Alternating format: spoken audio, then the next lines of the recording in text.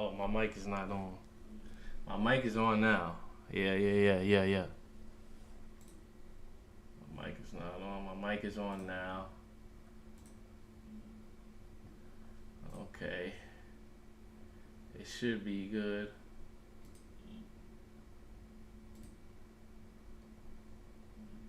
Okay, I got Twitch up there. I don't got FB up here.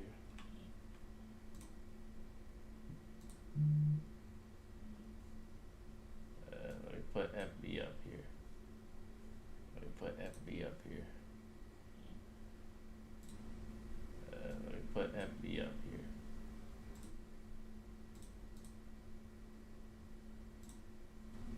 Let me put FB up here. Well, make sure.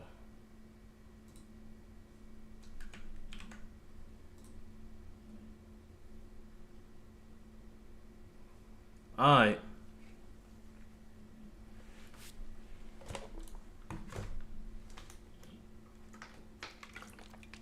So is black culture the problem? I need y'all to tell me what exactly is wrong with black culture.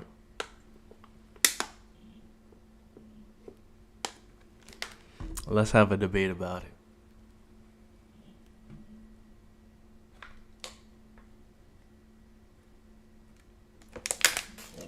Gotta get my food anyway.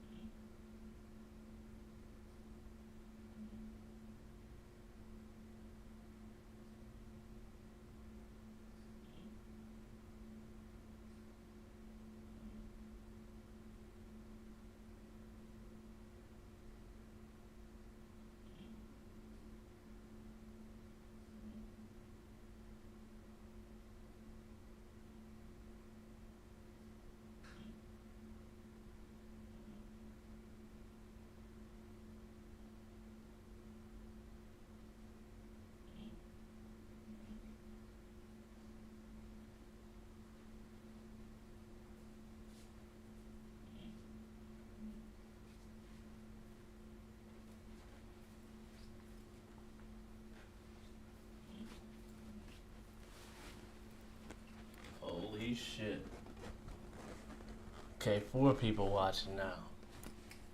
Cool. Yo, is my shit stuttering? Bro, is my shit stuttering? Bro, hold on, bro.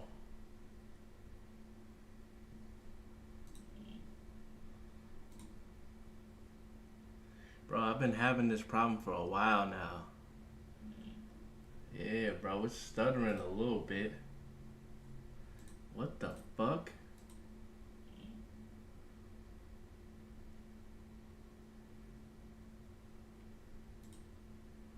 Yeah, I've been having this problem for a while now.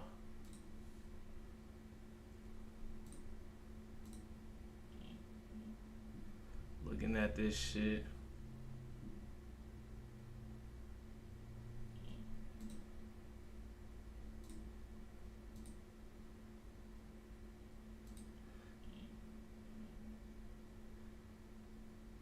It's good? Hold on.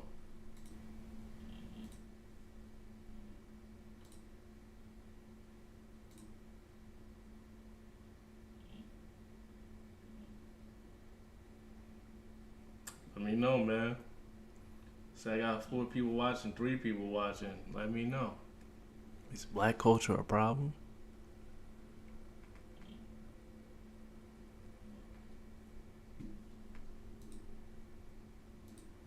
I always got somebody watching me on Twitch. I think that's a bot.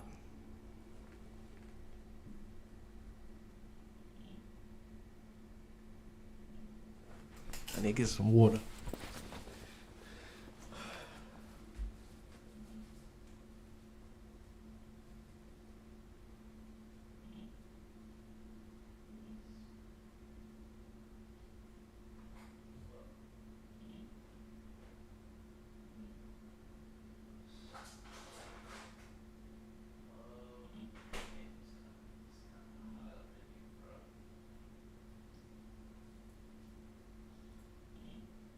It's 84, bro. Hell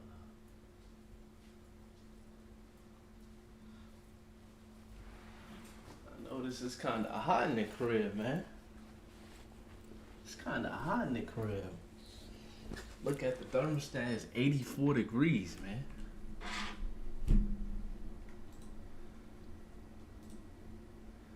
$84 degrees.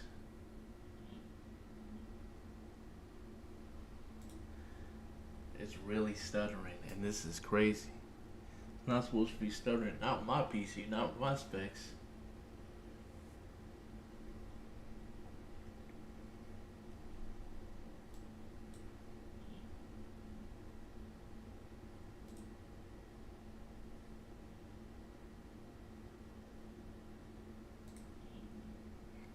It's really stuttering.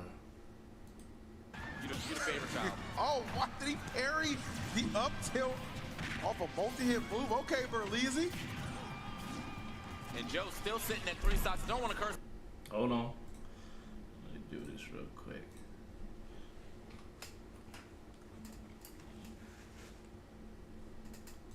Usually when you say it, that's immediately when it.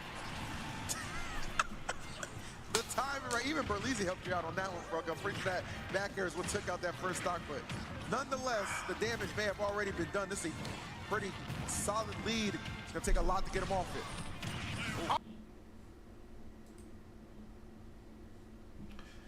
Oh, dang! Well, yeah, I think that might be wraps right here. And now Joe with the long combo. Yep. This is looking tough. Berleezy, all right, hold on. We back on this leg. Oh! Well, gave him an honorable death.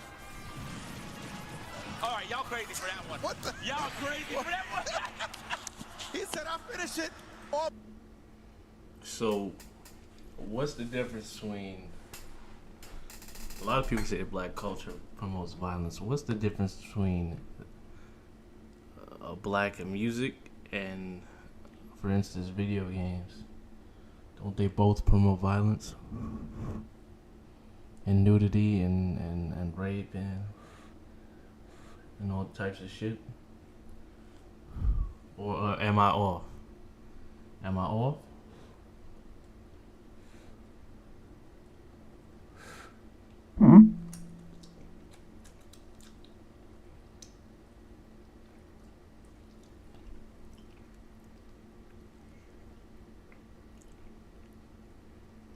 I'm just saying.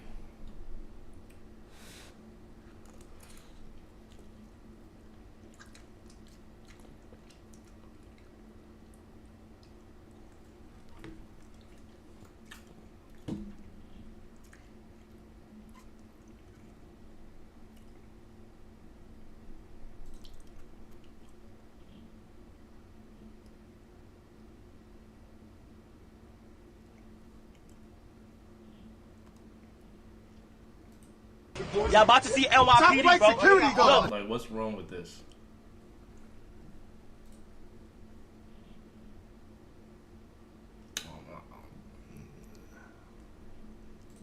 Welcome to New York, bro. I'm telling you, it's a lot of y'all out there right now. Everybody who's out there, make sure y'all safe.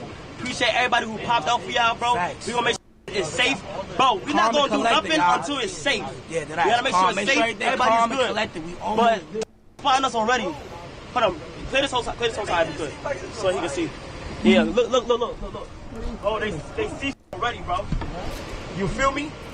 I ain't gonna lie, it feels so good to be here. Like, hometown, like, it's home court advantage. We got home court advantage, bro. Home court advantage. Look at this. Look at them. They standing like a f***ing unity, bro. God, we gotta get right here. I think this is a civil right. That's right now? I bet. So we out. Yo, chat. Look, let me tell chat something real quick. Yo, chat. I know y'all here with me. It's time. But what goes on from here on out, bro, you feel what I'm saying? Everybody for themselves. Because there's a war out there, man. God, it. A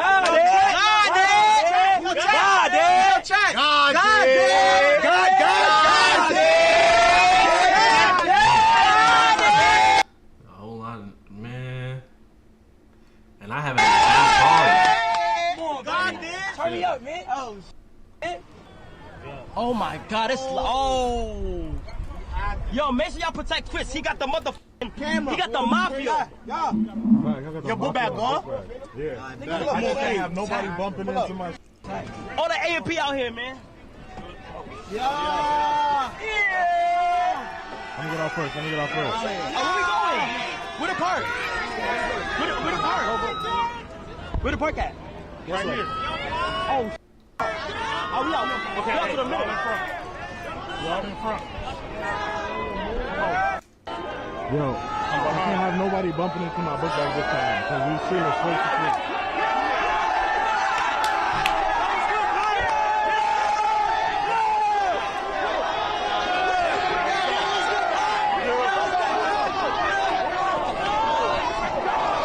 HD, right? And this shit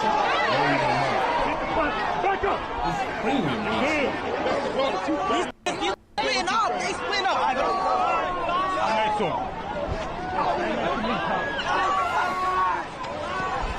Yo, I cannot go out there with the book bag. Lower Manhattan, and you can see news helicopters are overhead. That's Union Square Park. The park has been swarmed and basically overrun by people. Look at the crowds of people there. In fact, subway lines, bus lanes, they're That's a normal day in New York City. That's what it looked like all the time. What you talking about? passing Union Square. It's a big subway station in Manhattan. Apparently, what They had just happened not on here the is sidewalk. a popular Twitch streamer was holding a video game giveaway. If you don't know what Twitch is, you're not alone. I barely know what it is. It's apparently a platform where you can watch other people play video games. Which is a thing. A lot of, I mean, Sounds clearly. incredibly boring, but obviously it's a thing. So this Kai Cenat was going to do a giveaway. He announced it on his Instagram feed. Man, don't be hating because you not young, nigga. And look at this. It's basically become Are a they on mob top of scene the car? there. They're on top of cars. Yeah, this is Union Square. Well, Sandra, as you can see, I am standing next to the Union Square subway station entrance where it looks like it was closed off because of construction. But look up on top of that. That's what's happening on top of the subway station entrance. There's, I can't even count, countless people up on top of there. They're climbing it right now, as you can see. In fact, Hector, if you can pan to your left, they're actually on top of the statue here at Union Square. I've actually got a couple of his followers here with me who can kind See of... that? Like, that's some normal shit. Like, this happens every day in New York City. Like, this is not even... They shouldn't even show this on camera. Like, people get up there when it's not a meet Explain to us what they were expecting, what happened. Young man, give me your name real quick and tell me why you came out here, what you expected to happen, what did happen. All right, my name is Dillaquantavius. So basically, Dillaquantavius? Hold on, my nigga. You gotta go back to the drawing board. I ain't gonna lie, that's not sufficient. it's a Kai Cenat, Phantom, all of the AMP members. Oh, I don't know about all of them, but they pulled up, do a little meet and greet and a giveaway for the fans. Giveaway of what was the understanding? So, from my understanding, PS5s, video game accessories, PCs, but I don't think they will actually give away an actual PC because how is somebody going to carry that? So I'm pretty sure it's gift cards for them to then go and get the P5 themselves. Safe to assume that you, along with your friends, came out here thinking that you would get some freebies, is that correct? Not that we're thinking, but there's a chance to because, there's so many people and there's only so much you can give. Has any of that happened? Is he here? He's here right now, yeah, and they were giving out, but people are, people are being people. There's so many people here, people are pushing around, so you can't really get it organized. Okay, and before we came on, you were telling me that... He's real professional. Real professional, real coherent, real articulate. So what part of black culture is bad? In your own words, that some people out here were bugging out. Explain to me what you saw, what you meant by that. Bugging out, like you can see, there's no excuse, obviously, for what happened, but, stuff like that just happens all the time. People being reckless. It's New York City. Stuff like this happens every day. Well, I wouldn't say every day, but, you know what I'm saying? Well, thank you. Yeah, most days.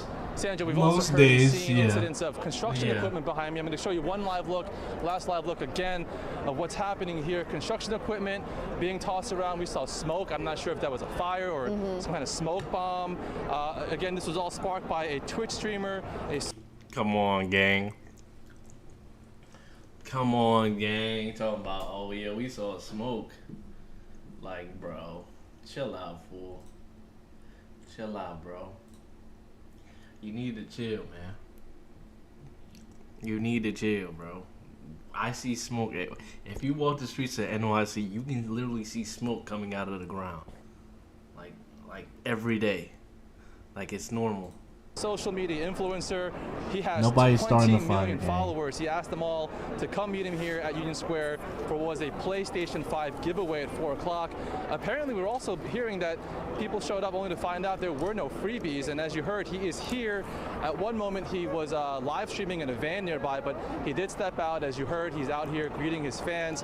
We even observed Chief of Department Madry out here having objects thrown at him. Cops are obviously outnumbered out here. Stefan, I don't want to interrupt you for one quick second right now because you're looking at live pictures of a car that was literally covered with people, and we do believe that that was the vehicle that had Kai Cenat in it, which you can see now looked as though could have been leaving the area.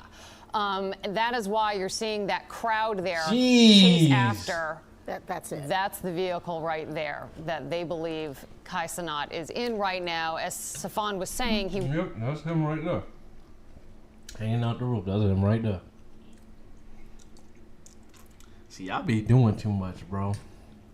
Like, y'all can't just relax and chill. Y'all see somebody like Leonardo DiCaprio. Yeah.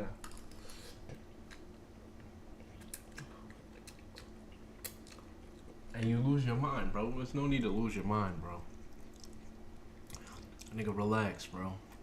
You fucking blocking traffic and all that. He was there. He was in the crowd for a little bit of time, but clearly this was an out-of-control crowd, and no freebies given away, no giveaway whatsoever, getting in the car. But clearly you're looking at a very dangerous situation with this car now driving pretty fast with those people clinging on to the side and top of it. It's mind-boggling. It's mind-boggling why they're not stopping to let these people off the car. And my God. And then someone fell off. Okay, joining us now is Bob Boyce, former. Okay. I ain't gonna lie. I agree with the newscaster on that point. It's like, yo, y'all need to stop the car, bro. I ain't gonna lie. Y'all need to stop the car and let them niggas off. Straight up. Tell them to get the fuck off the car. Like, I would have stopped everything. Get the fuck off the car, bro.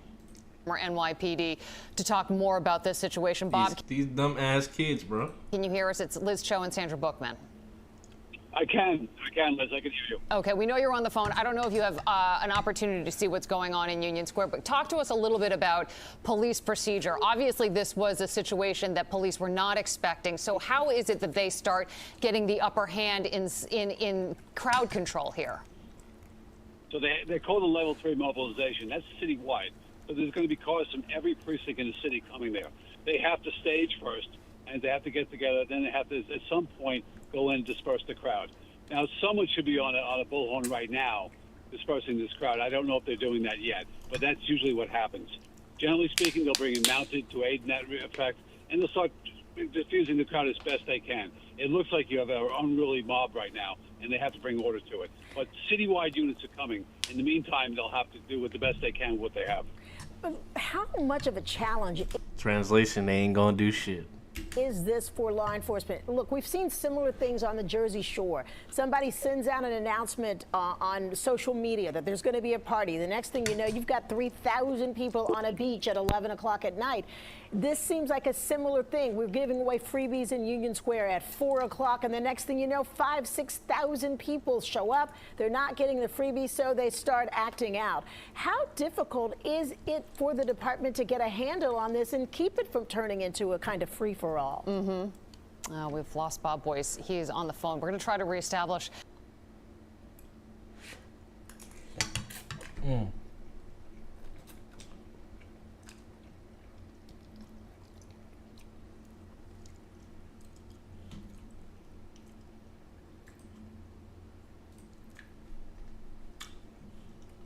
See what this is. It because I was recording, bro? I think it's because I'm recording too. It does a little bit too much. I mean, it's not taking up too much of my memory. But when I start recording, that's when everything gets fucked up. Yeah, can you hear me? Hey, Unc! Yeah, we can hear you. Hi, Uncle. Hey, how you doing, Mama? I'm good. How are you?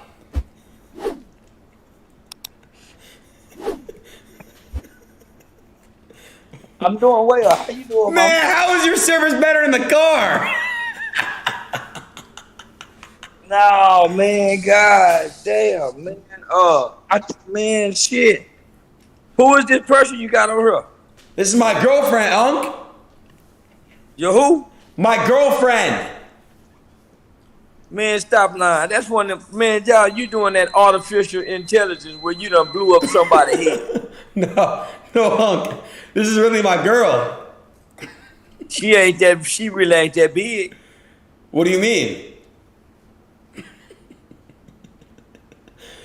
This is my, Unc, this is my girl, Allie, bro. Allie, say hi. He thinks you're fake. Hi, Uncle. Let me hook up the Wi-Fi. Hold up. Let me hook up, make sure the Wi-Fi hooked up. Hold up. This is All some right. bullshit. Yeah, this is complete bullshit. Yeah, I'm connected. They said this some bullshit. My shit stopped? Nah. It's going on. Okay, I just want to make sure my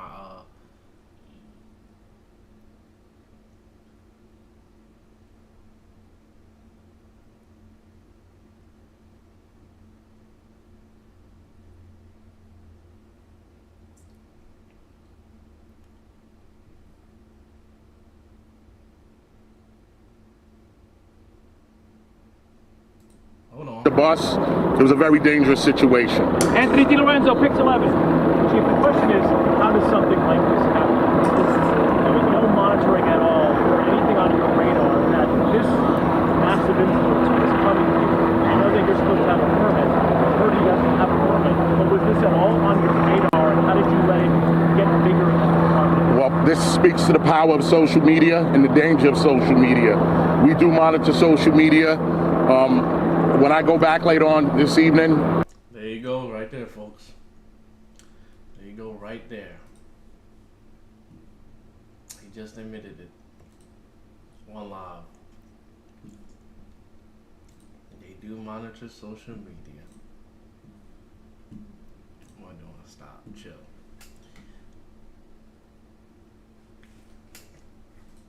I will have an after action to determine exactly what our steps were. We can't allow this to happen again in the future. All right, we're gonna take one more question. Joe Marino, New York. Old man, old head's just mad they had no motion when they was here.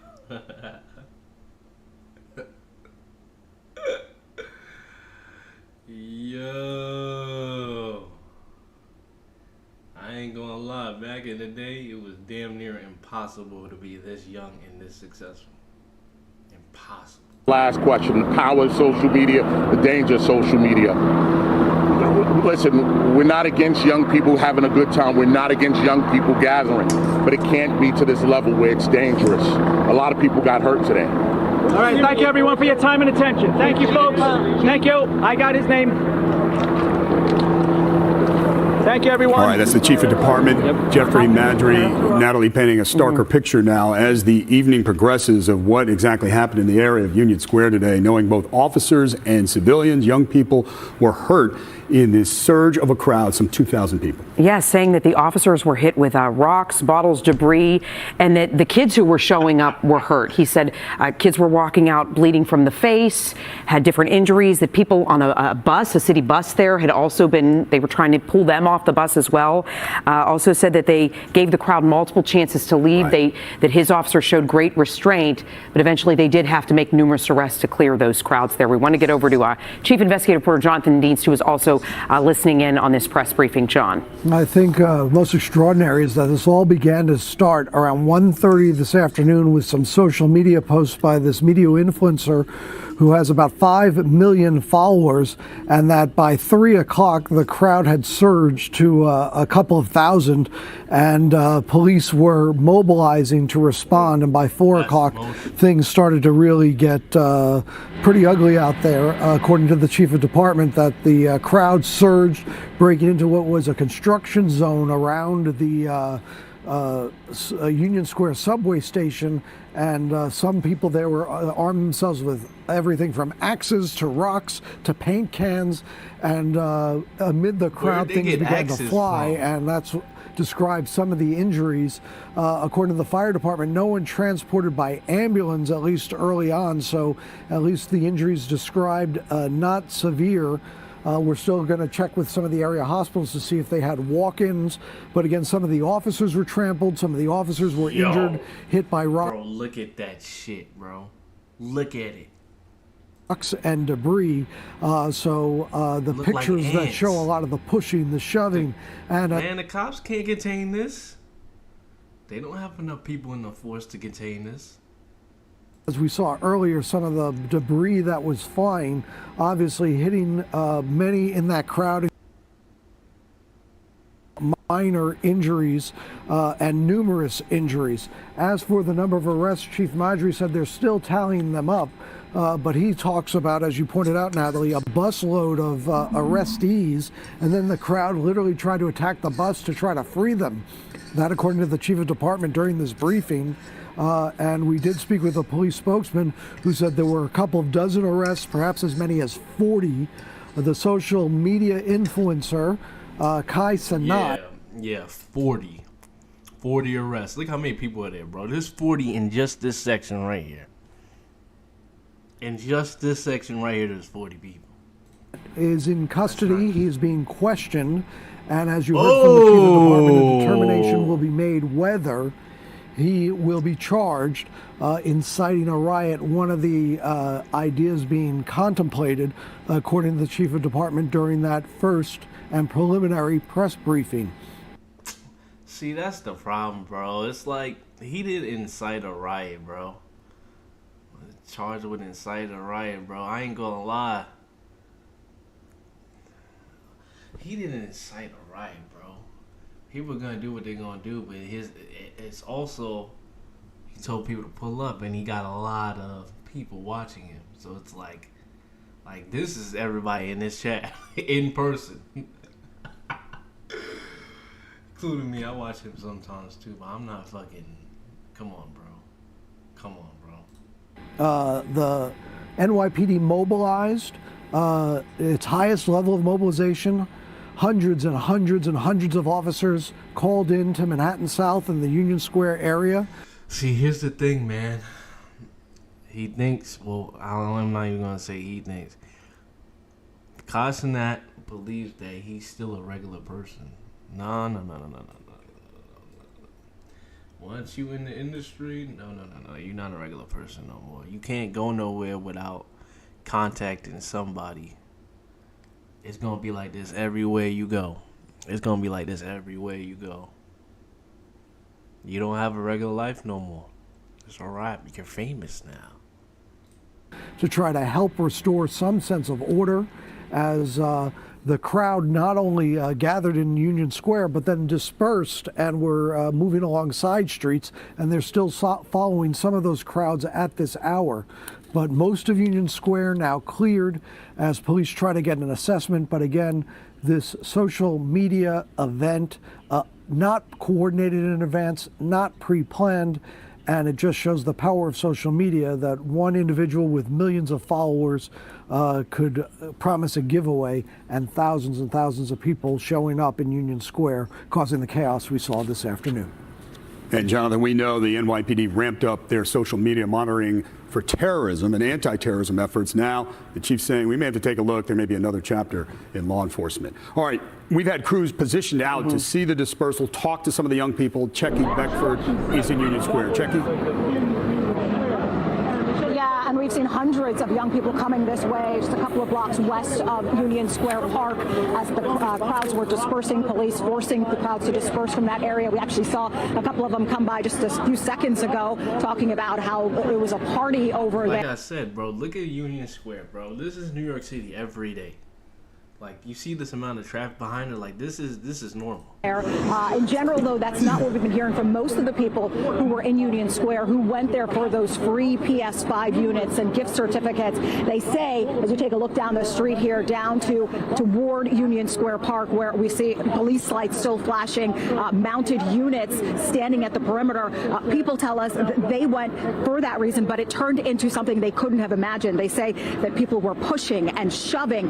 We talked to one man who says that he was pushed to the ground. His face had a visible cut on it. As you heard the chief of department mention, a lot of people were hurt in all of this, bleeding from the head, people had panic attacks that he noticed. He himself was injured, pushed to the ground as well, which he said he was somewhat embarrassed about. Just a truly chaotic scene. And here we go from one of the people who we talked to, who was a witness, who describes what happened. Take a listen. People standing on top of subway stations, and they were just trying to get wherever they want. It was no cars could not move. Could not move. The traffic had stopped completely. Everybody was doing everything, climbing thing. They even climbed where they was doing the train stop, and I was like, they started throwing paint, fire hydrant everywhere. And dust was everywhere, garbage is everywhere, paint is everywhere. I was scared, honestly. Bro, you don't look scared. What you mean? And you heard that witness mention people throwing paint. Was the chief of department mentioned those crowds had gotten into a construction site there in Union Square Park and taken some of that paint. They'd taken things like shovels and even axes, we're told, and were using them, throwing them at each other, at police. That scene, just one that was totally unbelievable. The chief of department saying that they've encountered scenes like this before, but nothing to this level of danger where young people were not heeding those warnings from police, when police warned them over and over again to leave the scene. We're live near Union Square. Checky Beckford, News 4, New York. All right, Checky, thank you. Yes, the police chief of department, they're also talking about how they have to go back and check on their officers to see what those injuries were, because a lot of them just stayed there on scene. Including himself, he said. Including himself. And he also said some of those kids had walked out having panic attacks. It's just an intense situation. Let's get out to Jessica Cunnington live where all that action was going on earlier. Looks pretty cleared out now, Jess. Yeah, definitely. And obviously you just got a really great summit. What the fuck is this? Why is there shit everywhere? Anyway. Yeah.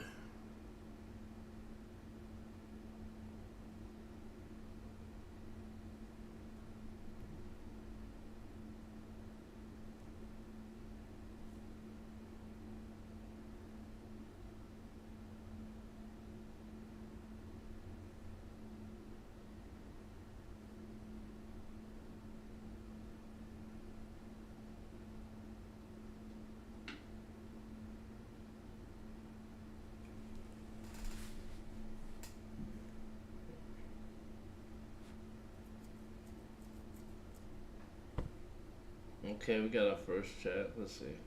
What the hell? Man, get this shit up out of here. It says the culture is too easily steered by propaganda and people are too easily persuaded by covert governmental manipulation. What do you mean by that?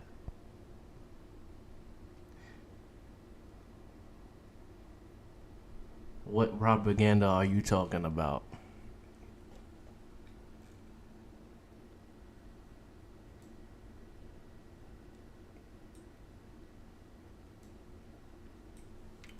Finally, we can get into something.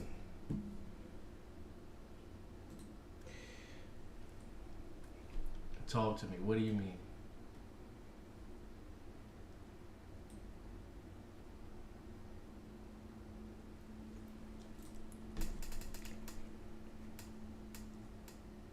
Says the reparations nonsense. Let me think about that for a second. Reparations nonsense. I don't think the feeling behind reparations is nonsense. I think black people expecting that white people, well, see, things, this is too complex. Black people expecting that white people are going to pay them is like out of this world. I don't think it's going to happen without violence. That's not realistic. I don't think, that's just, it's not, I just don't see that happen, right? Also, like I said, I don't think the feeling behind it is what you call it is it's bad. You know, a lot of black people were affected by slavery, even though it's non-direct affection or whatever.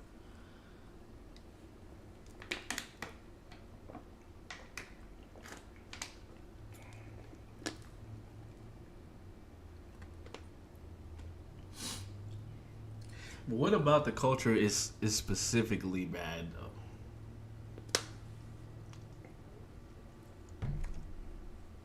Like, let's really get into it.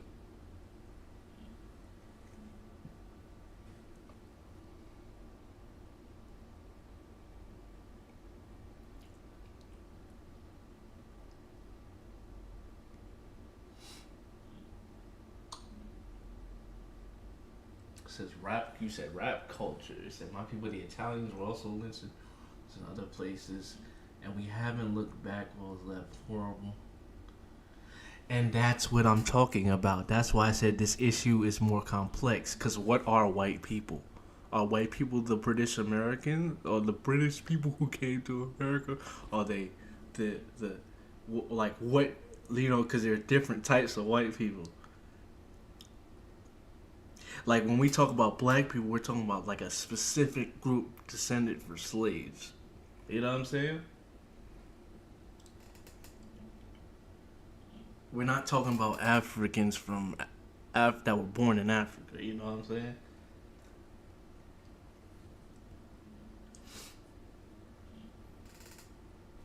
What is? I mean, look. If we want to argue that rap culture is bad, like rap culture is basically the whole American culture is bad then, because that's, I mean, without the music. I mean, all the music promotes is murder, sex. There's also some positive things in the music, you know, so it's like getting your family on its feet and things like that. But people are attracted to the negativity, you know? Like rap music, you can argue that it's just one component of that. But even without rap music, is America not violent? Is America not all about sex and money? You know what I'm saying? Like, this stuff is in every form of art that America produces. And not even just America, other countries too. You know? Like, black culture is American culture.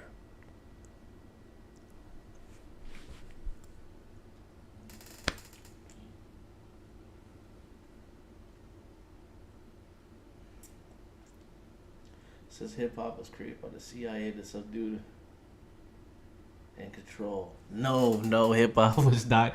I won't let you do that. Hip hop was not created by the CIA because in the beginning, hip hop was way too black for white people to understand.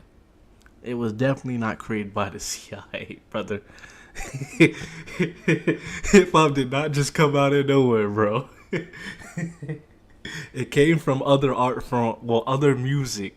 Like funk, like disco, like, you know, DJs created hip hop, bro.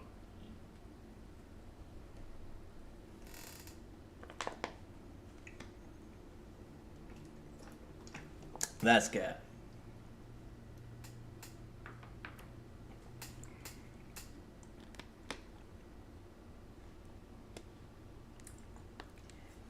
This is. Tell you what facts, bro. Hip hop was not created by the CIA. Who are the CIA? The white guys, right? In suits.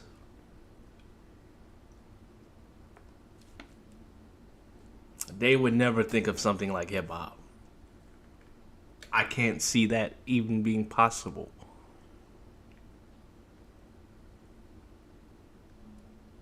The fact of the matter is, it was created in the Bronx in poverty as an art form.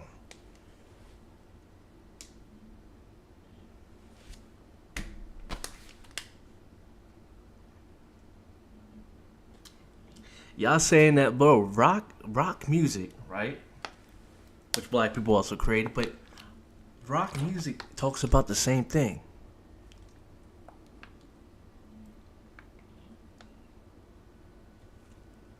That hip hop does. So does pop. But it sounds nicer though. Like it's not explicit like hip hop is. Well, as explicit. Because it sounds better. Right?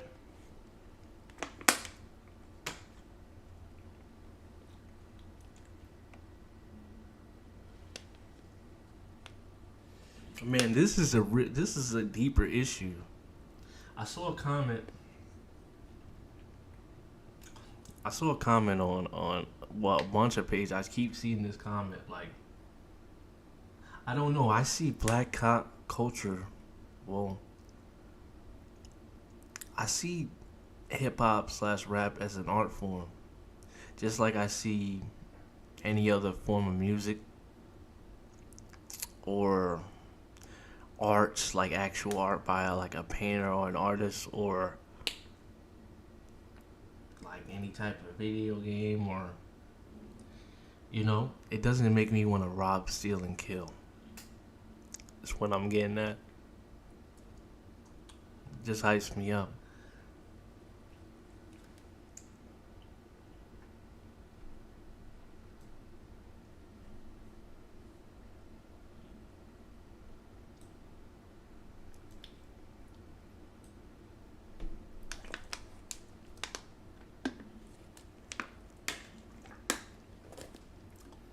I want to ask you something.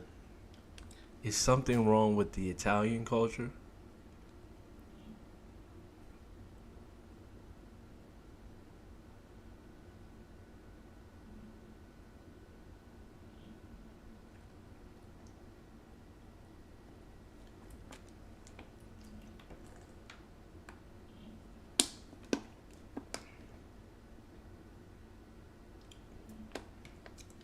The way I see it, man, we're all gonna sin until we die.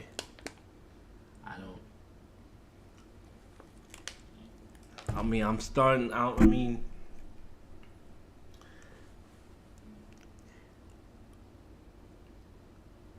don't know, man. We can't be without sin. I can't be without it.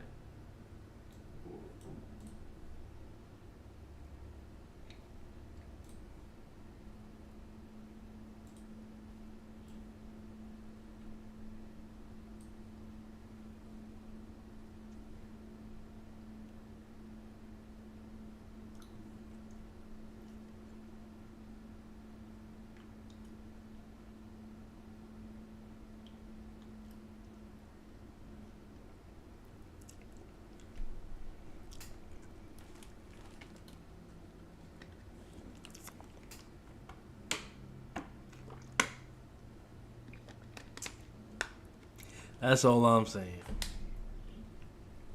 Right? Cause this type of shit. Hold on. I'll be honest. In 30 years, it's the first one for me, Maurice, to see it like this. Yeah.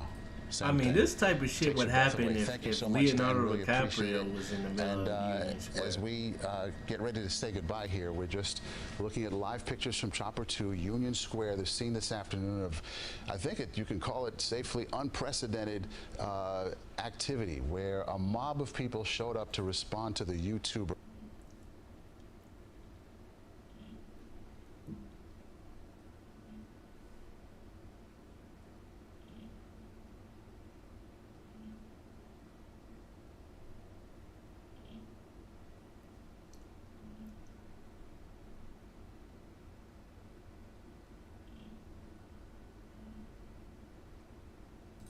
Yeah, I'm like, oh man. Let's watch a black man get some jewelry. Yeah, it's gonna be crazy, man. That boy Waffy done got me together, man. Crazier than I thought it was gonna be. That's tough. One of these right here. 49 times what he wants. I'm thinking I could probably get him. With an AP, the same wrist on. Don't forget, man. Subscribe, man.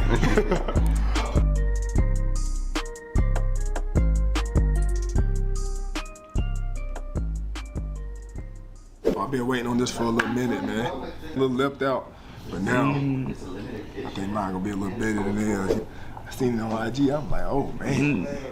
Waffy done got me. Why y'all got the exposure up this much? I hate when people do this with their cameras, bro. You're overexposed all the time. I hate this whited out. Like, bro, like, turn your exposure down, bro. Together, man.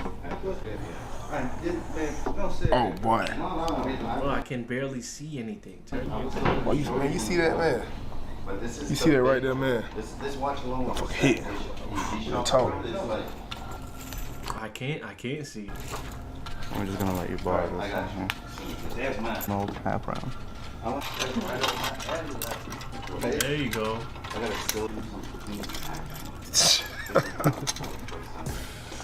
Nah, it is tough.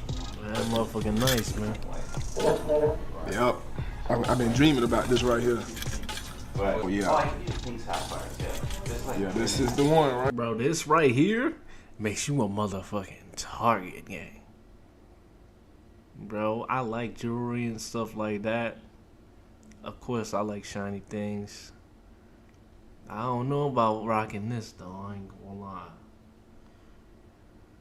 Because I know if I had the money, I would want to buy it. It's just like, do I really want to walk outside? You know what I'm saying?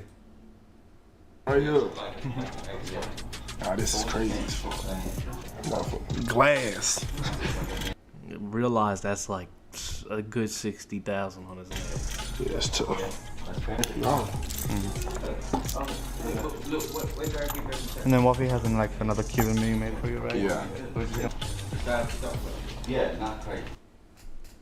And people say that diamonds have no value, bro. This is going to sell to somebody for at least half the price, if not the full thing. They say that it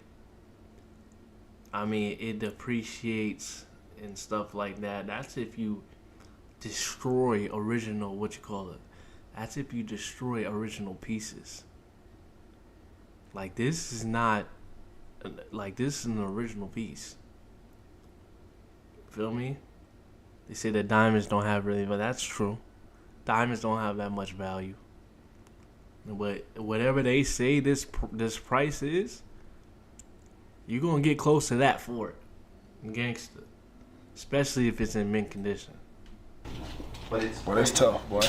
That thing with the camera. Now, from a jeweler, if it ain't your jewelry, if you can go back to your whatever a jeweler is, if you go back to your place, the person you bought it from, they gonna give you a lot more for it than just your average jewelry store. The average jewelry store is gonna look at you a little crazy. Cameras is, bro. They can't even capture how hard it's really hitting. Like, y'all can't see what we seeing right now. You heard me? So like, come up to the Jewelry Unlimited, man. Waffy will take care of you. You know what I'm saying? Here, just tell them Duke sent you. Nah, that's crazy as hell. That's tough, bro. Like, crazier than I thought it was gonna be. That's tough. Right? Is it? I feel like it's bigger than the rest of people. I think so, yeah. Yeah. I ain't like, I'm a bigger individual than they is. And that, yeah. So, she told you, right? I have this Cuban for you now. Oh, yeah, Kevin. Yeah, okay. This Cuban crazy too, though. No, the next one's better. Yep. Do you have the other chain? No. Nah, it's at home. Okay. I don't think my other chain come like right here. Yeah. I mean, if it covers up the bail a little bit, it's no problem. Yeah, that's cool. Yeah, that's cool. It's AMP, right? Yeah. Like the little things on the other ones that didn't have, we put emeralds like on the board of the Thunderbolt. Nobody else has that. Yeah, nah. Bro, when he brought it out, I was like, oh, that's tough. I seen it on IG too. Homeboy and shit, they follow y'all, so they. You don't follow us? Yeah, I do. Oh, okay. Yeah, I do. Yeah. Yep. You good? Okay. It fit well? Yeah. All right, be safe, bro. You like those cross bracelets? You want to look at them over here? Yeah. You got 2 big chains and no watch. I think the watch is the next one. Yeah, I told you my next move is to watch. I should have been got a watch, but I'll be. Yeah. The new Cuban's gonna do better. No, this is not sliding through. All it is. You just might have to like adjust it till. Just know the new Cuban is much better. I bet. Okay. Issue. Okay. Yeah, my other chain don't hang. Don't. So it'll drop right on top of it. Right. Yeah, this is the longest chain I had. That's why I picked it. I didn't find any more. Yeah. One of these right here. 49 times what he wants. I'm thinking I could probably get him with an AP, same wrist. Like. I think motherfuckers be too deep in it, man. I think we overthink a lot of shit. For real. I ain't even no like jury person, but like I'm just trying to like get it out the way. You know what I'm saying? You know what I'm talking about. So I don't gotta worry about it no more. I'm never touch a jury again. Like, I'm gonna get me a bracelet and an AP motherfucker. We know that's cap. You gonna get like 6, 7 more pieces. It's like getting a tattoo or anything like that. Once you get one, you gonna want 6, 7, 8. I got 2 chains, and I'm done. Like, that's it. Look at this. Like, keep that much time. Like, I don't need to tell time that much. You feel me? Like, I got a little phone right here that always tell me like 6:39 type shit. Big AMP shit, by the way. But, word, nigga. Let me see. Gotta show you, dog. But like I say, y'all can't really see like how hard this was hit. Glass. You know, this one right here. My goodness. Skeleton, of course. This is like a special chronograph, big stones, pretty much everywhere. What's it called? Skeleton? Yeah, this is a skeleton. You can see pretty much the movement, the inside of everything. Type shit. Yeah. Cost the most? No, this one does. Oh, the skeleton. Skeleton motherfucker. I think this one will shine the most. Get y'all some money. Get y'all some money about y'all self. Come and get y'all one of these right here. I don't start off with them right there. You gonna start off, get you a little roller, a little something. You know what I'm saying? I'm the only one that's all white. Phantom and Kai got rose gold. They shit rose gold, but my shit all white. Type shit. My wrist might be too big. Maybe. You know that right there is? Saying that hold it. That could be the holding part. Try this on one. You can't do it like that one? Yeah, but how would you put in the chain? Okay. Yeah, see. Let me get you a ring size. They want exactly like the kids. We do the first one. Yeah, that's all I want to be the first one. Yeah. They're going to have I think that's good. 12. 12. A lot of people saying that jewelers and stuff is finessing people. It's like, yeah, you could say that. They're obviously buying the materials for less and selling for more, but the people who are buying it, they have the money and they don't care. It's supply and demand, gang. You know? If you got an extra $1 million laying around, you might buy you a nice watch, you know? I be seeing bro on TikTok all the time though. I mean, at least I ain't the only one that be getting them wrong. Getting them wrong. That Phantom Tats is dead, bro. He's dead. I'm not letting him tats me. They might be letting them tats, but not me, bro. I shut it down like last week. We need a streamer board.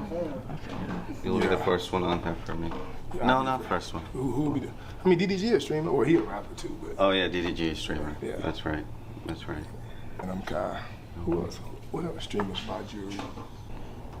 The rest of the people live here or no? Yeah, I mean, we all live in the same house. Yeah, we all live in the That's same in house. South Carolina? No, it's here. Yeah, Okay. yeah, it's yeah. Cool. They see your people? K-Sign your people? They got that ant shit? Oh, yeah. Hell yeah. Because I seen the ant on this shit. Yeah.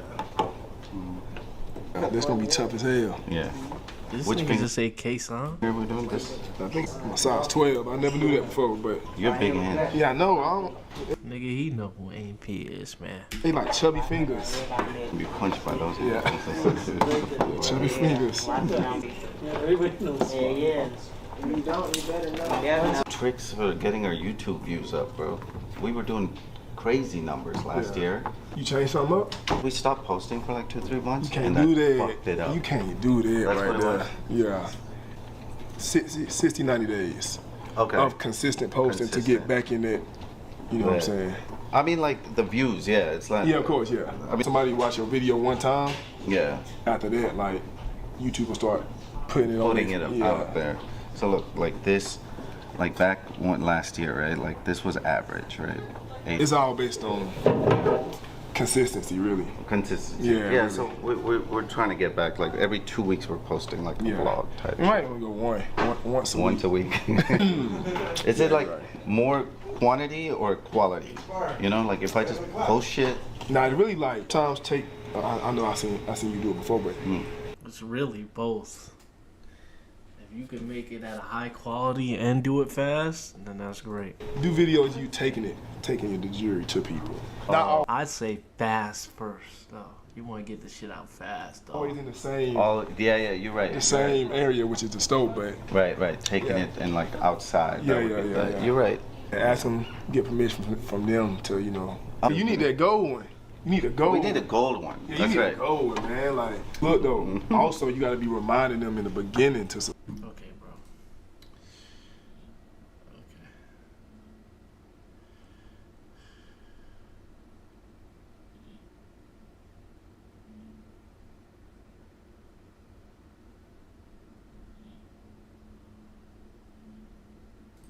I got 2 more the presentation. I ain't even gotta do my last song. I just got this little presentation right quick. It's important for my people. Go ahead, show. Thank you, Tyree. Love. I'm headlining this shit too, man. That's my shit, right? Cardi on the other side. That damn Cardiac. That damn Bodak. That damn Bodak. Show. Tighten down, bro. Come on, man. Say I'm a king. Yo, who is this guy? I can't see him. He said, yo, I mean hi.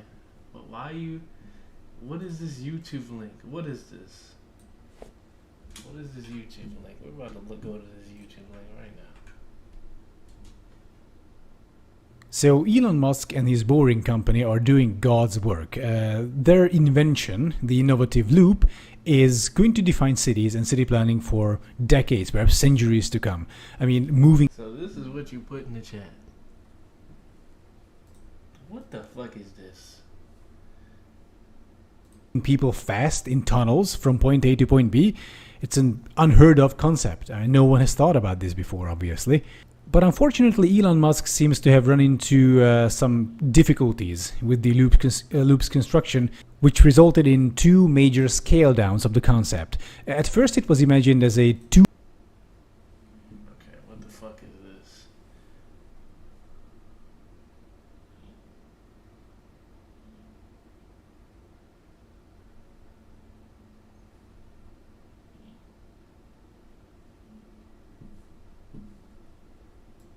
It says wrong link.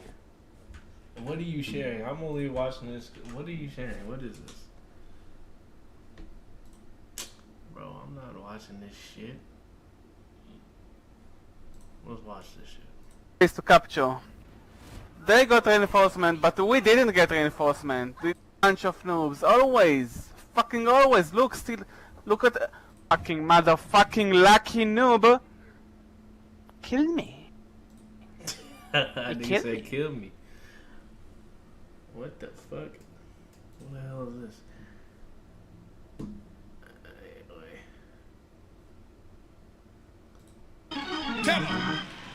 I'm not gay no more. I am delivered.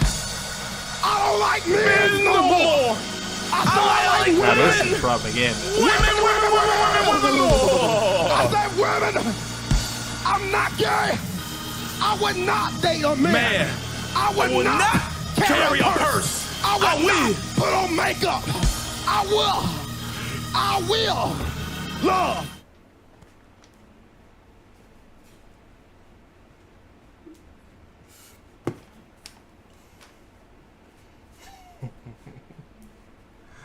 Yo, nah, this is crazy.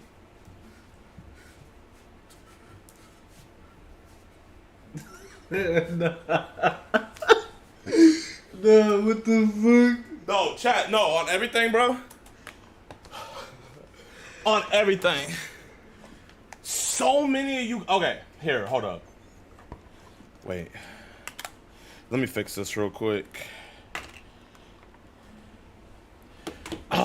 That's the only thing I hate about wireless mics. Is the shit gives me freedom, but it always dies.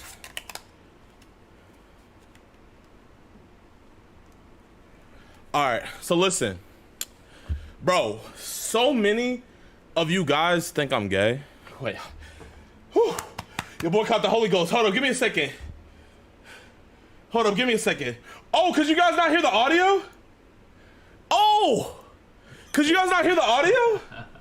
Y'all couldn't hear the audio? Oh, bro, that's so cringy. Y'all couldn't hear? Y'all couldn't hear? Oh, hold on, wait, if y'all couldn't hear, we gotta run it back. Now, listen, what? Y'all praise God with him. Hold on, wait a minute. Somebody believe God with him. Is this what's wrong with black culture? The black church? Hey!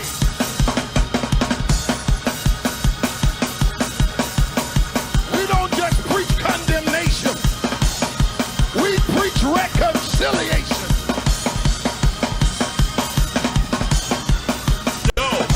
On everything, if you can't dance, bro, I'm telling you guys, this is how you learn how to dance, bro. Catch the Holy Ghost. You catch the Holy Ghost, I promise you, y'all boys, bro, just catch the Holy Ghost in the club. Y'all boys will know how to dance. I promise you guys, bro. I swear, I be seeing those church ladies. I know with everything in my life that none of these women know how to dance. But then when they catch that Holy Spirit, bro, they be two-stepping on every, bro. All you guys need to do is get the Holy Ghost and you guys learn how to dance. But listen, so this is the thing, bro. So many of y'all think I'm gay. It's not even funny. Like here, chat, like, let's be honest for a second. Okay? We're gonna be honest for 1 second. How many of you guys in here think I'm gay? Hey bro, you can be 100% honest. It's okay. How many of you guys?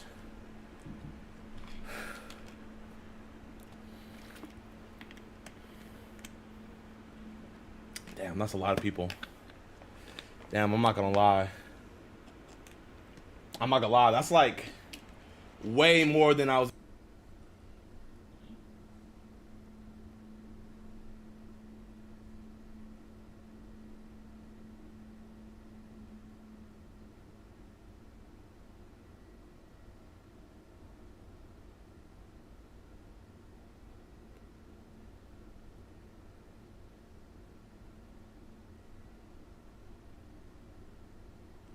We're in the Matrix. Let's watch this. We're watching him play the game, right? We're watching him watch the game. This is the Matrix.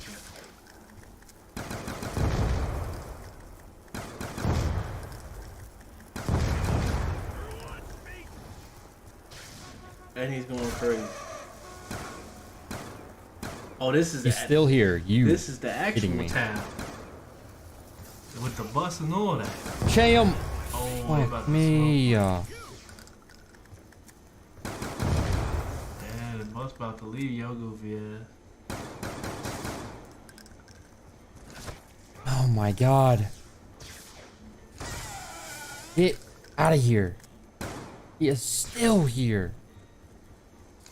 You fucker. You should be gone now. Still. Still here. Holy fuck. You really should be gone now. He's not. Oh no. Oh my god. Oh, that's why you need Galva Knuckles. Dude, He should be gone now, right? Thank the Lord. Anyway.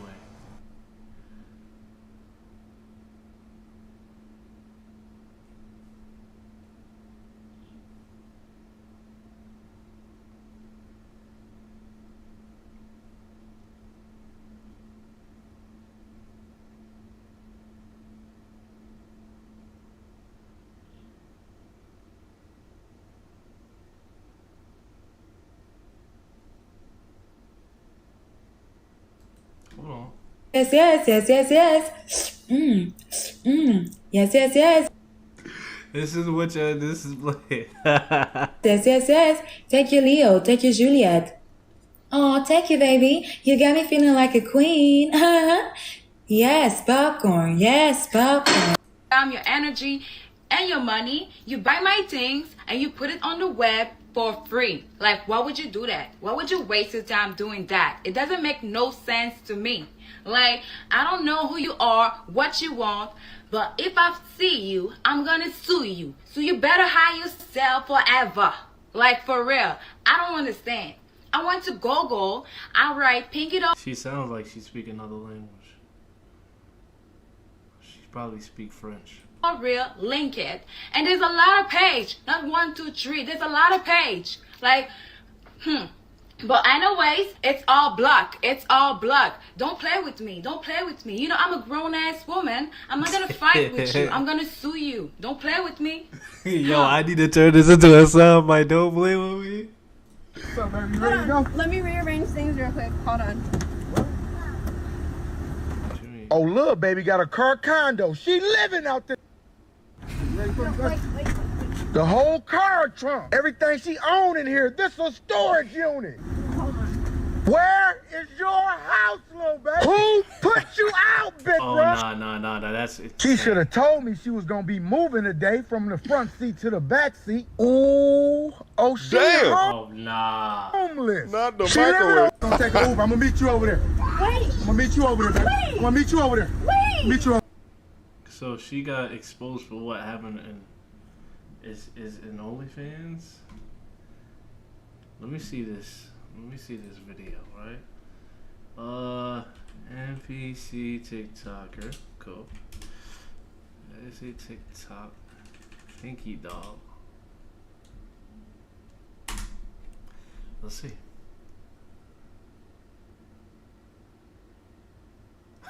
Yo, niggas put up a full live and yo. Yo, hold on, bro. Nah. Exposed for lying. Let's see, exposed and has a meltdown. Okay. Where's the original video, bro? This is not the original video. Breaking character.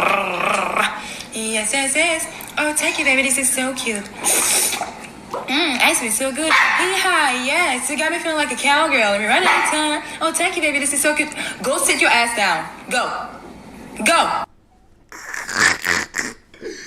Yo, this is crazy. Y'all are paying for this, gang. Bro, it doesn't really surprise me, because it doesn't really surprise me, but it's like, nah, it kind of surprises me a little bit. You don't spit on the dog. You don't spit on the dog. Go. You don't know. Go. Niggas is coming and breaking character. If you keep doing that, I'm gonna take your water, throw it away. Yeah. Go sit down.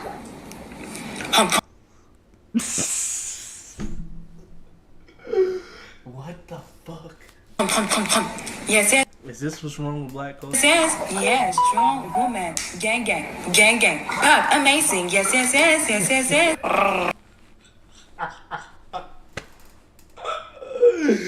Yo, this shit is fucking hilarious, dude.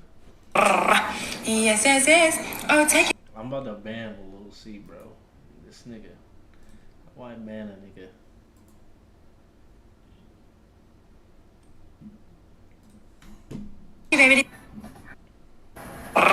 So we're gonna watch a full live. Well, actually, no, we're not gonna watch a full live. This is 319,000.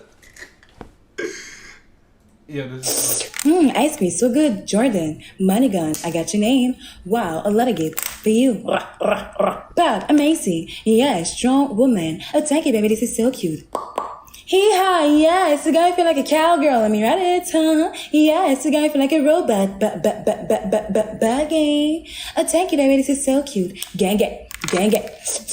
Ice cream, so good. Yes, yes, yes. Gang, gang. Gang, gang. It was you, yeah, millet. Yes, yes, yes. Fire.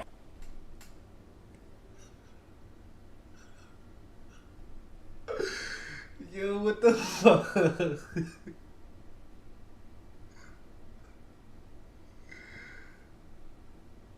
Bro. Y'all niggas is weird, man. I don't know. I couldn't watch a full live of this. Maybe I could watch like a minute or two, but like an hour long of Ice cream, so good. Cake, cake, cake, cake, cake. Ice cream, so good. Hee-haw, yeah, it's a guy feel like a cowgirl. Let me write it, huh? Ice cream, so good. This nigga's going. Fire, oh, special. Ice cream, so good. Hee-haw, yeah, it's a guy feel like a cowgirl. Let me write it, huh? Fire, fire, fire, fire, fire. Oh. Yes, yes, yes, yes, yes, yes. Yes, yes, yes. Grab, grab, grab, grab. Yes, popcorn, yes, popcorn. Grab, grab, grab. Oh, thank you, baby. I love you. I love you. Grab, grab, grab, grab, grab. Yes, yes, yes, yes. Oh, man. Oh, man. This is wrong.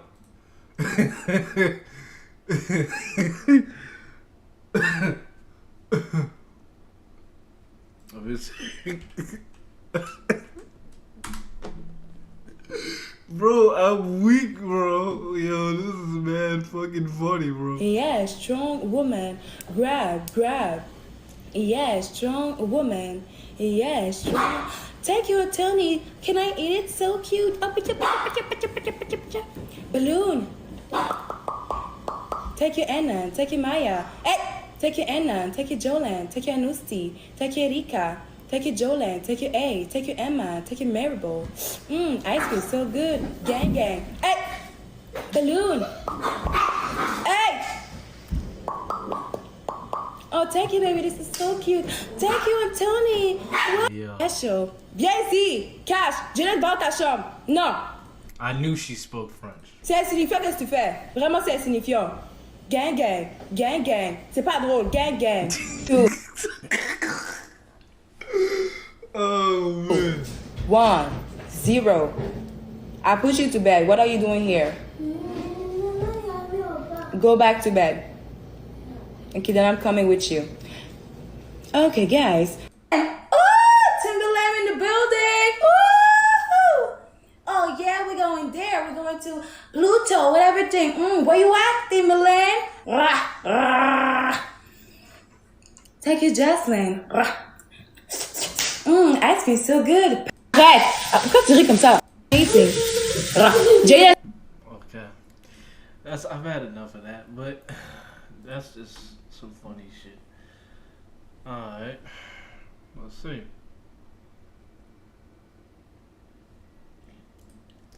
It was quickly determined that an influencer was posting on social media about showing up to Union Square and was encouraging all of his followers to come to the park.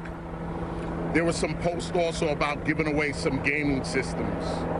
At approximately 3 p.m., the post went viral, and thousands of people began to arrive at Union Square.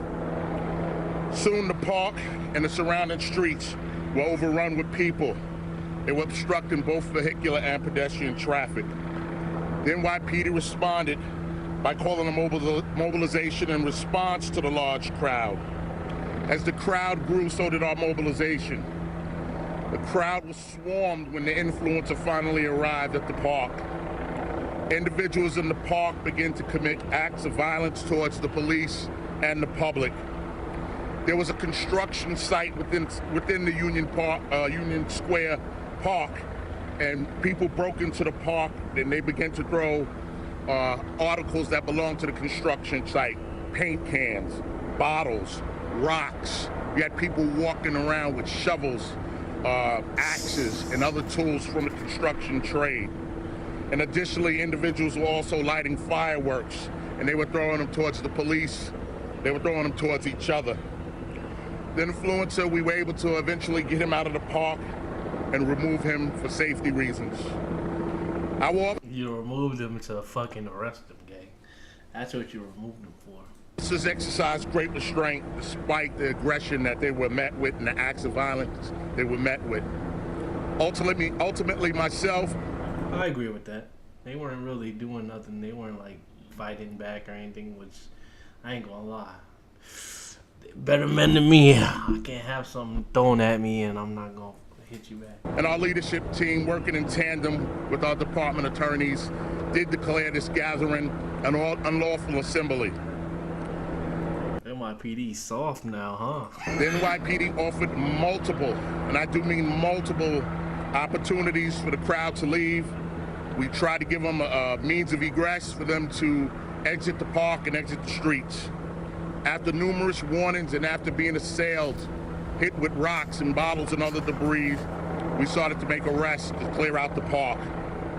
The total number of arrests is still being tallied at this point, and we're still doing evaluations for some of our members. We did have members that sustained some injuries out here.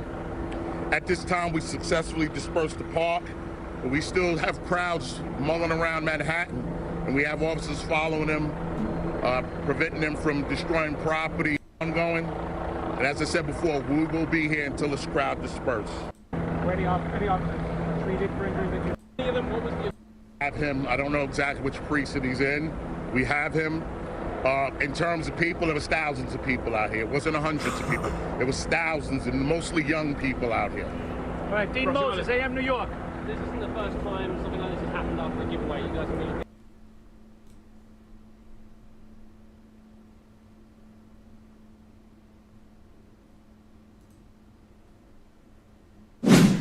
What's your thug ass friend doing?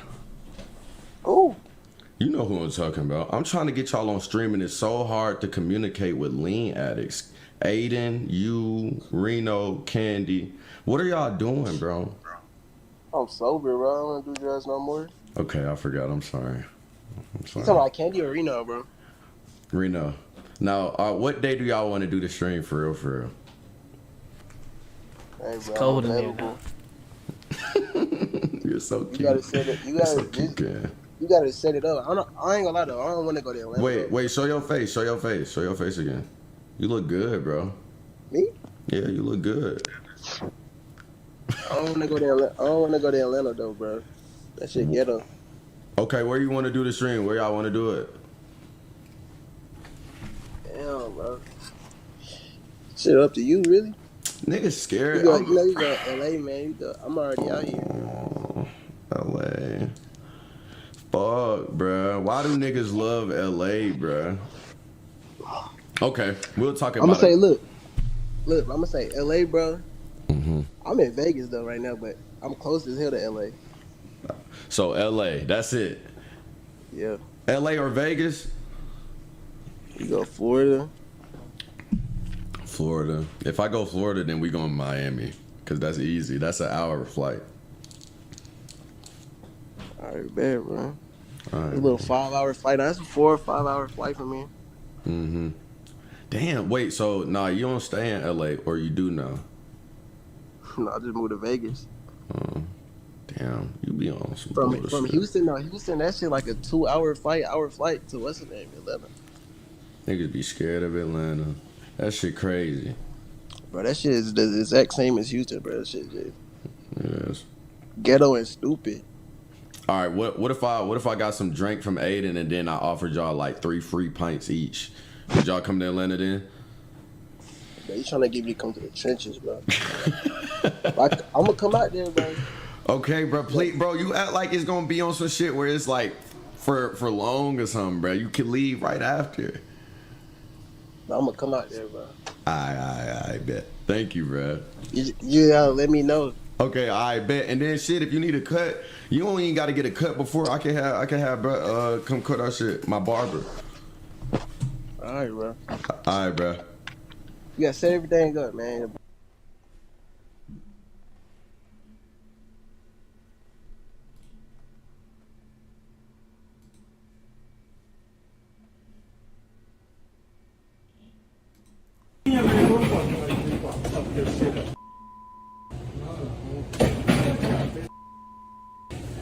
This is not good, bro. I'm telling you. This is not good. Hey, let me get a swisher though. Can I get a stripper? Hey, can I get a swisher? Bro, you ain't got nothing. Let me get a swisher. Back up. Back up. No, put a gun on this. Hey, just let him go. It's nothing you can do. But it's nothing you can do. It's like they're not gonna do nothing. You just have to just claim you have insurance. You have insurance? I mean, there's You have something you can insurance? do. There's something you can do. You can beat that motherfucker's ass. You can beat his ass, and you don't have to wait for nothing. No, it hurts you.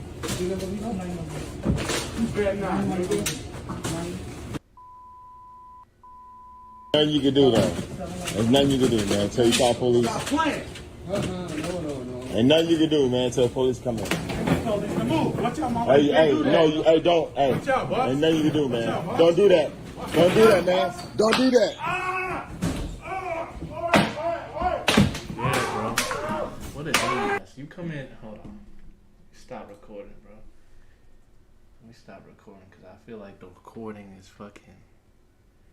Stop recording. Yeah, recording my lives because I feel like the recording is fucking up the memory or something. I don't know.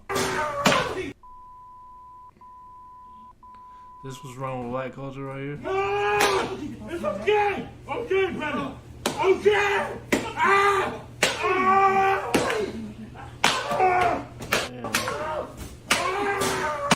Dumbass nigga.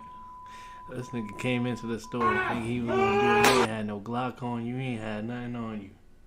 But you think you was gonna come into the store and steal. And you're outnumbered. It's okay. Okay, brother. Okay. Gotta have a better game plan than that if you wanna be a criminal. You gotta be smart to be a criminal. Hey, whipping that ass, man. That's called whooping your. Called whooping your ass. Whoop him. Get him. Okay. You done? Yeah, I'm done. Are you done? I'm done. Are you done? I'm done. Now go. I'm coming. Go. Go. I'm going. Let me go. Go. I'll go, brother. Go. You can't. Go. Hey, let him go. Just let him go. Just let him go. That's enough. That's enough. Hey, that's enough. That's enough. That's enough. That's enough. Okay. Hey, okay. No more. No more. No more. Please. It's okay. Let him go. Just let him go. Hey, you go. Go. You want to go? Let's go. Let's go.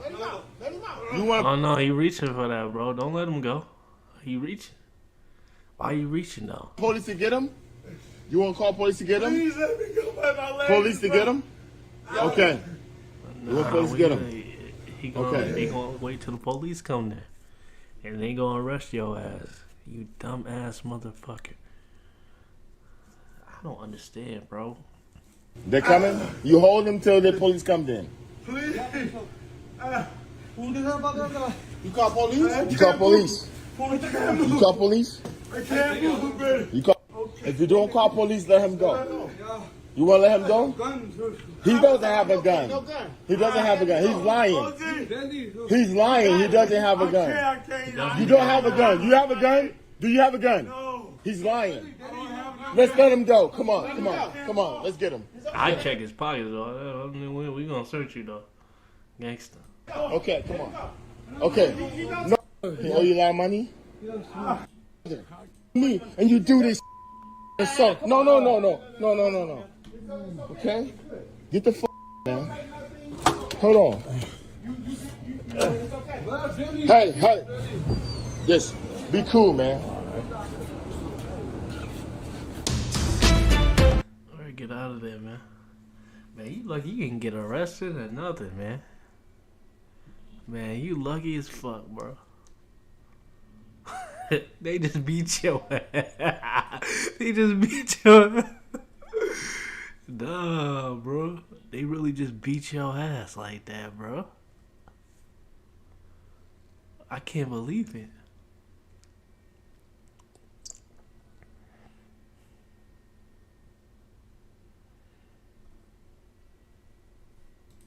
How do you feel about a 35-year-old guy dating like a 19-year-old girl? I think it's fucked up. I think that shit's fucked up. Oh. I don't know. I just think, like, that's just weird, you know? I would just never consider that. And if a guy, like, is not getting with his age, then that just makes me think that he can't pull in his age category. What about a woman who's 35 dating like a 19-year-old male? I still think that's fucked up. Either way, I don't think it's right. Too much of an age gap. Yeah. Like, what can you relate on with that, you know? Man, I think it's weird too, but it's also human nature.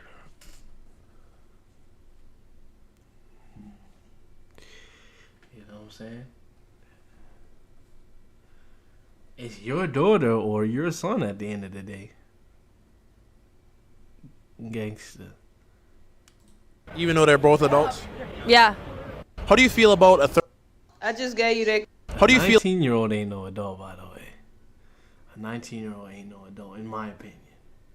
I just gave you that. But then again, it's your laws. It's the white people laws. So, I mean, I'm in Georgia right now.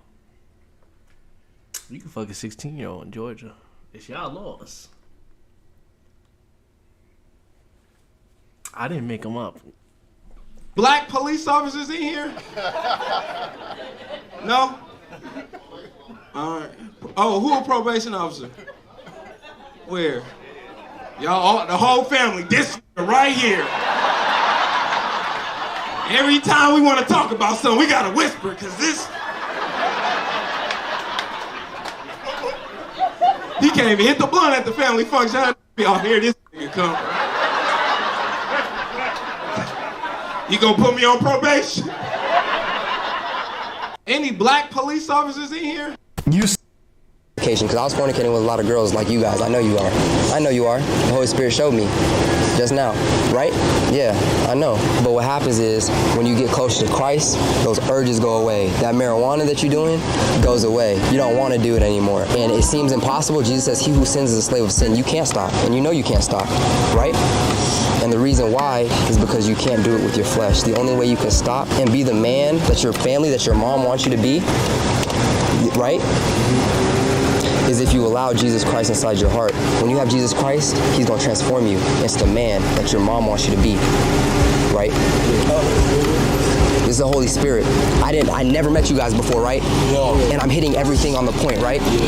Okay, if you want to give your life to Christ, you want your life to turn around. We can pray right now. You can invite Jesus into your heart. You want? Cool.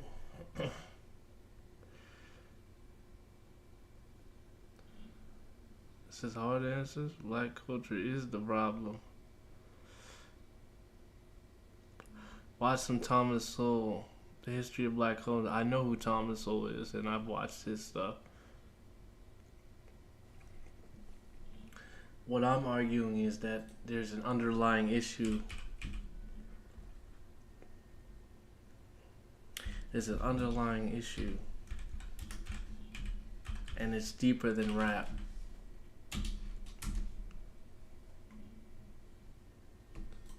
Slavery has been a universal institution for thousands of years, as far back as you can trace human history. And what we're looking at is if slavery is something that happened to one race of people in one country, when in fact Which is true. the spread of it was around the world. In 1776, which is when Adam Smith published The Wealth of Nations, as well as when the United States got started, he said that Western Europe is the only place in the world where there is no slavery. And even the Western Europeans had vast numbers of slaves in the Western Hemisphere, but not in Western Europe itself.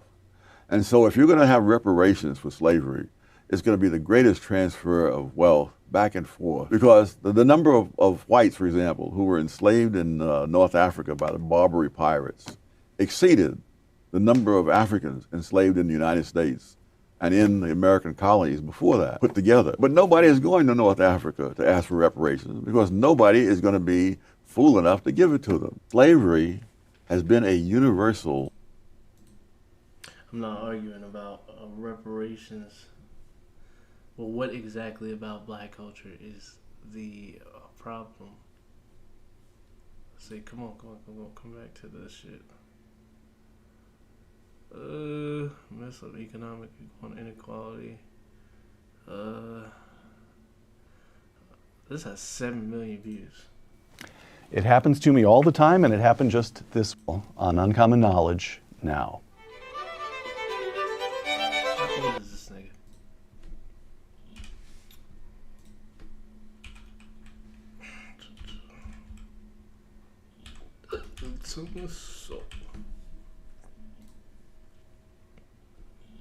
Oh my gosh, this nigga was born in 1930. Oh my fucking gosh, he's 93. I can't believe you're still alive, dude. The fact that you're still alive is amazing. Bro, you born in, I don't know. I don't think I've met I've met one person. I've met one person in my life, and that was in Hawaii who was that old. Well, two people. I know of two people. One was an old black man in my hometown in New York. God, bro, 93? What the fuck?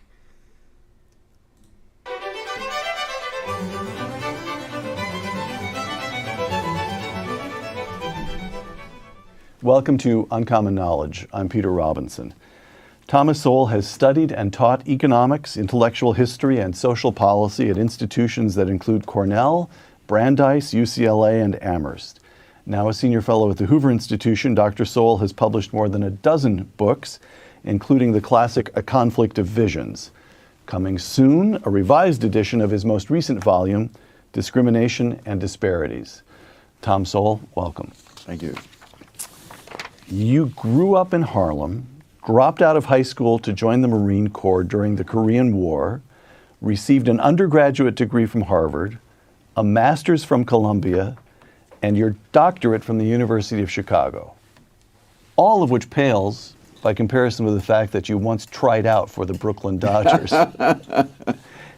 But during this period, from Harlem to the University of Chicago, throughout your 20s, you've said, you spent most of the decade of your 20s. He's from Chicago? No, he's from, it says he was born in here, but where's he from? Just because you're born somewhere doesn't mean you're from there. You just be born there and move to another place. As a Marxist. Yes. Why? What was the attraction? Well, I guess I first was very puzzled. See, there's one little correction I would make. At age 16, I was a dropout, high school dropout, and I went to work full time as a Western Union messenger. Delivering telegrams. Delivering telegrams. We better say that because there will be a generation that won't know what Western Union was. But go ahead. Yeah, that's true too. Right. And so I worked in the area of Manhattan called the Chelsea District, which is around 23rd Street, 9th Avenue. And at the end of the day, I had several ways of getting back home. The easiest and fastest way was with a subway, which was a nickel in those days. When I was feeling flush, I might go for a bus for a dime.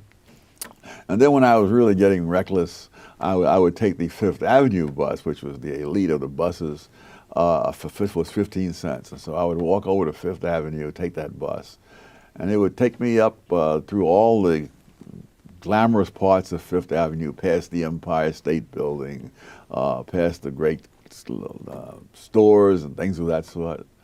And then on 57th Street, it would turn, and this is just the elite part of town. Sure, right there where the park starts. Yes, and then this park starts at 59th. Oh, sorry. 57th, I would turn over, again, the same kind of scene, past Carnegie Hall, right, up Columbus Circle. There was no Trump Tower at that time, and on up to about 72nd Street, and it would go out to Fifth Avenue, out to Riverside Drive, which is another elite area. And so for miles after that, you'd have all these wonderful luxury apartment buildings and so on.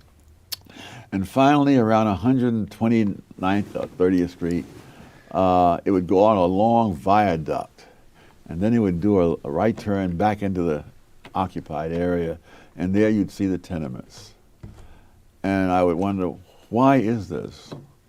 I mean, why this huge disparity? And there was nobody else. There was no other explanation around. There was nothing there other than Marxism. I stumbled across. I had not read Marx. But I bought a second-hand set of encyclopedias, small set, for some ridiculously low price. And I looked up Karl Marx. I'd heard the name, and the stuff that he said seemed to make sense. And then later on, I would get more and more into it. The argument was that the rich had gotten rich by taking from the poor. Right. And well, that was one explanation. But what is interesting, there was no other explanation out there really, and that's true largely in our colleges, universities today. But so by the time you went to Harvard undergrad, you drop out at the age of 16, and you start reading Marx in your late teens. No, I started reading Marx, yes, 1949, at age 19. Age 19, and then you were in the Marine Corps for couple of years. What was it? 2-3 years? 2 years. It was actually 1 year, 11 months, and 5 days. But who's counting? All right. So by the time you went to Harvard, you had already become intellectually engaged with Marxism. Yes. And remained. And Harvard didn't talk you out of it. And the study of economics at Harvard didn't talk you out of it. Nor did getting a master's at Columbia. Nor did getting a doctorate at Chicago dissuade you from Marxism. Is that? And you studied with Milton Friedman of all people. How could you have sat in Milton Friedman's classroom and remained a Marxist? Some people are just stubborn. But what really changed me was not the University of Chicago. It was my first job working in a professional capacity for the government. I was a summer intern. This is after Chicago? Or No, while I was still a graduate student. Got it. And so during the summer vacation, I worked in the U.S. Department of Labor, and I began to realize, from a number of things, that the government is not simply the personification of the general will, like Rousseau or others. The government is the government institutions have their own institutional interests. One involved the minimum wage law. I was a big supporter of that. But I also knew that there was an argument that minimum wage laws simply priced low-wage workers out of a job. And my first assignment dealt with minimum wages in Puerto Rico. And as I looked at the numbers, I would see as they would jack up the minimum wages, the number of jobs would go down and so forth. But there were two explanations. One was that of the economists, that you priced the people out of a job. And the other was that there were hurricanes that had come to Puerto Rico, you see, during the sugar harvesting. And therefore, and I was studying the sugar industry, and therefore it destroyed a lot of the crop. Therefore, you wouldn't hire as many workers. Now in Chicago, I had been taught that if there are two different theories, there should be some empirical evidence in principle that could distinguish what would happen under one theory from what would happen under the other. Right. And so I wrestled with that for most of the summer. And one morning I came in and I said, I got it. What we need are data on the amount of sugar cane standing in the fields before the hurricane struck. And as I waited for the congratulations, I could see stricken looks around me in the room. Like, this guy has stumbled on something that will ruin us all. You know? And they said, well, we don't have those data. I said, oh, I'll bet the Department of Agriculture has it. He said, well, but that doesn't mean we have it. You'd have to have a request go up the chain of command to the Secretary of Labor. He would then confer with the Secretary of Agriculture. It would come down the chain of command in the Department of Agriculture to whoever has those numbers and so on. I said, good. Well, they say a journey of 1,000 miles begins with a single step, so I will now submit my request to the Secretary of Labor, which I did. And I am still patiently awaiting this reply. And the institutional fear of the number was what? That it would... The U.S. Department of Labor administers the minimum wage law. I see. And the money and the careers of perhaps a third or some other significant percentage of the Labor Department's resources come from administering the minimum wage law. One of the real farces of all this is that the law itself, Section 4D, I still remember, requires the Labor Department to study the employment effects of minimum wages. And those studies are absolutely a farce. In fact, some years after I left, I did an article saying why those studies were a farce. And when I came back later on to the Labor Department to do some research, one of the older librarians who remembered me turned to the younger librarian and she said, this is the man who wrote that article that has everybody up in arms. So you began to be dissuaded of Marxism. And of government in general, because the government is not out there at the personification of the national interest. Right. They have their own interests, and the Labor Department was clearly an interest in keeping the minimum wage because that's their jobs and careers and power. Which brings us, if I may, to one of my favorite books, your 2000 book. This is a beat-up old copy. Mm-hmm. This book, Conflict of Visions. Yes. Which you published in 2007, and you lay out. I'm sorry. 1987. I beg your pardon, 1987. Reprinted in 2007. Well, beat up as this book is. Bro, I wasn't even alive in 1987. Turns out this is a reprint, sorry. 1987. And you lay out two competing ways of looking at economics and politics, really two competing ways of looking at life that go back at least 200 years. The constrained vision and the unconstrained vision.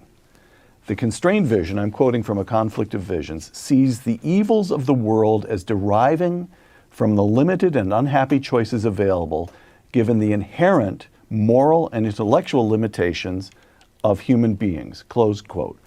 So the constrained vision understands itself as constrained by the limitations of reality itself. Yes. Is that correct? Yes. Okay. In other words, they cannot proceed as so many do, that good things happen automatically, but bad things are somebody's fault. Got it. And then to continue here, the constrained vision, again, quoting from A Conflict of Visions, for the amelioration, improvement of the human condition, the constrained vision relies on... What does amelioration mean?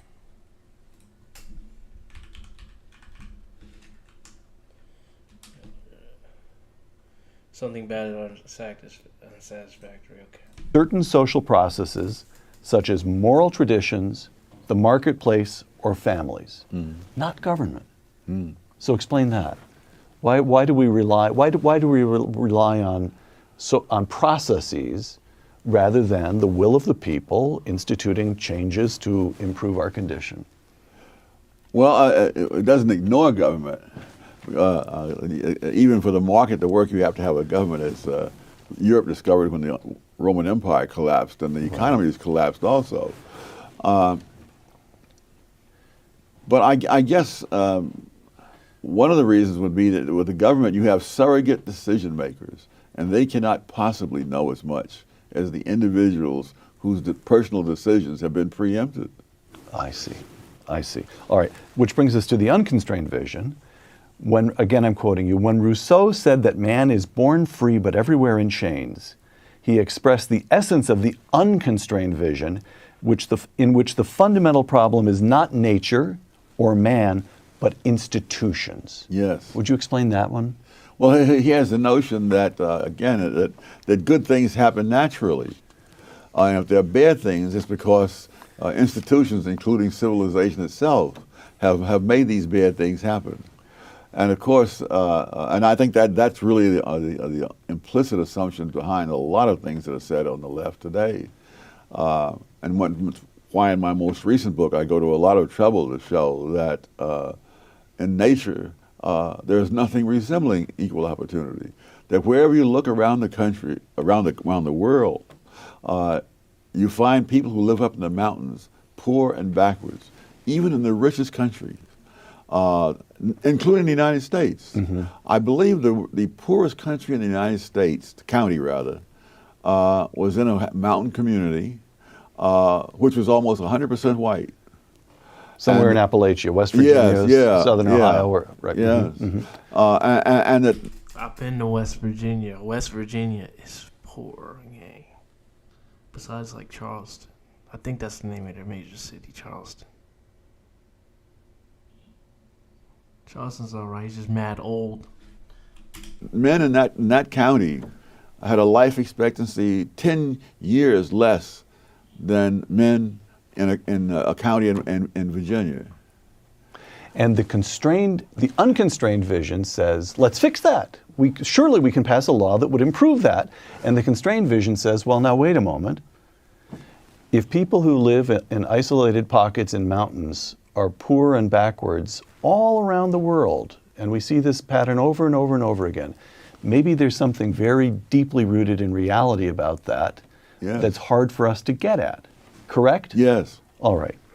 So in the book, A Conflict of Visions, you're very dispassionate and very analytical, and you lay out the unconstrained vision, and you lay out the constrained vision, and you don't really come out blazing in favor of one or the other. No, that is not a book meant to show that one vision is better than the other. It's there to show you what they are and what you're assuming if you go one direction or another. Okay. And it's to encourage people to understand the implicit assumptions behind all this, without which you're just at loose ends. All right. So, pondering all this, I noticed something, a column that you wrote, this is a couple of years ago, in which you rebutted Nicholas Kristof of the New York Times. And Kristof had ascribed the gaps between African Americans and whites in America, gaps in wealth, gaps in educational achievement, the usual gaps, to, and this is a quotation from Kristof, to the lingering effects of slavery, close quote. Oh, yes. And here's Tom Sowell, quote, if we wanted to be serious about evidence, we might compare where blacks stood 100 years after the end of slavery with where they stood after 30 years of the liberal welfare state. In other words, we could compare hard evidence on the legacy of slavery with hard evidence on the legacy of liberals, close quote. And so there it is, life is hard. You use the word hard. So slavery wasn't the issue, liberals were the issue. Okay.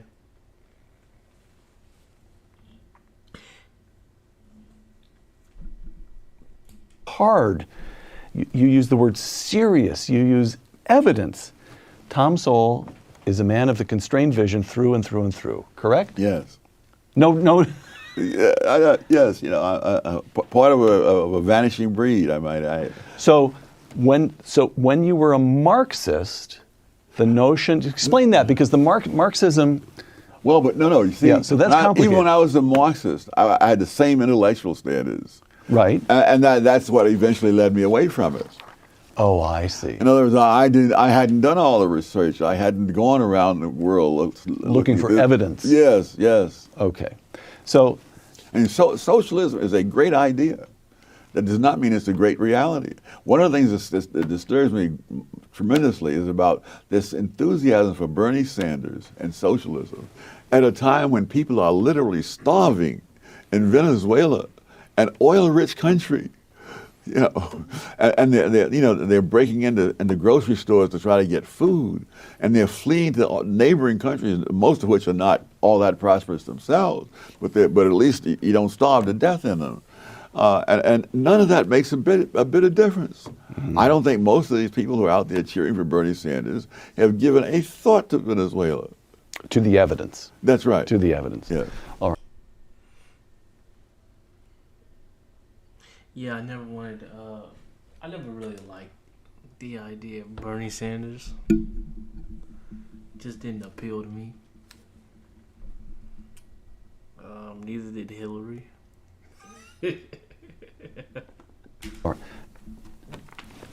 Which brings us to something that you refer to in a number of columns as the retrogression, the experience of African Americans in this country.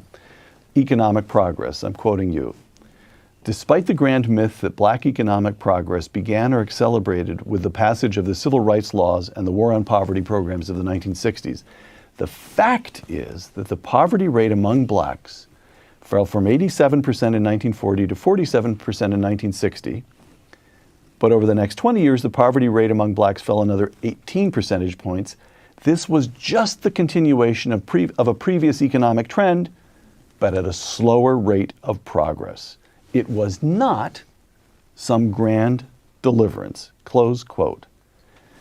That is so counter to what we are taught in school, what appears on the editorial pages of newspapers, that I feel as though I want to ask you, you really want to stick with that assertion? I have more evidence in my most recent book, Discrimination and Disparities.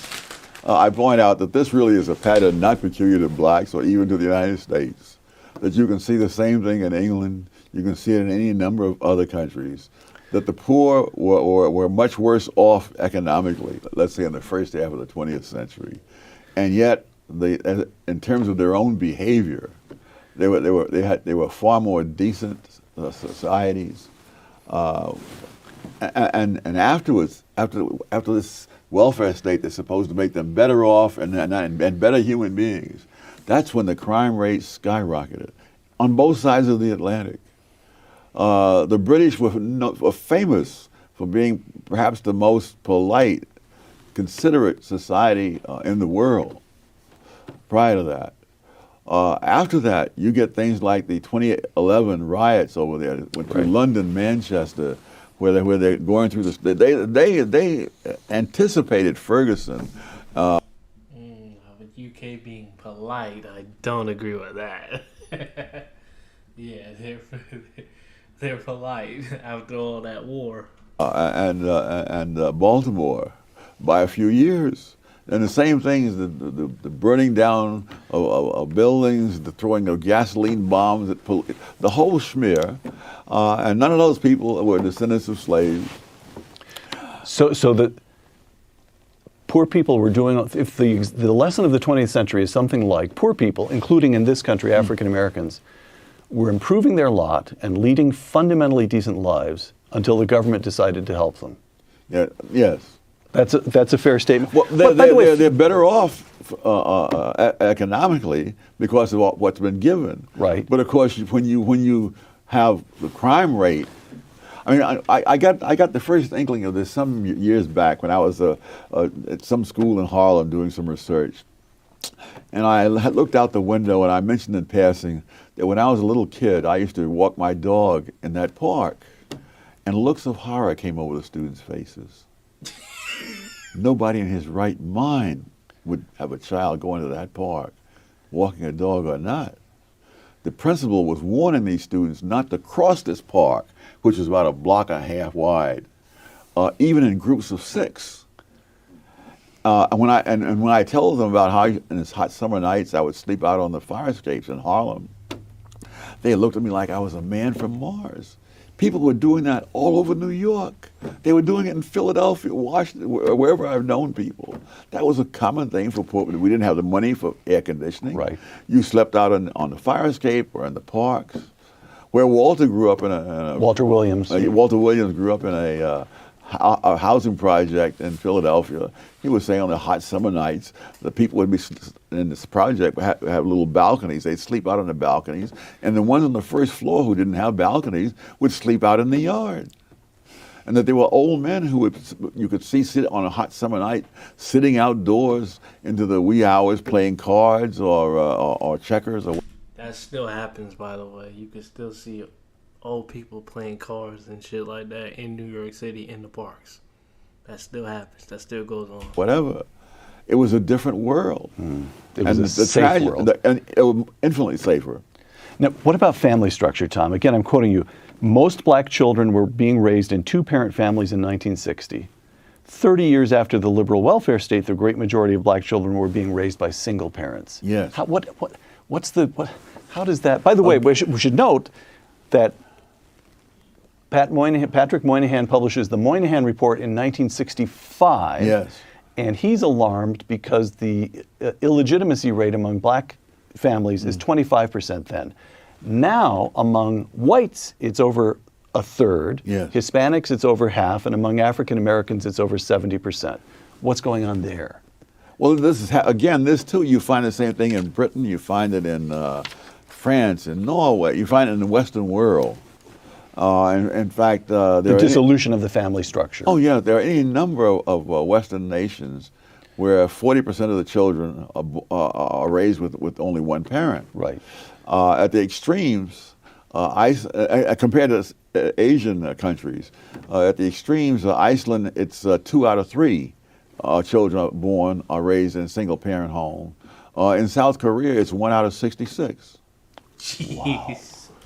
1 out of 66. Yo, put us to shame, bro. Wow. And so, that's the welfare state? Yes, it is. Oh, you're paying. You're creating a situation where if the first of all, you're creating a situation where if the man stays there, the government will not give the woman welfare, and if he leaves, it will. And so they're paying.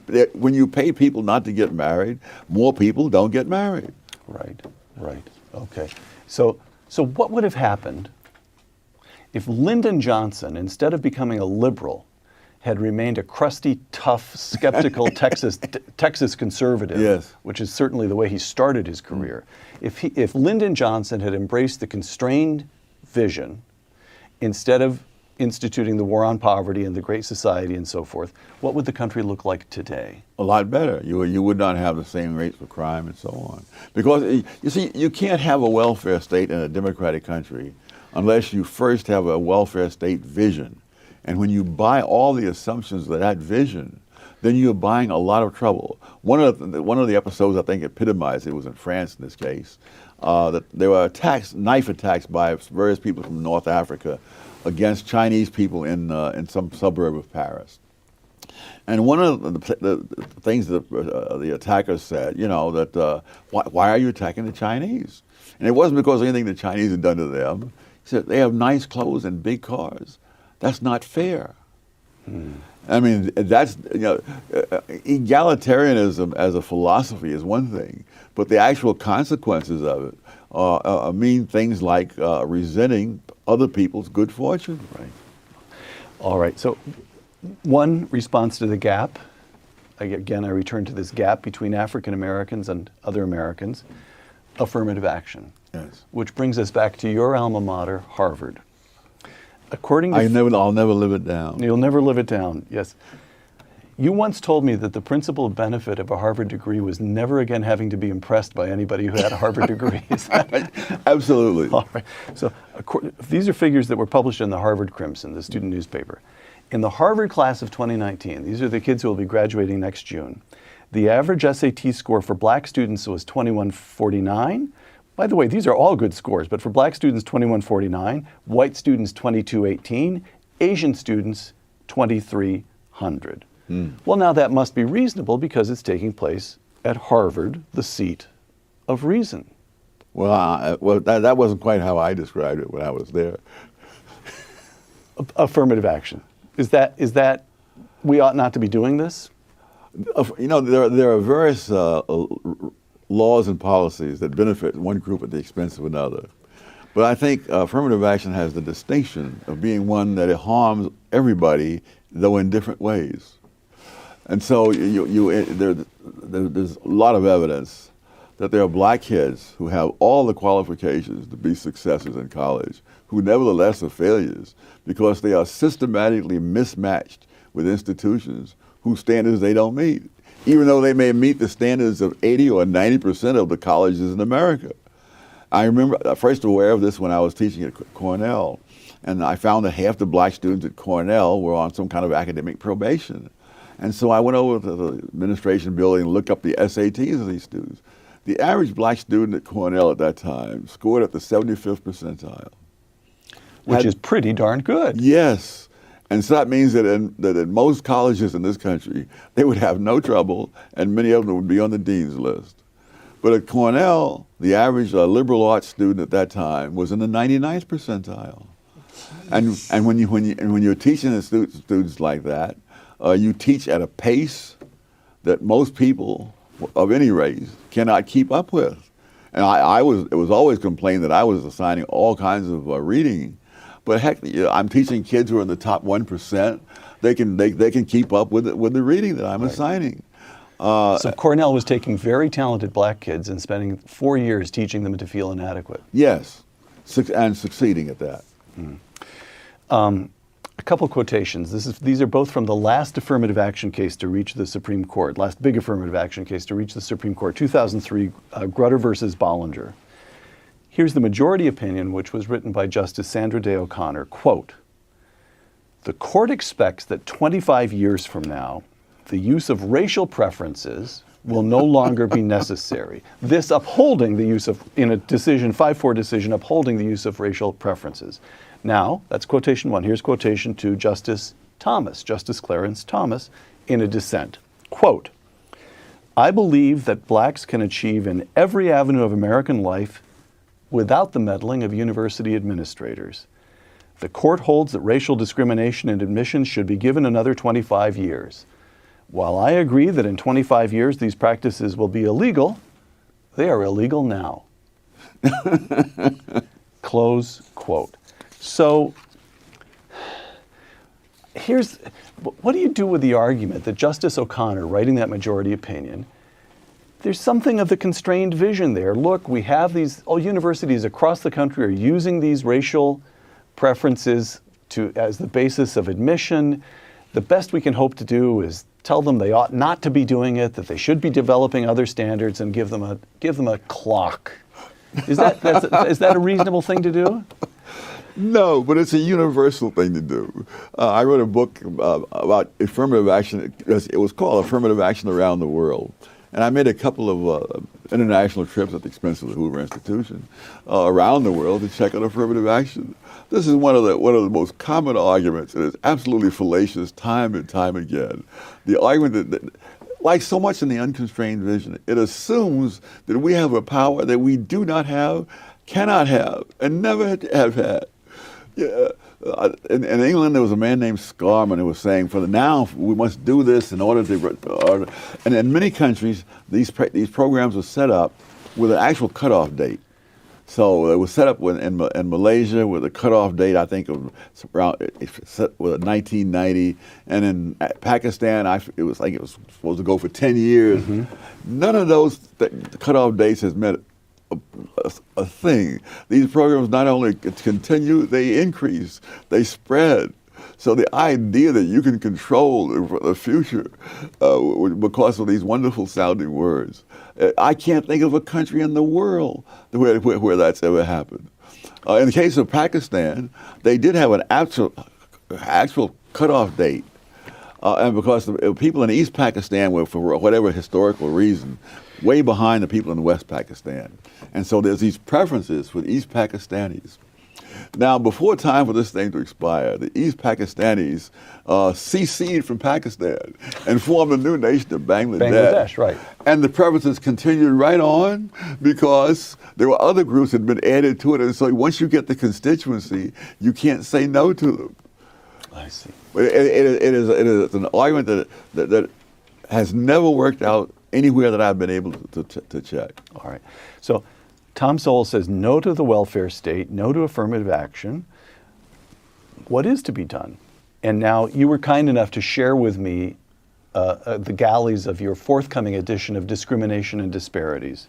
let me give you a few quotations from some of the new chapter in that book. Quote, "The poverty rate among black married couples has been less than 10% every year since 1994. As far back as 1969, young black males whose homes included newspapers, magazines, and library cards had similar incomes to those of their white counterparts. Academic outcomes show a pattern of disparities similar to the pattern of disparities in the amount of time devoted to schoolwork. Apparently, lifestyle choices have consequences." Yes. Close quote. So this is the constrained vision once again. Welfare state, that's government, we don't rely on that. Affirmative action, government, we don't rely on that. We rely on hard work. We rely on the institution of marriage. That's correct? Yes, in other words, these things, I don't think it's the marriage as such or the library cards as such. It's that there are lifestyle choices that have been made. And the comparison I made was between, if you look at the poverty rate among blacks, it was 22%, and among whites it was 11%. But among black married couples, it was 7.5%. Right. So it's not, so they not only do better than blacks as a whole, they do better than whites as a whole. And so it's lifestyle choices. Similarly with the results in some of these more successful charter schools. Another argument I had is the rate argument. I hate when people bring up the rate argument when it comes to blacks and whites. All the rates are going to be lower for the white Americans than the black Americans. That's obvious because there are less black Americans. I just think the rate argument is stupid. If we match it up, if we match up the populations, I think it'd be close to around the same rate for every statistic. Well, a lot of statistics. That you have these kids not only meeting but exceeding the national standards in places like Harlem and Bedford-Stuyvesant in the South Bronx. And these are not kids who are skimming the cream. They're kids chosen by lottery.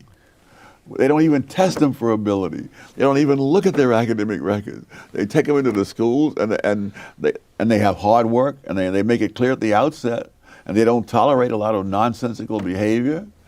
And these kids are doing incredibly. So, Tom, here,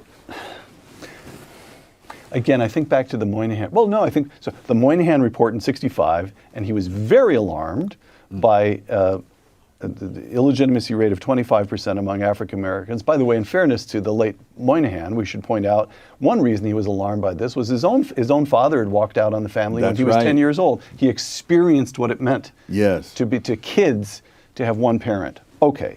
And now it's all gotten dramatically worse for whites and Hispanics and black, for everybody. And then I think back beyond that to your experience of Harlem. You drop out of high school and do what? Go on welfare? Start cashing? No, you went to work.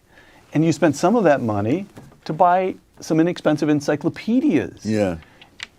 And the Harlem was sick. So, but I feel this council, it's almost a council of despair in that world just seems so utterly vanished. No question.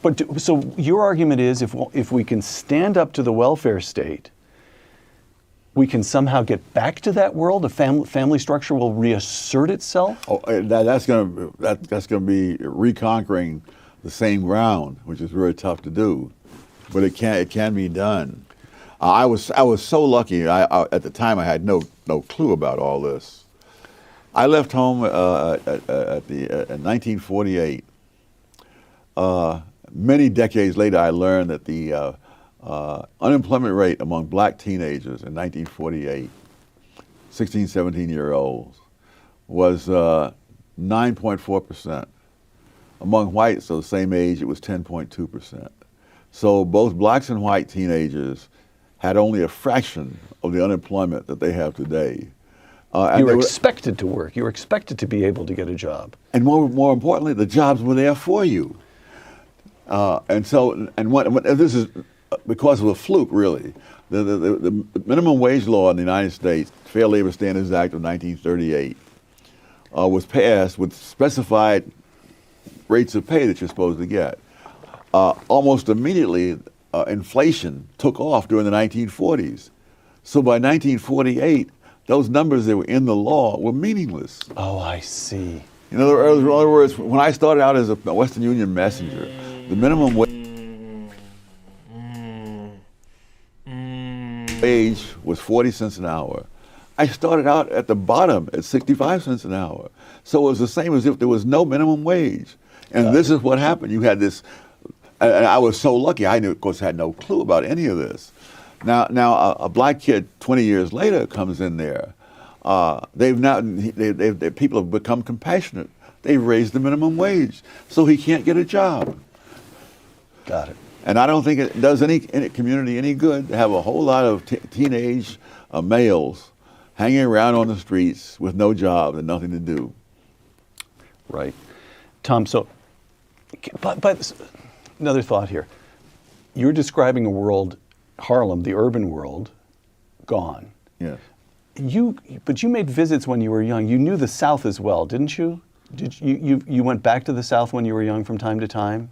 I say back to the South because, as I recall, you were born in the South. Yeah. I went to New York. Went to New York. Yeah. Well, I think this was courtesy of the Marine Corps, which happened to locate the boot camp in South Carolina and Camp Lejeune in North Carolina. Okay. So what I'm getting at is, you were of the generation that saw Jim Crow with your own eyes. Oh, no question. No question. Okay. So, well, let me read you a quotation. This is from an article that got a lot of attention in the... By the way, I know that back in the day, integration wasn't normal in most countries. Like, that wasn't a thing. I think USA was one of the first countries to do that. Obviously, the United States, Canada, a lot of countries do that now. The Atlantic a couple of years ago called The Case for Reparations by Ta-Nehisi Coates. Quote, "White supremacy is a force so fundamental to America that it is difficult to imagine the country without it. Reparations is the price we must pay to see ourselves squarely." Close quote. And Tom Sowell, who actually saw Jim Crow with his own eyes and experienced it, responds how? It would be nice to know his evidence for what he said, just to be old-fashioned about it.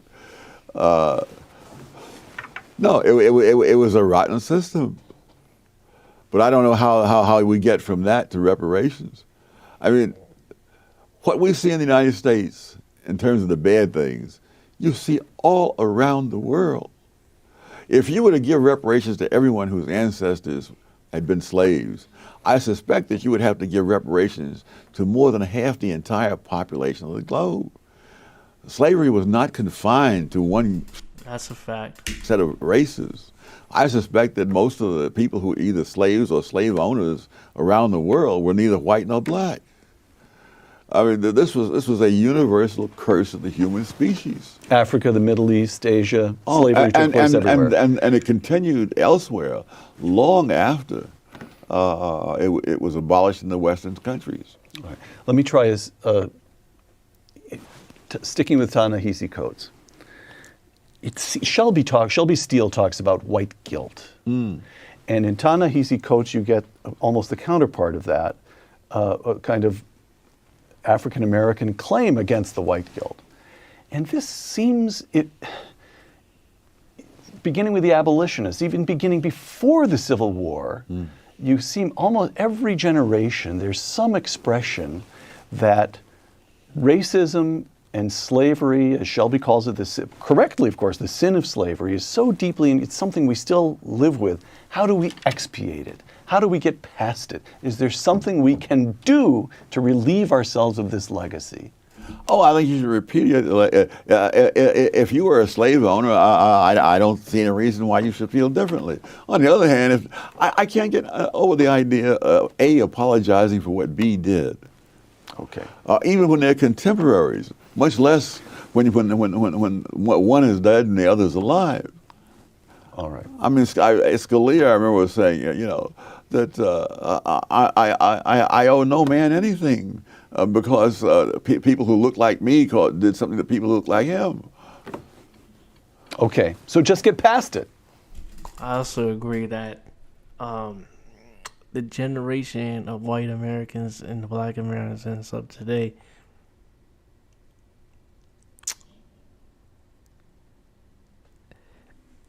yes, there's lingering effects of slavery. Yeah, sure, we can argue that, but then again, the generation of white people today had nothing to do with it. So it's like, it's a tough one, huh? Get to work. Yeah. All right.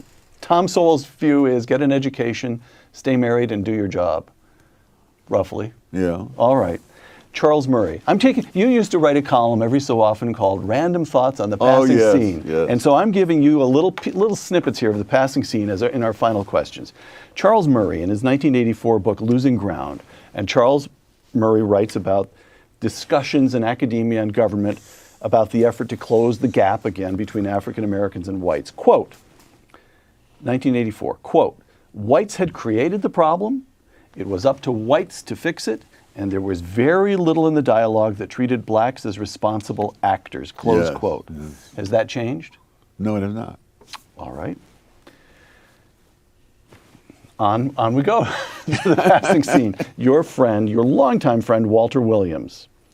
Now we come to current politics. The bottom line is that President Donald Trump does not have the personal character that we would want our children to imitate, but, save his misguided international trade policies, has turned out to be a good president. Tom? I think his policies have been, by and large, policies that were far better than that of previous Democratic or Republican administrations. So I go by the consequences. Okay. I mean, he hasn't produced the right rhetoric, but the fact is that unemployment among low-income people, black, Hispanic included, is at a level that is far lower than it's been in decades. We was getting money with Trump. That's the hood translation. We was getting money with Trump. We need everybody else with that same kind of mentality back on. The economy is booming in a way that no one had predicted. People like Paul Krugman was saying that when Trump gets in, the economy is going to tank. No, the economy hit new highs. All right. But there are so many people among the intelligentsia, especially, who are absolutely immune to facts. It's as if they took their anti-fact shots every year, and the facts will just not affect them. So this brings us back. I can understand. I mean, I really can. My understanding is limited, which is why I'm going to put this in the form of a question. I can understand the never Trumpers who don't bother me with economic boom because this man is on my television screen every single night and I can't stand him. I can understand. I can see that impulse. I can understand what they feel. This is the second consecutive president of the United States that I automatically turn off when I'm watching on television. All right. Keep the remote right next to your hand. Okay. Who was the first? Obama. Got it. You're totally bipartisan in that regard, Tom. Always. I don't see the personal things. What I don't get about the whole Trump thing is the personal thing. Like, people say that they can't stand him. Okay, you can't stand Trump. I don't see any difference. Maybe I'm bugging. I don't see any difference between Trump and the average New Yorker in terms of personality. Maybe I'm bugging, but I mean, he's a little bit more, flamboyant, for a lack of a better word. But I mean, if you walk the streets, bro, if you walk the streets of New York City, bro, you will find somebody that acts you will find multiple people that act just like Trump. Like, I don't understand, like, maybe it's because people hate seeing themselves. Like, I don't know, man. Maybe I'm bugging, but his personality to me is not something that's new. You say you've never been to New York? Well, if you go to New York and you go to New York City specifically, you can walk the streets of Manhattan and you're going to see a bunch of people who act like drunk. I understand exactly what he was doing, exactly how he was saying it.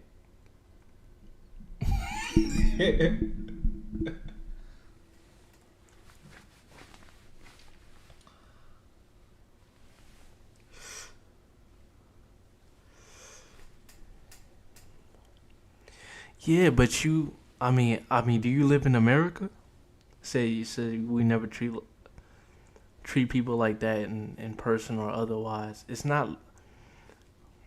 See, New Yorkers do this thing, right? Okay.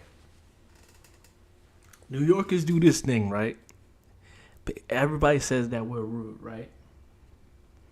And we are to a certain extent, but New Yorkers are I'm gonna blow your mind. All right, New Yorkers are some of the nicest people you'll ever meet in your life.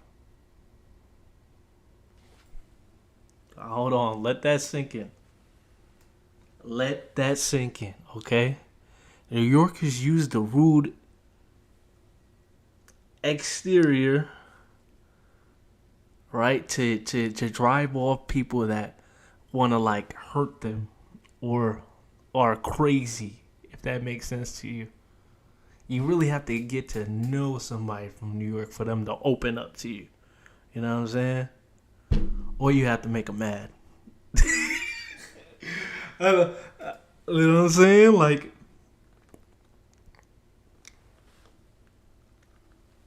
I ain't gonna lie. In order to be friends with somebody from New York City specifically, or like New York in general, you're gonna actually have to socialize. Like, you're actually gonna have to socialize, bro. Like, they're not just gonna give you, you know what I'm saying, the benefit of the doubt. I don't know how to explain it well.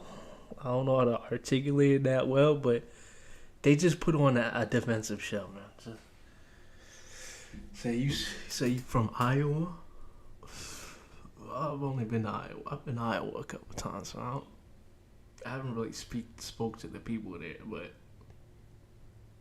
I find that it's usually the other way around for people in the South. People in the South, like, outwardly they act real nice to you, but they're meaner than people in the North sometimes. And then people in the North act mean, but they're really nicer than the people in the South sometimes. So it depends. You know? No other way.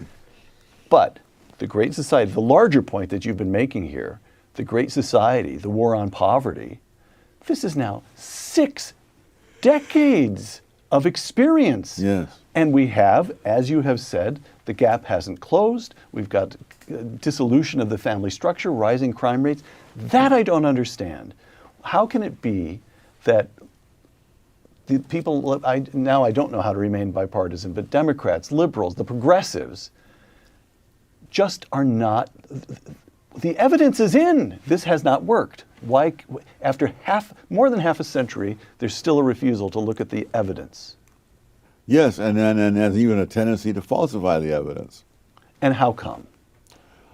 I think people become attached to a vision, and that really warps the way they see the world. Human beings have an enormous capacity to rationalize. Yeah, all right. Again, notes on the passing scene. An article from the New York Times just a couple of days ago, quote, now this is a longish quotation, but it's important to lay out the facts here. Over the last decade, the charter school movement gained significant foothold in New York. The movement hoped to set a national example of Exactly, and that's what I'm saying. He says, okay, I've seen that in the South we put a value on being truthfully polite, likely too much emphasis. There's something refreshing knowing that people are giving you that unabashed opinion. Yeah, and that's the thing. In New York City, they're gonna tell you, like, well, not just in New York City, in New York in general, the people they're more vulnerable. They're gonna tell you what they're thinking. You know what I'm saying? Like if you're doing something stupid, they're gonna yell at you. You know what I'm saying? Plenty of interactions, you know. I noticed that people in the South hold it back more, you know what I'm saying? I just noticed that difference. Charter schools could make it in a deep blue state like New York. They could make it anywhere. Over 100,000 students in the city's charter schools are doing well on state tests, and tens of thousands are on waiting lists. But the election of this November, suggested that the golden era of charter schools is over. The insurgent Democrats did well across New York, but especially in the state Senate, have repeatedly expressed hostility to the movement, close quote. And Tom Sowell responds to that set of facts how? Oh, that really is one of the moral outrages, that for many kids who are from a very poor background and whose parents may not have had much education, a decent education is the one thing they have to have a better life. And these schools have been absolutely spectacular. The charter schools. The charter schools. The successful ones. Now, there are a few that weren't. But, for example, a few years ago, on the statewide, New York statewide math tests, there was an elementary school, grade 4, I believe, in Harlem, whose students passed those tests at a higher rate than any fourth grade kids anywhere in the state of New York. I mean, we're talking Scarsdale, Briarcliff, places like that. The Success Academy schools as a whole,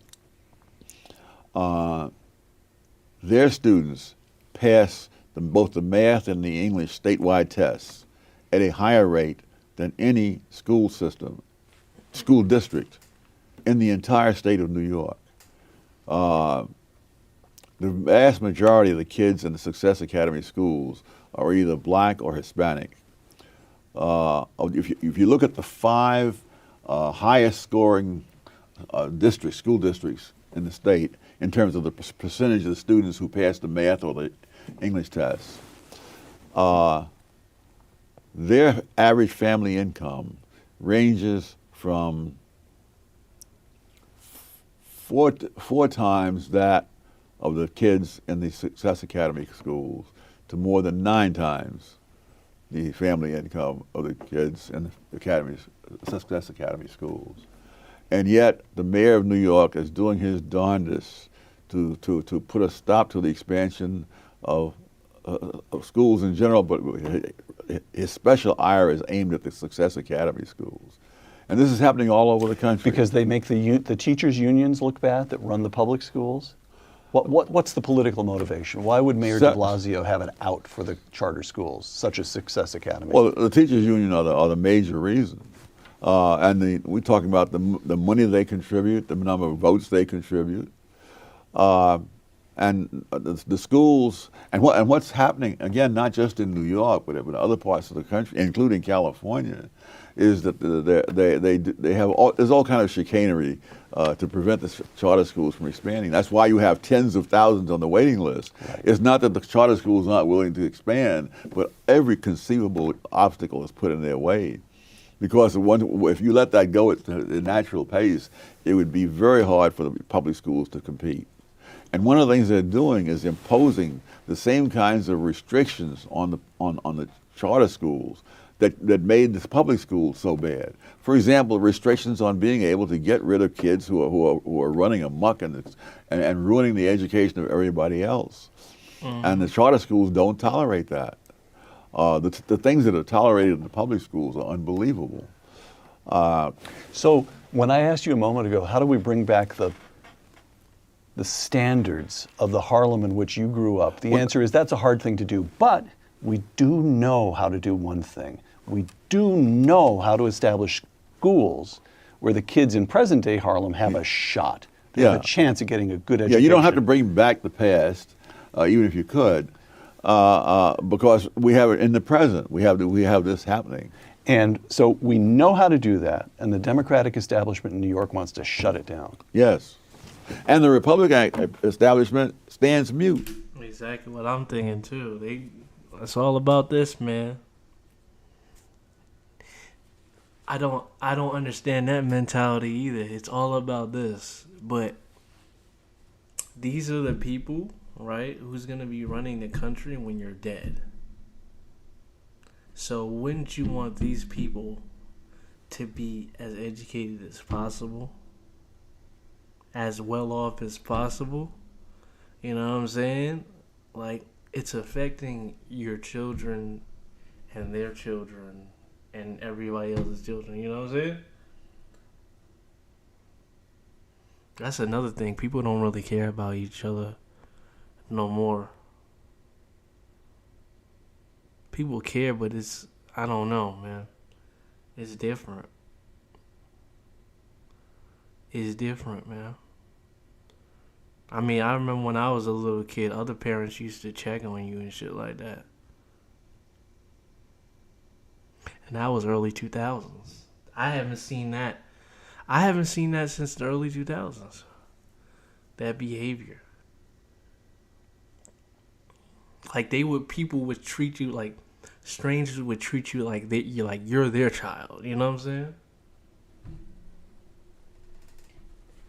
Like, it'd make you feel more human. You know what I'm saying? Stands mute. You know, I love talking to you, but I really don't know why. It's all discouraging. Tom, you mentioned again a moment ago the way young Americans flock to Bernie Sanders. Gallup poll this summer: the proportion of Americans age 18 to 29 that holds a favorable view of capitalism, 45%. The proportion that holds a favorable view of socialism, 51%.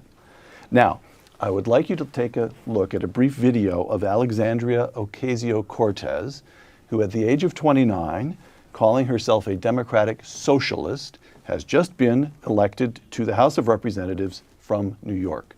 And although she's not seated yet in the new Congress, she went to Washington, and one of her first acts was to participate in a sit-in in the offices of House Majority Leader Nancy Pelosi. That is to say, the leader of her own party. Yes. So here's a brief video. I just want to let you all know how proud I am of each and every single... You know what's crazy?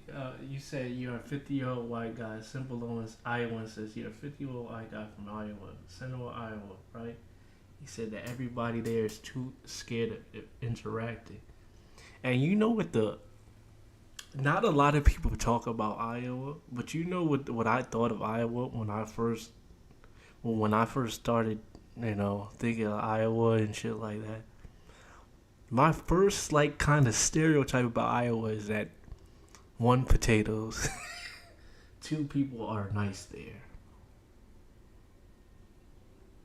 I don't know why. I haven't talked to a lot of Iowa people, but that's like the general, I guess that's like a general stereotype, you know what I'm saying? I've been to Iowa a couple times. One of you for putting yourselves and your bodies and everything on the line to make sure that we save our planet, our generation, and our future. It's so incredibly important. We have to get to 100% renewable energy. I hate this chick, bro. I ain't gonna lie. She's so full of shit, bro. Bro, I hate AOC, bro.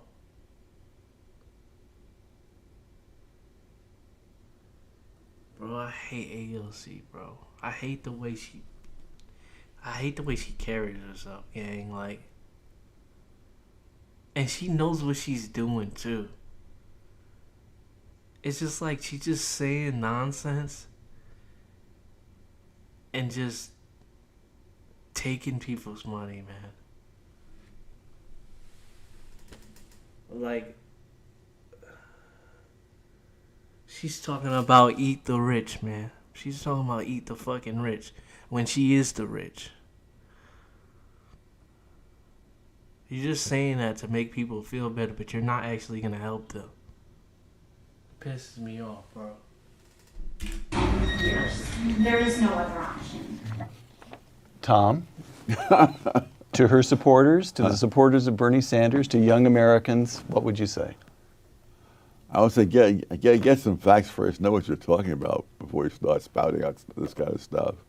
Ask one of the things I do in a new book is I suggest that there's a certain opinion about what happened in the 1920s where the taxes were cut from the highest tax rate was cut down from 73% to 24%.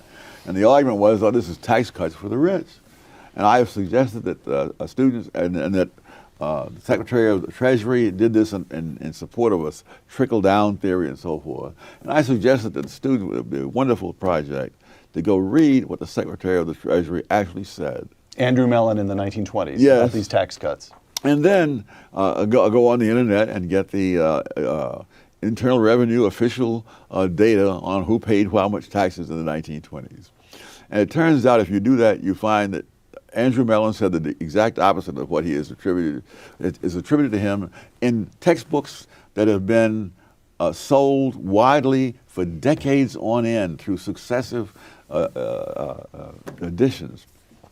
And what you'll find is that and when the tax rate was at 73%, the people who are making over $100,000 a year, and that's maybe a couple of million in today's money, paid 30% of the taxes. And after the so-called tax cuts for the rich, they paid 65% of all the taxes. And the people with incomes under $5,000, which was a nice income in those days, who were paying 15% when the tax rate was cut, before the tax rate was cut. And after it was cut, they paid just under 1/4% of all the taxes. And so we hear and so there's all kinds of indignation in these scholarly books. We're not talking about just political propaganda. How this was a bonanza for the rich and so on. And people with ordinary incomes paid practically nothing in income tax after the tax cuts. And millionaires, the share of millionaires was, I think, 4%. I heard about this too. I heard about that, how like back in the day, like if you had like a business, you had to pay like an insane amount of taxes. Like an insane amount. Like nobody would fucking pay that, bro. I believe it was, I don't know the numbers exactly, but I believe it was like close to like 50%. Some crazy ass shit. Before that, and it was 19% afterwards. But the facts simply do not matter. They say these words, they say trickle down, and it's like saying abracadabra, and all the miraculous things follow from that. Tom Sowell, author of a forthcoming edition of Discrimination and Disparities, would you close by reading a brief quotation from your 1987 book, one of my favorites, A Conflict of Visions? Logic, of course, is not the only test of a theory. Empirical evidence is crucial, and yet social visions have shown a remarkable ability to evade, suppress, or explain away discordant evidence. Historic evasions of evidence are a warning, not a model. Dedication to a cause may legitimately entail sacrifices of personal interest, but not sacrifices of mind or conscience. Dr. Thomas Sowell, thank you. Thank you. For Uncommon Knowledge, the Hoover Institution, and Fox Nation, I'm Peter Robinson.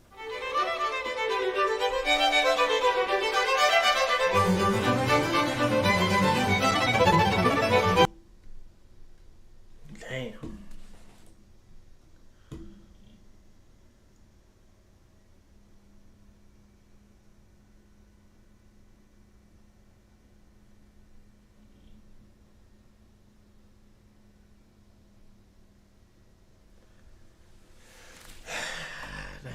Economically socialist, romantically capitalist. Oh yeah. Masculinity, being comfortable in your masculinity is going. Wait, hold on. Did I watch this video? I don't remember watching this video. Is it true that most women say they want a man to protect and provide? Yes. Yes. I would say yes. Yes, that is very true. Yeah, 100%. You want to feel comfortable with your lover. You want to make sure that they can protect you. What if I told you the idea of men protecting and providing is a social construct reinforced by the patriarchy? It's probably true. I definitely see that standpoint, but I also think it goes back like into like our primitive instincts, right? Like hunters. Oh yeah, I was just about to bring this up. That's like for instance, like I think men, yeah. For instance, bro, the Ratchet Parade, I think, yeah, they kind of look a little crazy.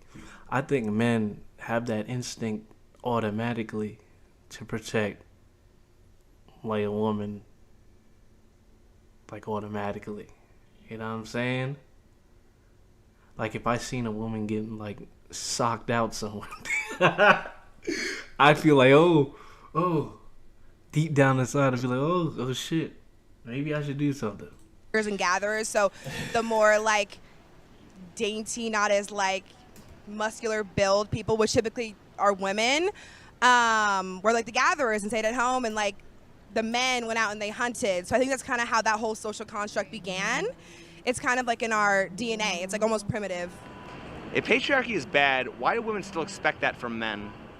Is patriarchy bad, or are feminists just telling us it's bad? I don't believe the patriarchy is a thing. I believe the matriarchy is a thing. We live in a Western world where women are the biggest voting bloc. Women are the biggest spending bloc. Women have a majority of the debt, and women raise the next generation. That is the exact definition of what a matriarchy would be. It's a tough question because... Man, I think it's just men and women, bro. Comes down to money. And it also comes down to, money and sex.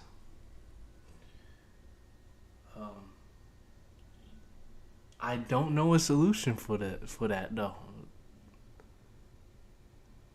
Maybe, I don't know, maybe black people getting married. I don't know the solution. More education. I got creating our own jobs or something. I don't know. As like I personally am against the patriarchy, but then there's also some social constructs of like relationship roles that I'm like, okay, yeah, I actually do value that traditional kind of standpoint. Why do women only complain about patriarchy when they are competing with men? I would never compete with a man. Because women can't have it all. Even though they say that they can have it all, they cannot have it all. Why is it when it comes to the job market we must be inclusive, but in the dating market it's purely competition? Because it's the hottest survive. I feel like there definitely is a lot of... The hottest survive. That's funny. It's also the smartest survive, you know. You don't have to be hot. You can get a mate by just, talking, and that's been proven already. Double standards in both roles. I feel like it just depends on the relationship per se, because I feel like I have met some men that aren't as masculine or, protecting as others. So I feel like it really just depends on the person as well, but I understand where you're coming from. There's all this talk about creating a more fair and equitable society. What determines in life what should be a competition and what should have equal outcomes? Ruth Bader Ginsburg. Equal outcome is laughable. That is not a thing that is possible and achievable, and everything is competition. Bro, that is a fact. We can't have an equal outcome, man. Unfortunately. It's not how nature works, man.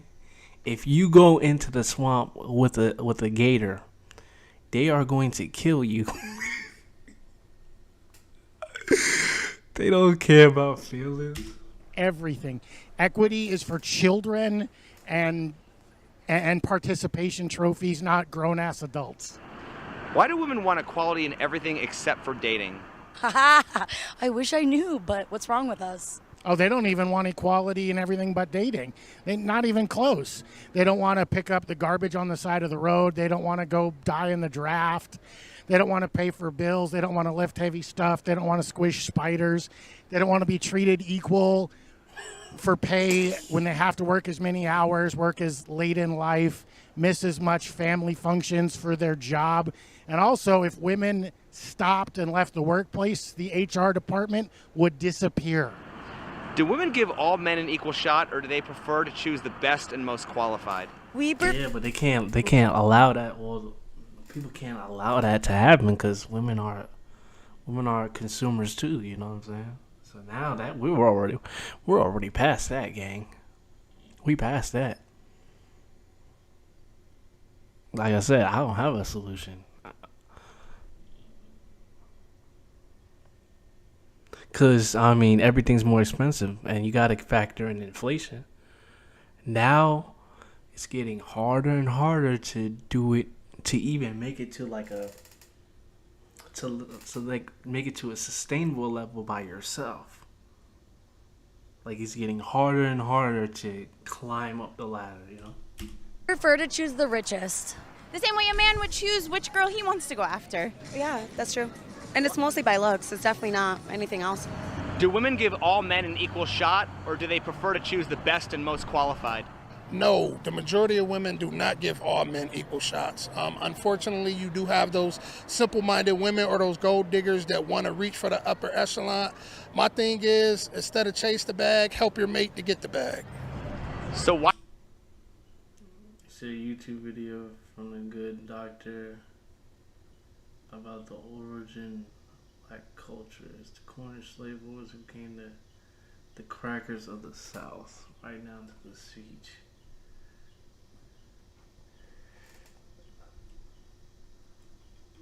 Why are women economically socialist but romantically capitalist? Keep this in mind. I think because they're looking for that catch, that big fish, that's someone that can pay the bills and mortgage and supply them and wine and them and dine them. Not all women, but a majority. If you don't have it, they're not going to talk to you. Why is it when it comes to the job market, we must be inclusive, but in the dating market, it's purely competition? Because I think I do agree with that when it comes to the whites and the blacks in the South especially.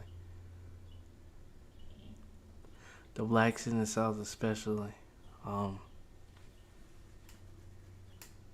Basically like black hillbillies. You know what I'm saying? I mean, that's what you get when the black people were slaves and then all of a sudden they're free.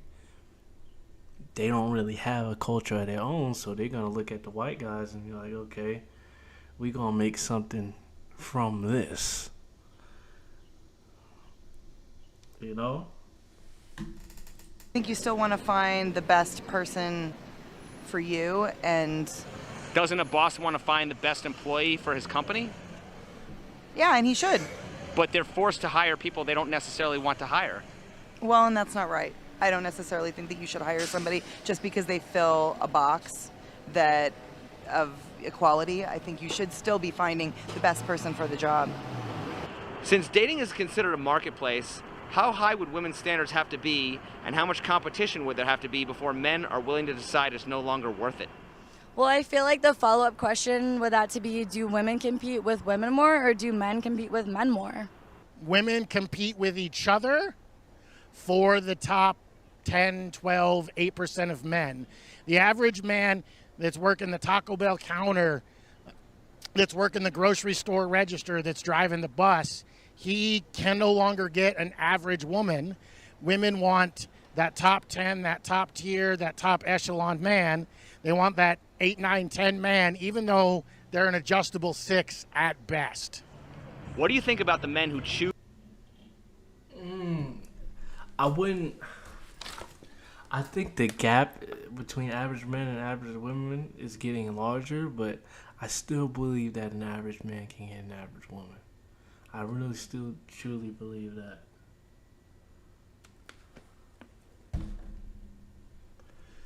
Let's see this, bro. Let's see if I can find this.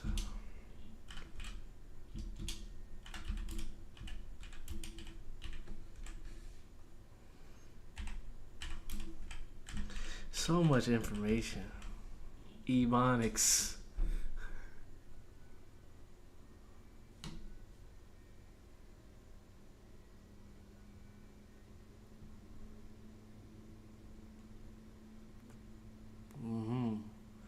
Dang, Africans versus African Americans. Yo, Jubilee is bro. They're too toxic. They're toxic, but it's like that's toxic. These people are creating a terrible problem in our cities. They can't or won't hold a job. They flout the law constantly and neglect their children. They drink too much, and their moral standards would shame an alley cat. For some reason or other, they absolutely refuse to accommodate themselves to any kind of decent, civilized life. This was said in 1956 in Indianapolis, not about blacks or other minorities, but about poor whites from the South.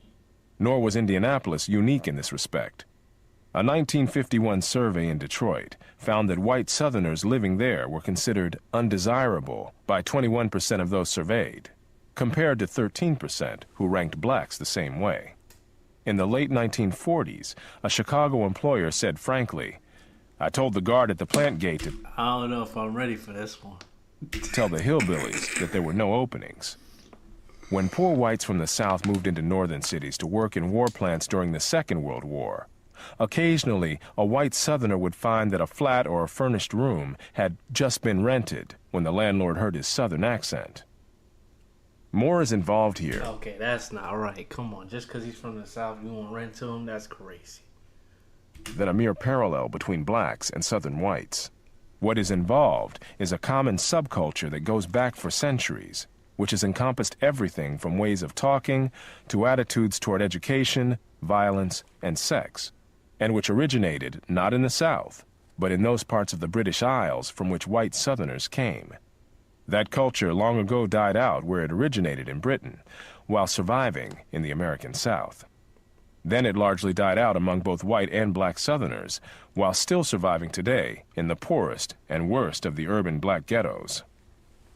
It is not uncommon for a culture to survive longer where it is transplanted and to retain characteristics lost in its place of origin.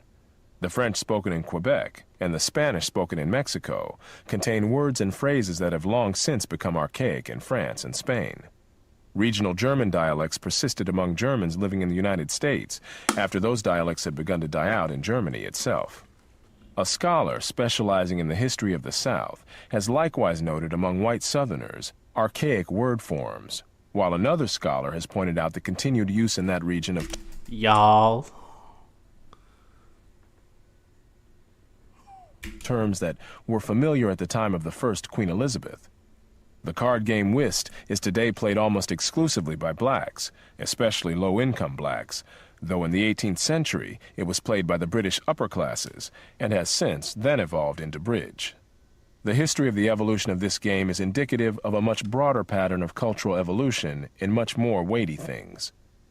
Southern whites not only spoke the English language in very different ways from whites in other regions. Their churches, their roads, their homes, their music, their education, their food, and their sex lives were all sharply different from those of other whites. The history of this redneck or cracker culture is more than a curiosity. It has contemporary significance because of its influence on the economic and social evolution of vast numbers of people, millions of blacks and whites, and its continuing influence on the lives and deaths of a residual population in America's black ghettos, which has still not completely escaped from that culture. From early in American history, foreign visitors and domestic travelers alike were struck by cultural contrasts between the white population of the South and that of the rest of the country in general. Wait, so you telling me, hold on, simple Iowan. So you telling me that I think, bro, you tell it, hold on. Iowa's the Midwest, right? You telling me like, cause I noticed this in Chicago. They talk like they're from the South. You know what I'm saying? Like they talk like they're Southerners.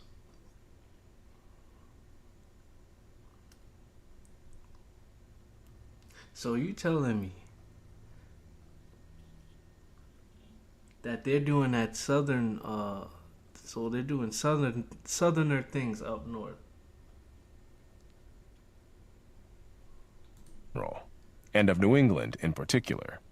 In the early 19th century, Alexis de Tocqueville contrasted white Southerners with white Northerners in his classic Democracy in America, and Frederick Law Olmsted did the same later in his books about his travels through the antebellum South, notably Cotton Kingdom.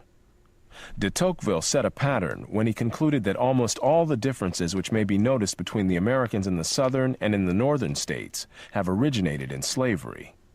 Olmsted likewise attributed the differences between white Southerners and white Northerners to the existence of slavery in the South.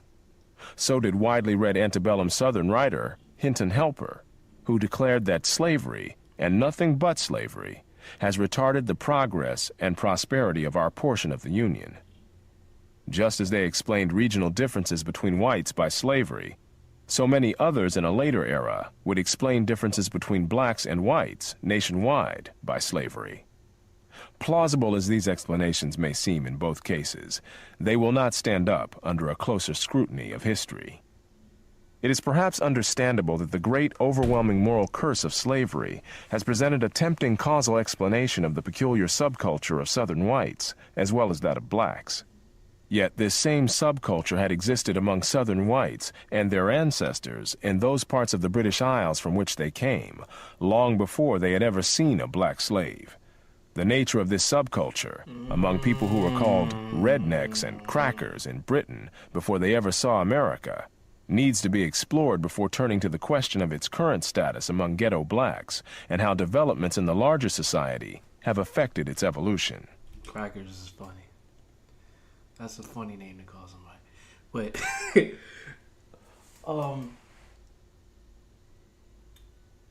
so that, oh my gosh, so what I didn't know is that, okay, so Southerners were Southerners in the UK.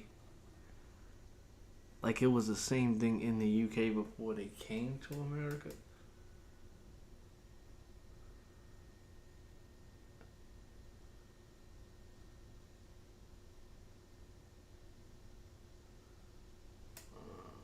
Let me see this, bro. Let me explain this.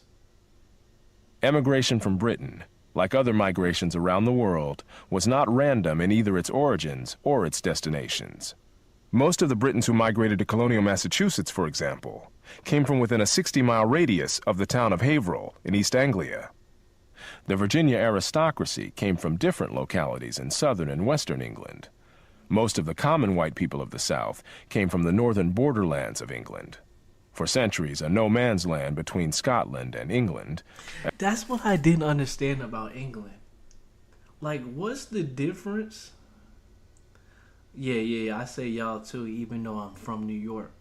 What's the difference between, like in England, right? Hold on.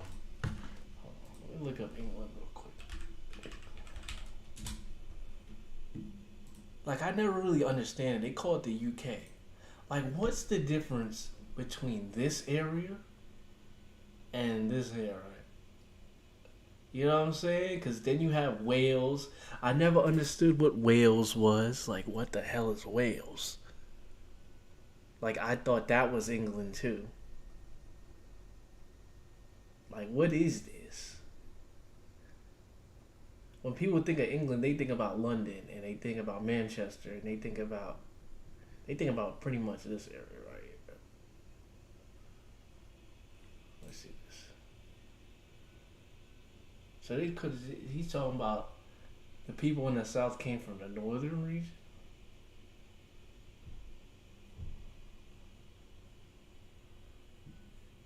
Hold on, bro. Why is it not render?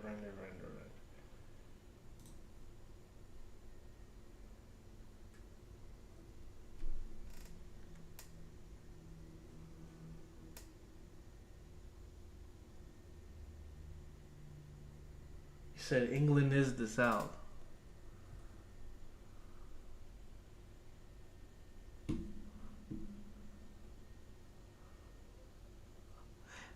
So do they consider this even England? I don't know. I mean, it is England, but it's like, Y'all, man, they too complicated for me, bro. They too complicated for me. Because they're all right next to each other. They're all right next to each other. Like, literally, you can drive across the border from England to Scotland. Ireland is more isolated. That's like maybe a 10-hour boat ride or something.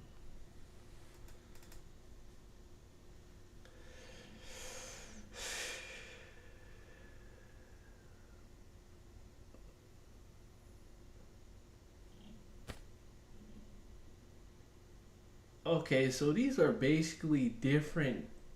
So when I see they're different areas, they're different nations, but they're all together, kind of. You know what I'm saying? That's confusing, man. That's confusing, bro. That's confusing.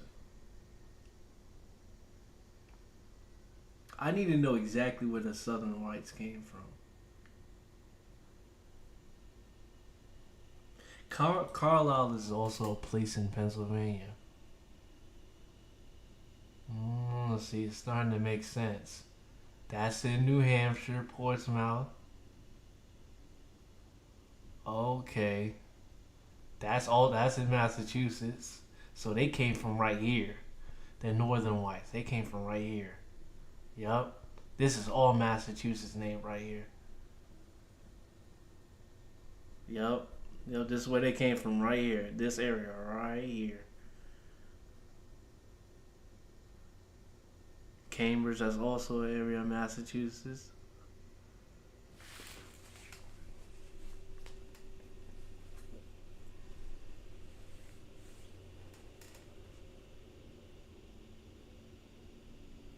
Yeah, because when people talk about, okay, let's go back. When people talk about white people, they're talking about, they don't really break down the English people. They don't really break that down. They really, especially black people, they really group everybody together. But the English, the Irish, the Italians, these are all different groups of people. Like Russians are not even, I don't even think they consider themselves to be white. You know what I'm saying? So you can't really be mad at Russian people. Because they, you know, anyway. As well as from the Scottish Highlands and from Ulster County, Ireland. All these fringe areas were turbulent, if not lawless, regions, where none of the contending forces was able to establish full control and create a stable order. Whether called a Celtic Fringe or North Britons, these were people from outside the cultural heartland of England, as their behavior on both sides of the Atlantic showed. Before the era of modern transportation and communication, sharp regional differences were both common and persistent. I know that people from the UK, they invented the train system. They invented trains. In some of the counties of colonial Virginia, from nearly 3/4 to 4/5 of the people came from northern Britain, and similar proportions were found in some of the counties of Kentucky and Tennessee, as well as in parts of both the Carolinas. Although they predominated in many parts of the South, such people also had some northern enclaves in colonial America, notably western Pennsylvania, where Ulster Scots settled. What is at least equally important as where particular people settled is when they emigrated from the borderlands, Ulster, and the Scottish Highlands.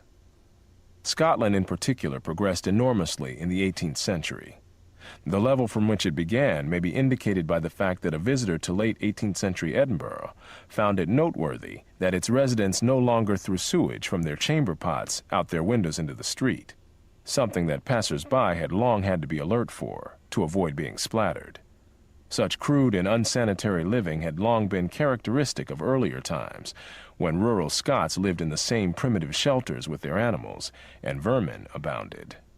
A similar lack of concern with cleanliness was found among others in the borderlands of Britain, and among their descendants on the other side of the Atlantic in the antebellum South. So this is what Southerners look like in England. That looked like a southern white guy today. right now, 2023. He looks exact. For example, a 19th century politician built up a political machine in the poor white districts of Mississippi by such practices as this. He did not resort to any conventional tactics of kissing dirty babies, but he pleased mothers and fathers in log cabins by taking their children upon his lap and searching for red bugs, lice, and other vermin. Back in the British Isles, the life of the Scottish people was transformed dramatically from the masses to the elites as they advanced from being one of the least educated to one of the most educated peoples in Europe. However, what is significant here is that much of the migration to the American South occurred before these sweeping social transformations.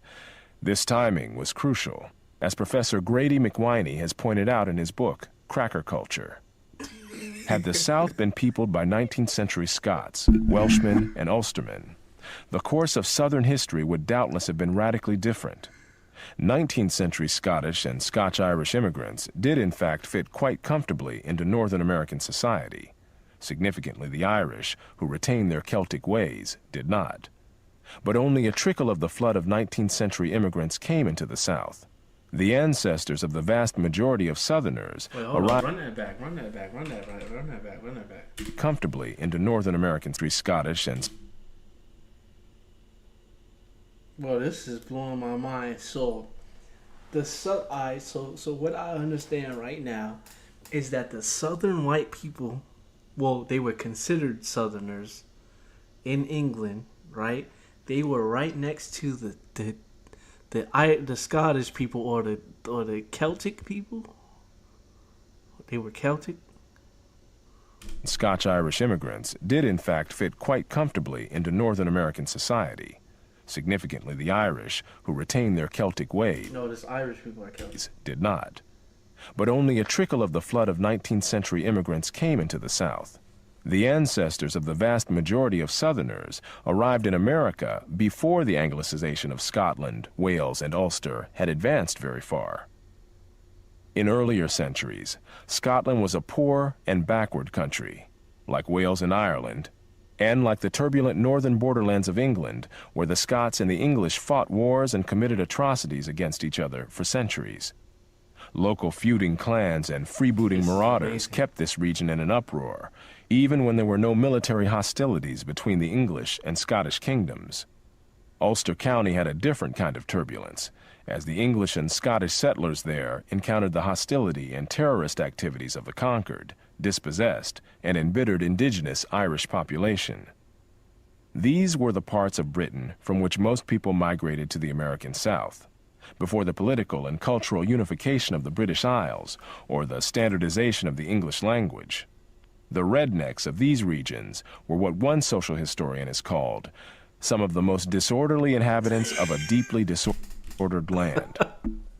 In this world of impotent laws, daily dangers, and lives that could be snuffed out at any moment, the snatching at whatever fleeting pleasures presented themselves was at least understandable. Damn. Man, y'all white, bro.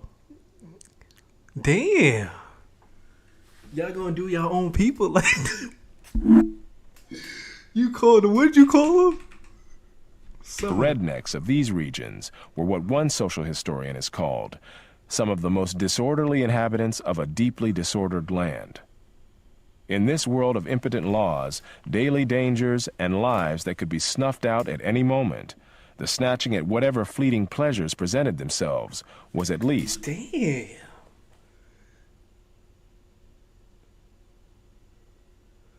Yeah, that's hardcore. That's crazy. Why would you say that about your cousin? I don't know, bro. What the? This is West Virginia? Okay, so alright, it's starting to connect now. Okay, it's starting to connect. So these people are from it. So the people, okay. So the people from West Virginia, I wondered why they looked so different. They look so different. they're originally from, I guess, where the Scottish people are in England, but it's technically England Scottish, right on the border. Okay. It's understandable. Certainly prudence and long-range planning of one's life had no such payoff in this chaotic world as in more settled and orderly societies under the protection of effective laws. Books, businesses, technology, and science were not the kinds of things likely to be promoted or admired in the world of the rednecks and crackers. Manliness and the forceful projection of that manliness to others, and advertising of one's willingness to fight and even to put one's life on the line, were at least plausible means of... Oh my gosh, all of these things are prevalent in black culture, bro.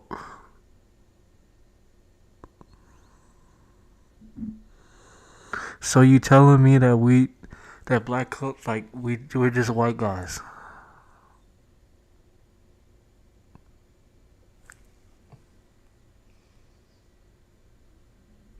Bro, hold on, I gotta hear that again. What the fuck?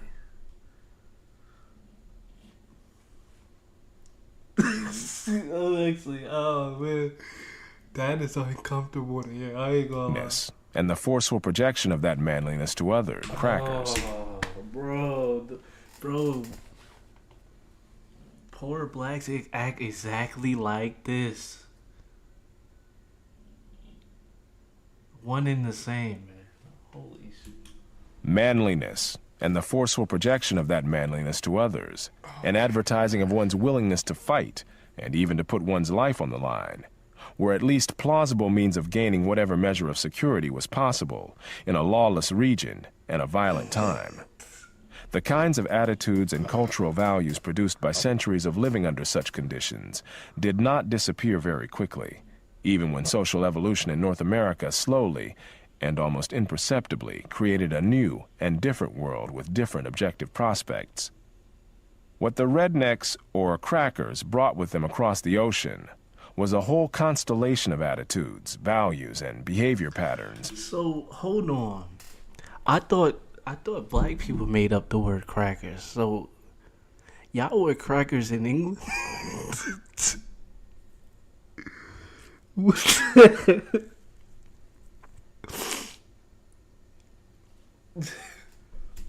That might have made sense in the world in which they had lived for centuries, but which would prove to be counterproductive in the world to which they were going, and counterproductive to the blacks who would live in their midst for centuries before emerging into freedom and migrating to the great urban centers of the United States, taking with them similar values. The cultural values and social patterns prevalent among Southern whites included an aversion to work, proneness to violence, neglect of education, sexual promiscuity. Bro, this is why. Hold on. Oh, this is why. So, the northern whites, okay, the southern blacks were exactly like the southern whites. The northern whites don't like the southern whites, so they don't like the southern blacks. But black people, well, I guess slavery was legal in the South, so they came from the South, so that's why they don't like the southern blacks. So when the southern blacks came to the North, they got discriminated because all of them were Southerners.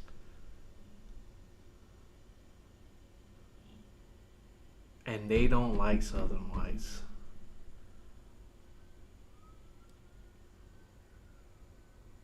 Bro, that is mind-blowing.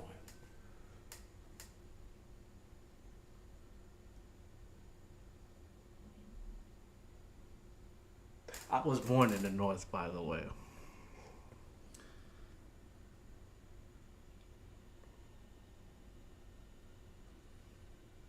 Spent most of my time in New York.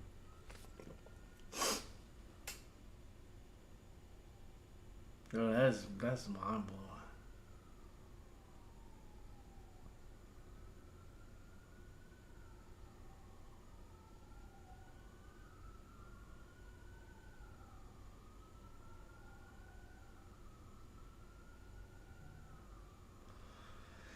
Okay, hold on. Hold on, cause he about to drop. But yeah, we should have been taught this in school. He about to drop some crazy. He about to drop some bars right now. Hold on. Hold on. Social patterns prevalent among Southern whites.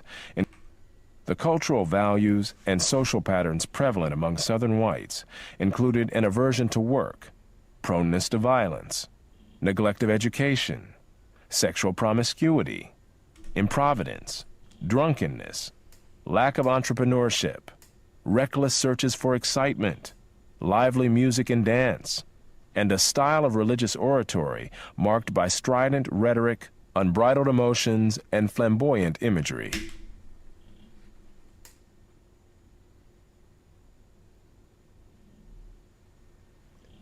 They just described the black culture to a T.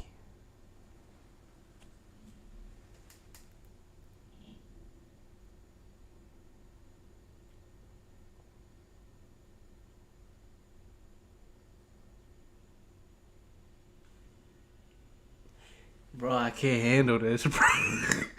I can't handle it. Yeah, I can't handle it, bro.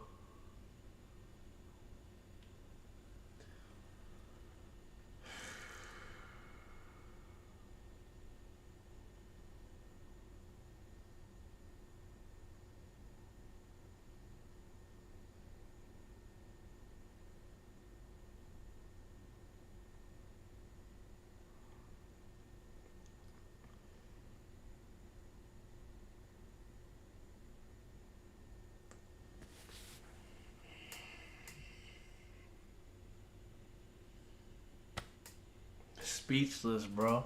Speechless. Yeah, unity doesn't pay. Absolutely not. Gotta be divided. But they were the whites were divided from the start. I mean,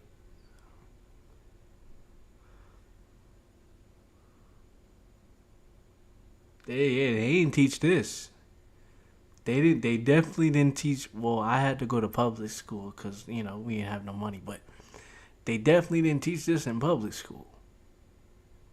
If they would have taught this, every black kid in the class would have been silent, bro.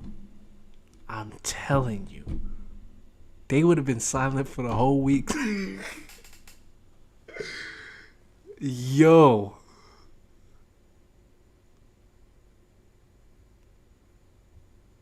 They just need to show them this image right here.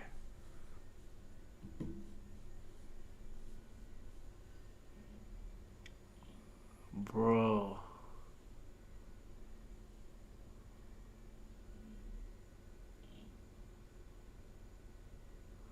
Exactly, it's class. It's class, bro. It's class, bro. It's class. But it's like, I guess that's nature. Not everybody's going to be as intelligent as somebody else, you know? But that doesn't mean that they're not good at other things. You know what I'm saying?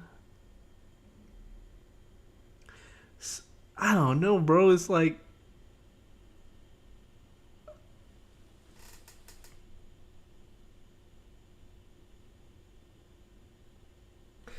oh man, this.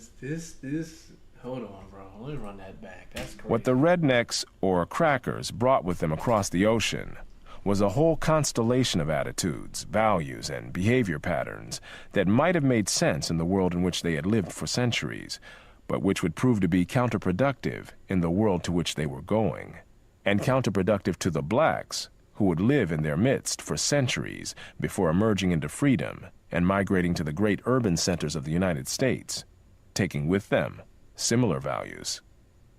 The cultural values and social patterns prevalent among Southern whites included an aversion to work, proneness to violence, neglect of education, sexual promiscuity, improvidence, drunkenness, lack of entrepreneurship, reckless searches for excitement, lively music and dance, and a style of religious oratory marked by strident rhetoric, unbridled emotions, and flamboyant imagery. This oratorical style carried over into the political oratory of the region in both the Jim Crow era and the Civil Rights era, and has continued on into our own times among black politicians, preachers, and activists. Touchy pride, vanity, and boastful self-dramatization were also part of this redneck culture among people from regions of Britain where the civilization was the least developed. They boast and lack self-restraint, Olmsted said, after observing their descendants in the American antebellum South. While Professor Grady McWhiney's Cracker Culture is perhaps the most thorough historical study of the values and behavioral patterns of white Southerners, many other scholarly studies have turned up very similar patterns, even when they differed in some ways as to the causes. Professor David Hackett Fisher's Albion Seed, for example, challenges the Celtic connection thesis put forth by Professor McWhiney, but shows many of the same cultural patterns among the same people, both in Britain and in the American South. Popular writings of the 19th and 20th centuries have likewise described similar behavior, including the Indian... In terms, so there's, besides like skin color and stuff, there's basically no difference between these guys and these guys. That's insane.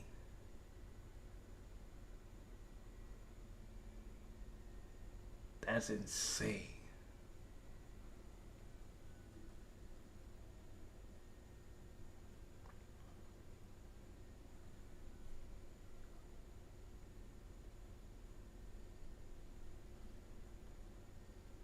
Indianapolis residents' comments on white Southern migrants to that city, which sounds so much like what many have said about ghetto blacks.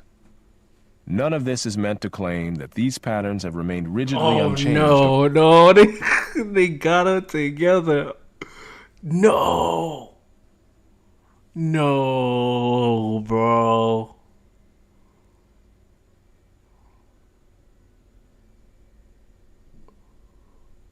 He look Hispanic.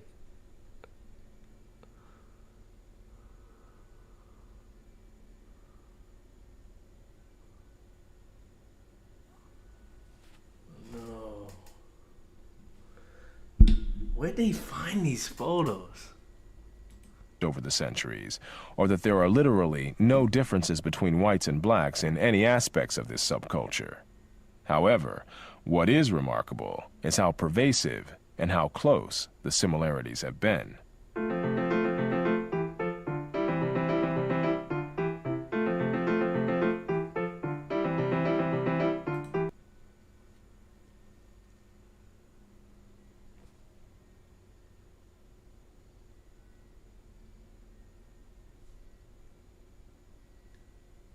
I think that's wrong too. I think I don't think you should feel. He said I don't think. He said I know. I used to feel guilty for being white as a kid. Yeah, I don't think you should feel guilty for being white. I mean, there's literally nothing you can do about it. You were born that way. Like, there's nothing you can do about it. Me being born black, there's nothing I can do about it. I'm not gonna feel anything about being who I am.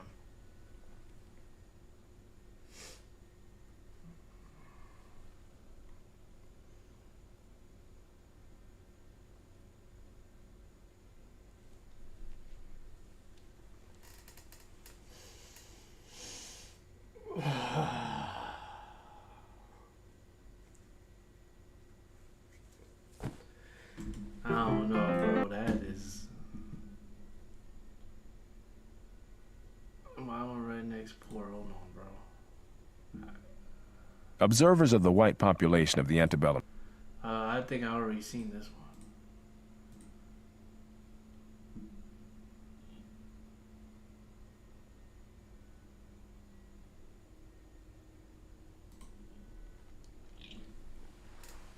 We're gonna get into the slave trade real quick. Slavery, the treatment of human beings as property, deprived of personal rights. has occurred in many forms throughout the world. But one institution stands out for both its global scale and its lasting legacy. Numbers involved in the Atlantic slave trade are truly staggering. From 1500 to 1880 CE, somewhere between 10 and 12 million African slaves were forcibly moved from Africa to the Americas, and about 15% of those people died during the journey. The majority of enslaved Africans were taken from 6 primary regions: Senegambia, Sierra Leone and the Windward Coast, the Gold Coast, the Bight of Benin, the Bight of Biafra, and West Central Africa, also known as Congo. This is what I'm talking about, bro. When black people bring up slavery, right? And I always argue this. There is no way that Europeans or whites from the UK just went into Africa, like the continent Africa, and just took people. Like have you ever tried invading another country? Like, there's gonna be death, you know, there's gonna be war. Like, have you ever been through customs? Oh man.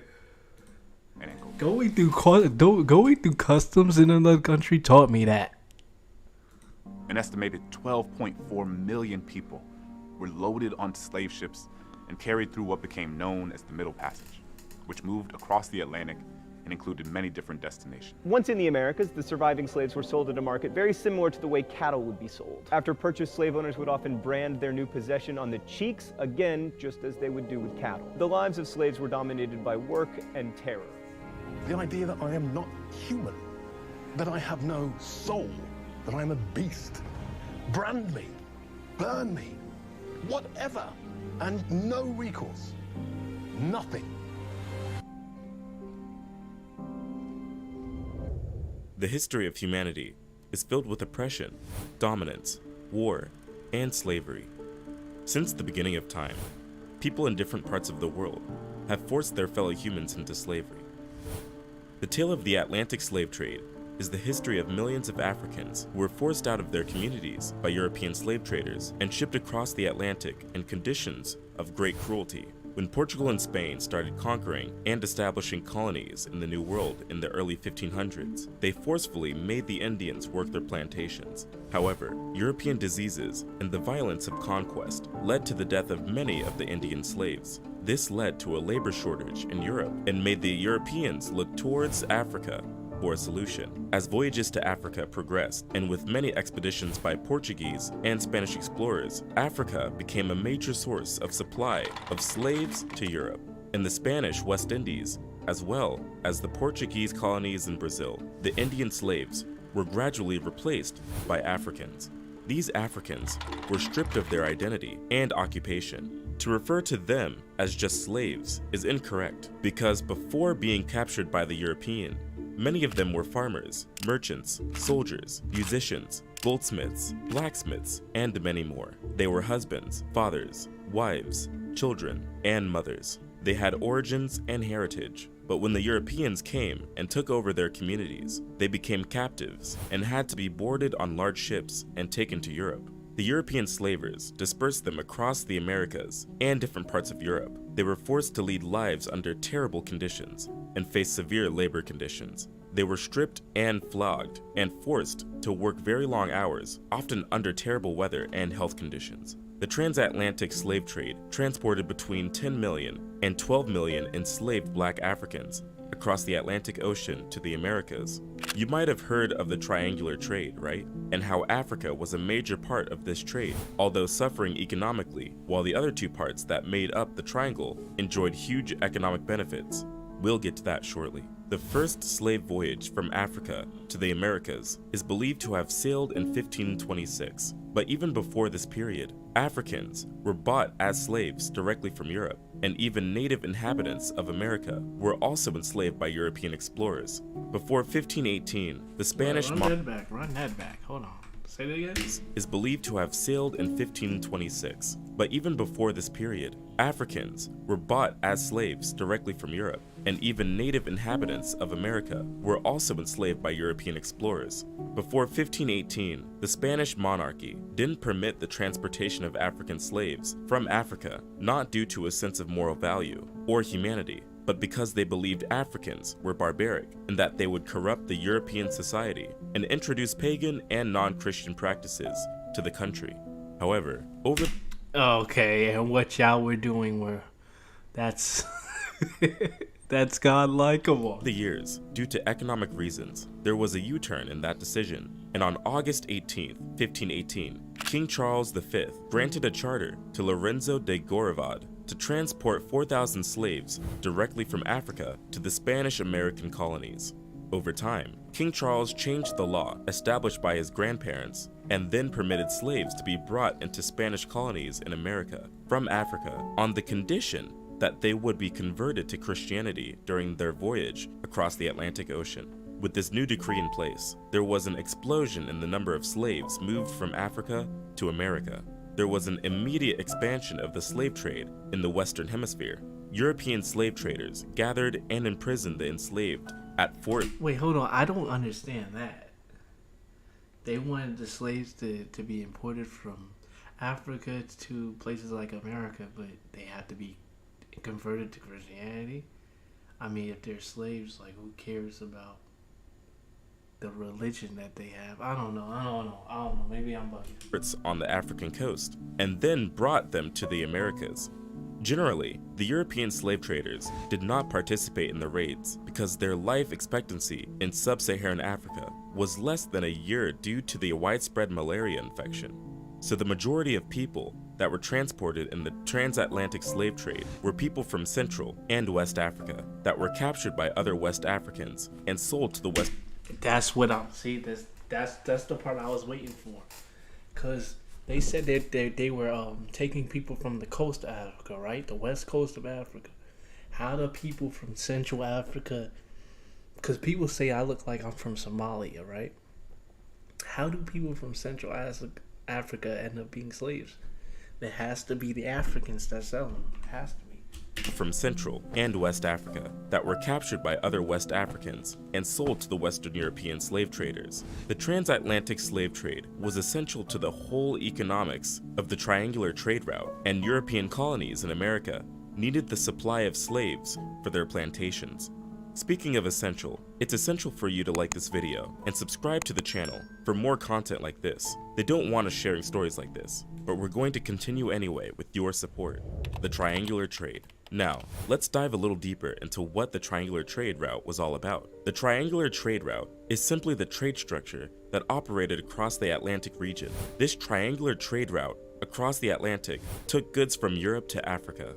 Some of the goods taken to Africa include How the fuck somebody look at you and get a particular country? That's gotta be some specialized knowledge. Well, I don't know. I mean, it checks out.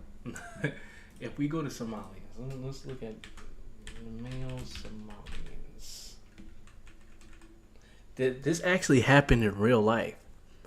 I remember I was doing a job, right? Cause I truck, right? I know how to drive trucks. I got a CDL.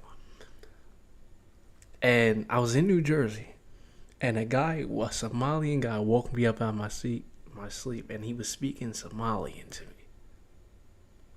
And he thought I was Somalian.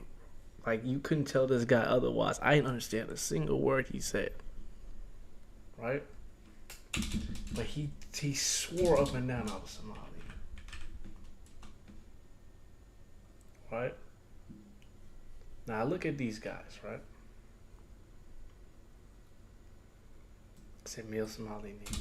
No, let me see a male Somali.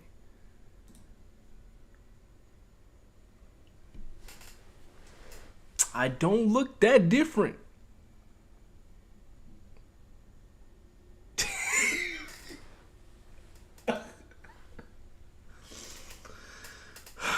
Hold on. Okay, let me see this. Right? Now look at me. Hold on. Now look at me. Look at me. Now look at him. I don't look that different. I am not gonna lie to you. I don't look that different. Yo, that's kind of crazy. That's kind of crazy. So I can see, I mean, they didn't get that from nowhere. I don't think, I do look like the brown skin ones. The dark ones I don't look like. A little bit. But I know I don't look like a Nigerian. I don't look Nigerian. I know I don't look South African. Anyway.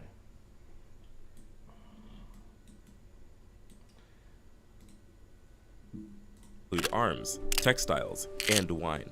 On the other side of the triangle was the movement of African slaves to the Americas and the West Indies. The last side of the triangle was the movement of raw materials such as sugar, coffee, tobacco, rice, and cotton produced on American plantations back to Europe. The triangle involved 3 continents. Hold on. Raw goods, manufactured goods. That's to England. And they would bring the raw manufactured goods and they try to tax America for it. Sugar, bring it straight to Spain. Or it's the Middle Passage, it's the slaves. All the Caribbean and islands, we already know that. Jamaica and all that, Cuba. Sugar, you know what I'm saying? It's livestock and grain to, I don't know what island this is. Something. I don't know. With Europe providing the capital, Africa providing the labor, and America providing the land and resources, there was always a supply to the European market. The story of the transatlantic slave trade involves the story of all people in the 3 continents, but most importantly, those involved in the Middle Passage voyage. The trade route that transported slaves is known as the Middle Passage. The voyage is often marked with a lot of difficulties and even death. Depending on the weather, the voyage could take about 3 to 6 months. The passage was so brutal that the ships not only lost the people being transported as slaves, but in some cases, the crew also lost their lives. The mortality rate for sailors on slave ships was approximately 20%. The ships had a particular design and varied in size and passenger capacity. The conditions of these ships were inhumane. The African slaves were locked up below the deck in cramped quarters and only had a little opportunity to be out in the sunlight, and they were forced to carry out certain enforced exercises. See, I know this part. This part they taught in schools. I know this part. In the form of dancing to ensure that they were healthy and in good posture when they get to Europe. Inside of these decks was sticky and filled with the stench of dirt, feces, and urine. Research published in 1794 estimated that a man inside the deck had just a space of 6 feet by 1 foot 4 inches, and a woman had 5 feet by 1 foot 4 inches. The girls had 4 feet 6 inches by 1 foot. The air inside the deck was hot, stale, and filled with the incessant smell of dirt and human excreta. The slaves suffered from starvation and thirst, and only had 24 ounces of water every day, i.e. the equivalent of 2 12-ounce soda cans of fluid per day. Their major food was horse beans and rice. The captives were packed tightly in tiers below decks and were chained together, hands and feet. The voyage was characterized by many difficulties, and the captives were faced with issues that included epidemic diseases and attacks by pirates. They also experienced physical, sexual, and psychological abuse by slave traders and crewmen. An estimate by historians put it that between 15 and 25% of the enslaved Africans bound for the Americas died during this voyage. The conditions were so severe that only a tiny percentage of the Africans transported in the slave trade came directly to North America. Just about 4% of the total Africans transported, not more than 400,000, arrived in North America directly. A vast majority of the slaves were sent to the Caribbean and South America, and almost half of the slaves that were captured and transported out from Africa, totaling about 5 million, were sent to Brazil. I know you will be one. And motherfuckers from those countries like South America swear up and down that they're not black. That they have no black roots. Okay, bro. Y'all was fucking. Wondering how thousands of slaves, you were fucking African slaves, I know it, couldn't overpower hundreds of crewmen. Well, there was one popular situation where African slave trades revolted and took over their ships.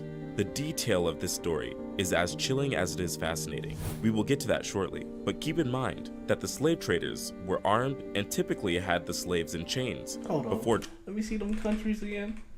I need to see that. Let me see that on a map. Give me a world map real quick. Yeah, alright. Let me see that. Okay, let me get an image. Yeah, let me get a picture of that. Let me see that.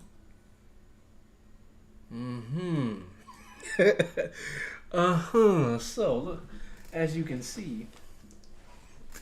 Ooh, Brazil.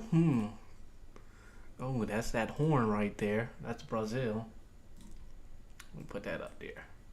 Oh yeah, that's Brazil. Okay. That little indent right there. What's that? What is that? Oh, that's like around Guyana. Okay, this is the Caribbean. What in the Caribbean? Oh, what's that island right there? What's that island right there? Let me see that island right there.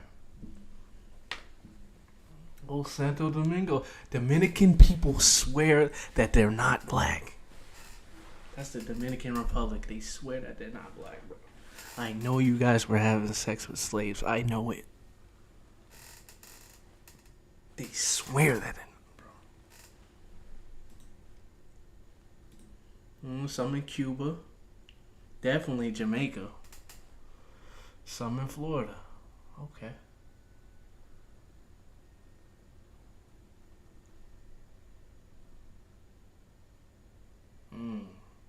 Cuba, Dominican Republic, Haiti.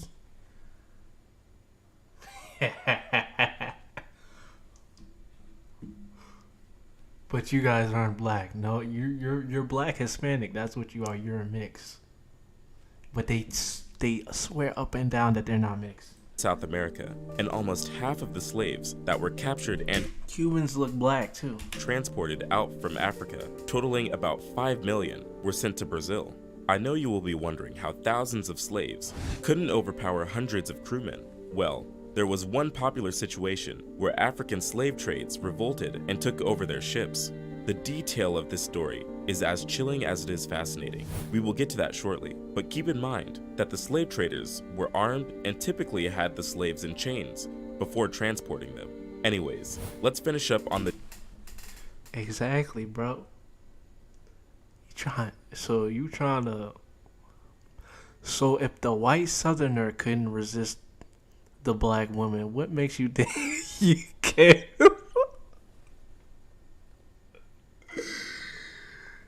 Bro, I have a hard time resisting black women. The journey and the economics of the transatlantic slave trade. And while we may think that all slaves transported out of Africa were through the transatlantic route, that is not entirely true. The transatlantic slave only made up for half of the total slaves traded and transported out of Africa.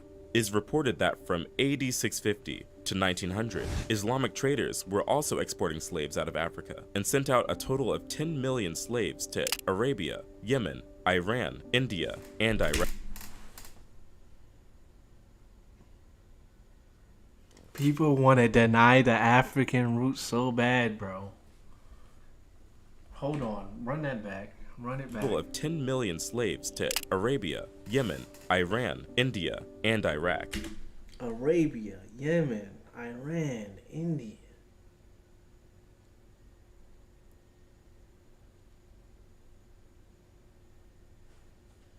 They just don't know. They don't know the history, man. They don't know the slaves were transported across the Sahara Desert, the Red Sea, and the Indian Ocean, while some slaves were also enslaved but remained in Africa.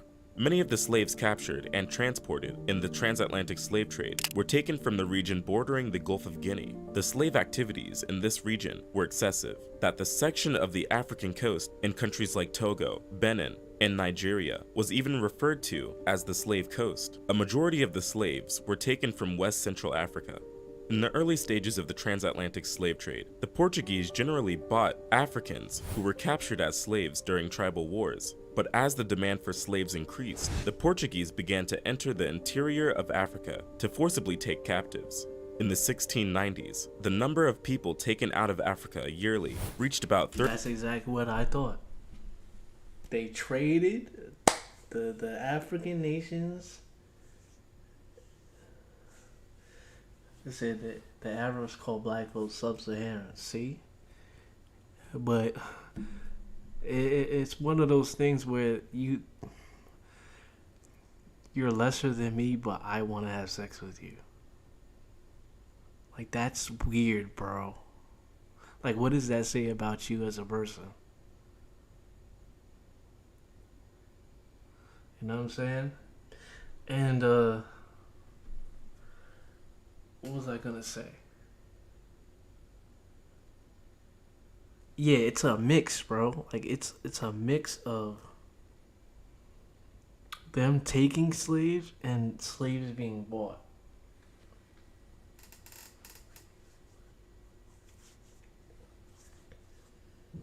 Yeah. Oh yeah. Rihanna, yeah, she's fire. Oh my gosh. But we're not on top. 30,000, and a century later, the number grew to about 85,000 per year. During the 1700 and 1850, it was estimated that more than 8 out of 10 Africans were forced into the slave trade, successfully crossed the Atlantic. In the period between 1821 and 1830, about 80,000 people were leaving Africa yearly, and within the next 20 years, before the abolition of slave trade, over 1 million more Africans were sent across the Atlantic to America. By 1820, almost 4 Africans for every 1 European had been transported across the Atlantic, and 4 out of 5 women who crossed the Atlantic were from Africa. The majority of enslaved Africans brought to British North America arrived between 1720 and 1780. The Africans who were sent to Brazil were mostly from Angola, and those who were transported to North America, including the Caribbean, were taken mainly from West Africa. Although, just about 6% of African captives were sent to... Valerian? Who the hell is Valerian? Valerian? Does it dance now? It's Valerian.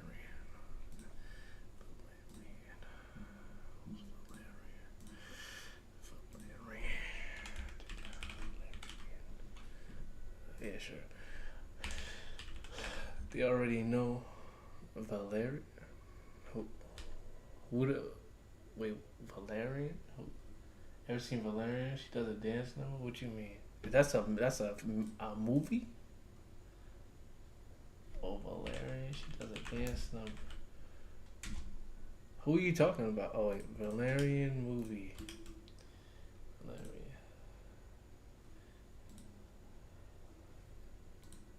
Valerian. Who's in Valerian?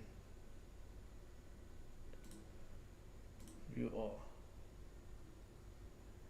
The city of 1,000 planets. Damn. Rihanna's in this movie? I don't think I've seen Rihanna in any fucking movie. Okay. So you mean to tell me, hold on, let's look up Rihanna real quick. So you mean to tell me, right?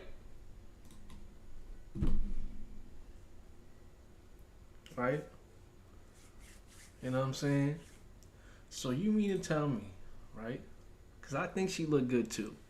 You mean to tell me, let's go back. It's the 1700s or whatever it is. Whatever time period this is, right? You live in Cuba. You live in Brazil. You're in Haiti. You're in the Dominican Republic.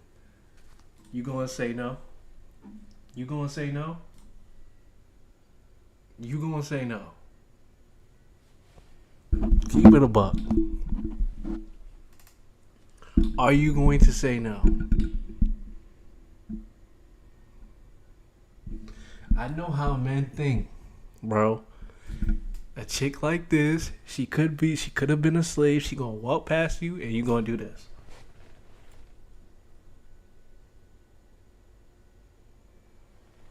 How much for? And you gonna spend a whole check on them. You finna spend a whole check on them.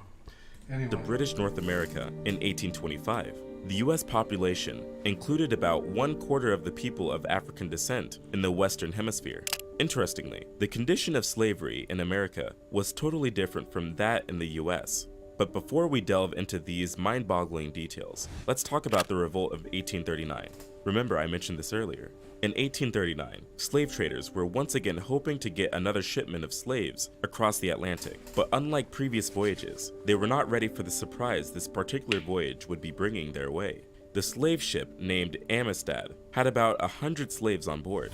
As the ship moved near the coast of Cuba, the unwilling passengers of the ship, who were recently abducted from Africa, numbering about 53, revolted aggressively. The revolters were led by Joseph Sink. They killed the captain and cook, and only spared the life of the Spanish navigator so that he can sail them home back to Sierra Leone.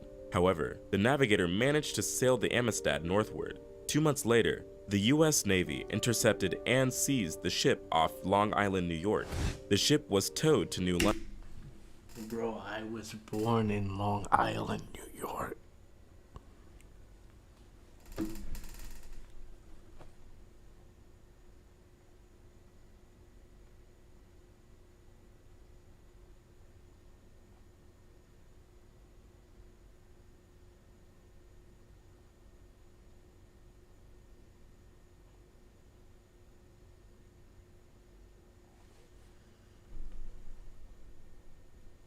London, Connecticut, and the mutineers were held in jail in I don't know who Digimon is. I don't know who that is. New Haven, Connecticut.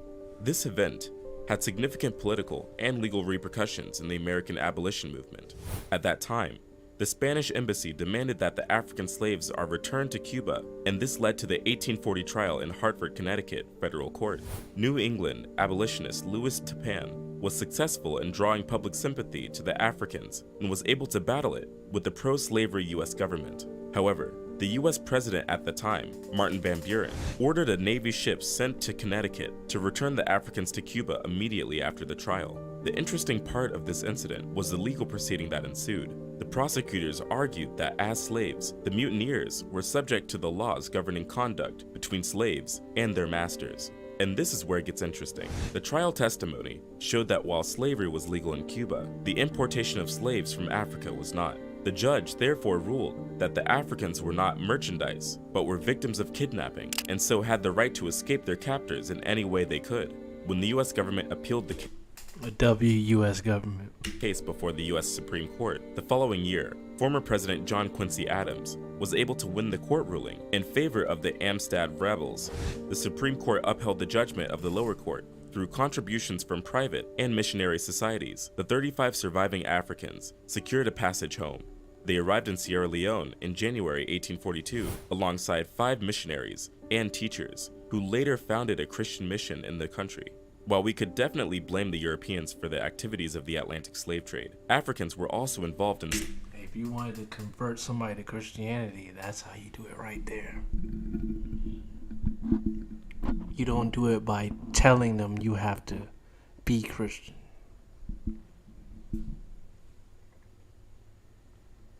You would have to show them. Anyway.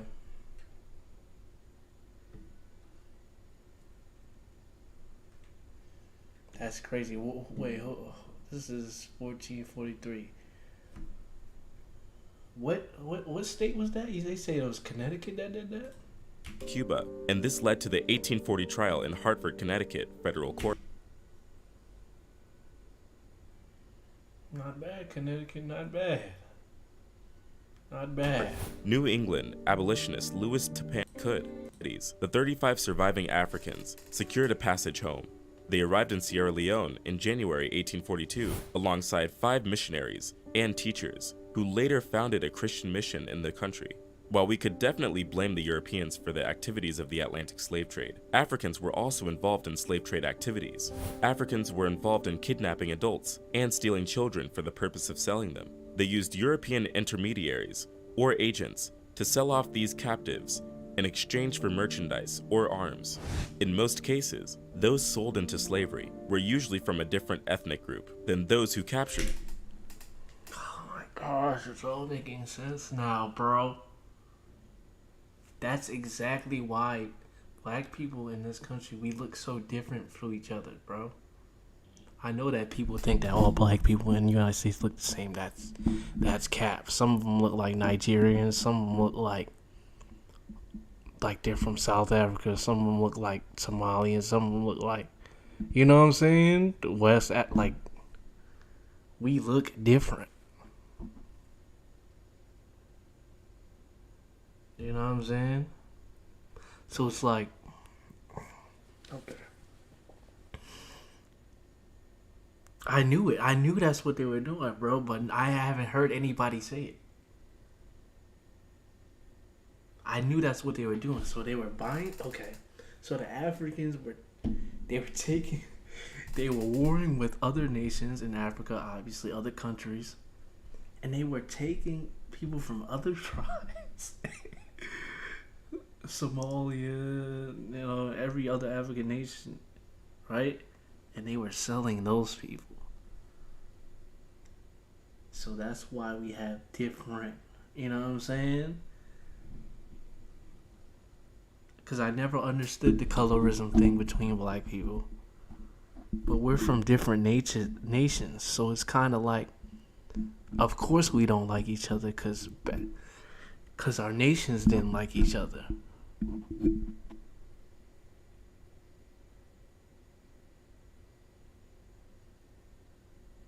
Northern whites didn't like the southern whites. The southern blacks wanted to be southern whites. Northern whites didn't like southern blacks. Southern blacks moved to the north and became like the northern whites. Southern blacks that came from slavery were from different tribes. That's why you have the light skin, you have the dark skin, different facial structures. They're all Africans though, from the continent of Africa.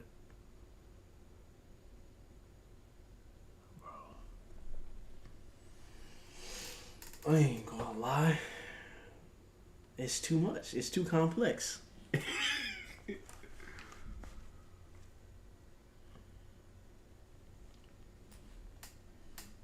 Yeah, and I do notice that they do put good-looking people in movies because that's what they're supposed to do. I mean, why not? I mean, them. And it didn't matter if they were enemies or indigenous of a neighboring village.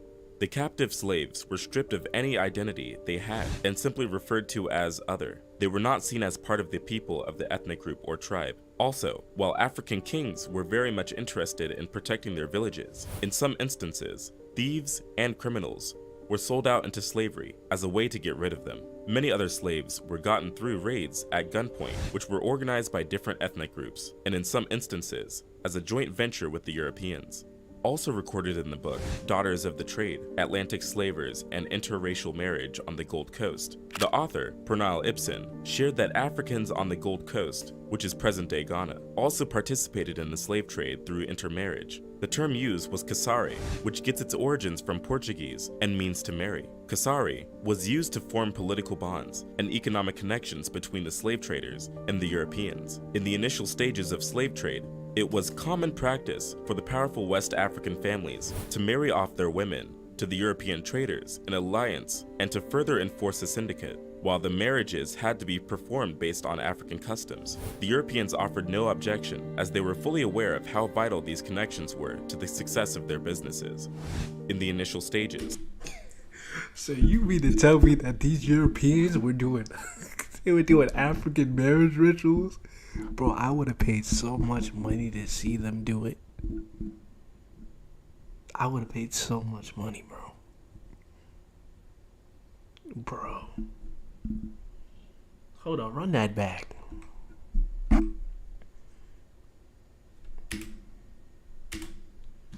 European traders in alliance and to further enforce the syndicate. While the marriages had to be performed based on African customs, the Europeans offered no objection as they were fully aware of how vital these connections were to the success of their businesses.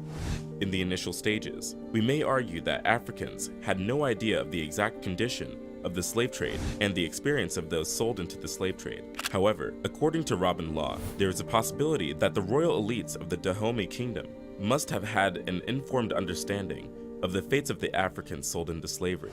This is because the King of Dahomey sent diplomats to Brazil and Portugal who returned with information about their trips. Also, some of the elites of Dahomey had experienced slavery in America before returning home. So the only opposition the Kingdom of Dahomey had against slavery was the law that prohibited the enslavement of a fellow Dahomean. Anyone caught doing this faced the death penalty, and while the kingdom was against this, they had no issue with the institution of slavery. The case was different on the Gold Coast, which is present-day Ghana. Here, elites sent their kids to learn about the slave trade from the Europeans by sailing with them and living inside their forts. Some even sent their children to Europe and America to be educated. See, I know that, bro. Oh my gosh, bro. I knew the racism bullshit is bullshit, bro. They're confirming all my theories. I know for a fact that the Europeans went to Africa to not only take slaves, but to do business deals with African nations. So there is no, you know what I'm saying? There was no fucking racism or anything. It's all for money.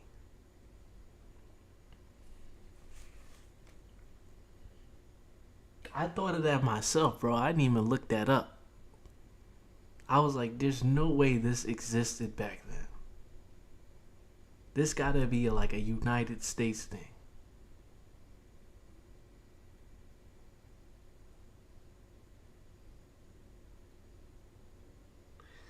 Bro. So the African nations, right? So the people from the Gold Coast used to take their children and live with the Europeans to study the slave trade so they could do it in African nations.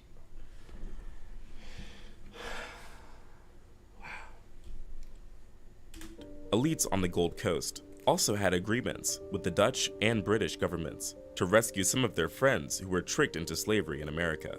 However, a common assumption by many Africans who were not aware of the true purpose of the Atlantic slave trade was that the Europeans were cannibals who planned on cooking and eating their captives.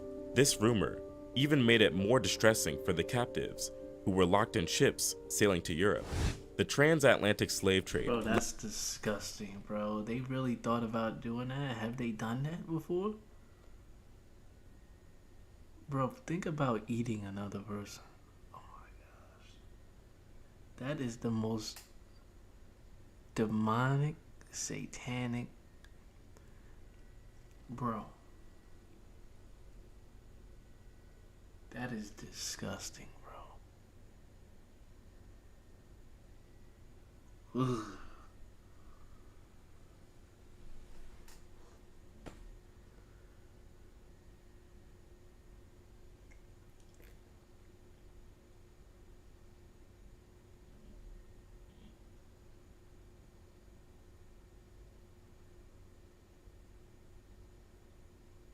I don't think I've ever thought about eating somebody in my life.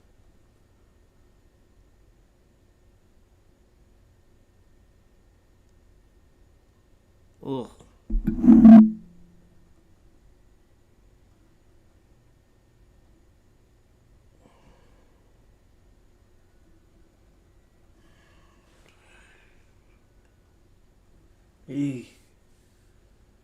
Bro, I can't, bro. Led to an uncountable loss of lives for both captives in and outside America. A BBC report indicated that more than 1 million people are thought to have died during their transport to the New World. More died soon after their arrival due to terrible health conditions, although the number of slaves that died when bought as slaves is unclear. One thing we are sure of is that this number may exceed the number of those that survived to be enslaved. The Atlantic slave trade led to the destruction of lives and cultures. It is estimated that about 12 million slaves entered the Atlantic trade between the 16th and 19th centuries, and about 1.5 million died on board slave ships. And apart from those who died in the Middle Passage, it is also estimated that many Africans were killed during the slave raids and wars in Africa.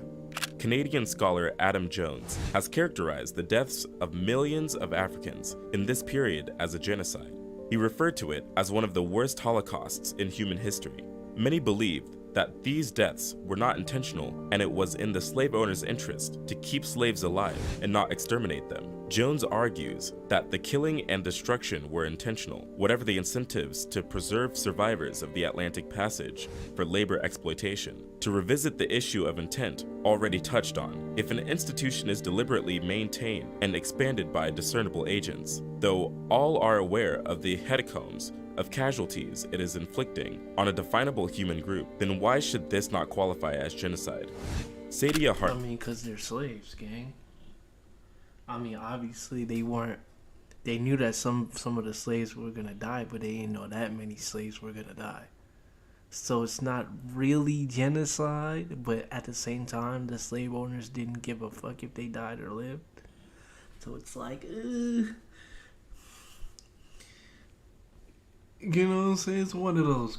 Hartman, an American writer and academic focusing on African American studies, argues that the deaths of enslaved people were incidental to the acquisition of profit and the rise of capitalism. She argues that death wasn't a goal of its own, but just a byproduct of commerce, which has the lasting effect of making negligible all the millions of lives lost. Incidental death occurs when life has no normative value, when no humans are involved, when the population is, in effect, seen as already dead. Saidiya Hartman goes on to say that although unlike the concentration camp or the Gulag, the Atlantic slave trade also led to the millions of corpses. In this case, extermination was not the major goal. It was a major corollary to the making of commodities. Who do we blame? While we could blame the Germans for the genocide attempt on the Jews, who do we blame for the slave trade? 7 nations were actively involved in the activities of the slave trade and took most of the slaves to their colonies in the New World. We have the Portuguese, the British, the French, the Spanish, the Dutch, the Americans, and the Danish. The major sources of slaves include Angola Coast, Bight of Benin, Bight of Biafra, Gold Coast, Senegambia, Southeast Africa, and Indian Ocean Islands, Sierra Leone, and Windward Coast. The presence of European Indian Ocean Islands, Sierra Leone, and Windward Coast. So pretty much this. West Central Africa. What about all this? These guys were trading now. These guys were, we're going to take these guys and we're going to trade them.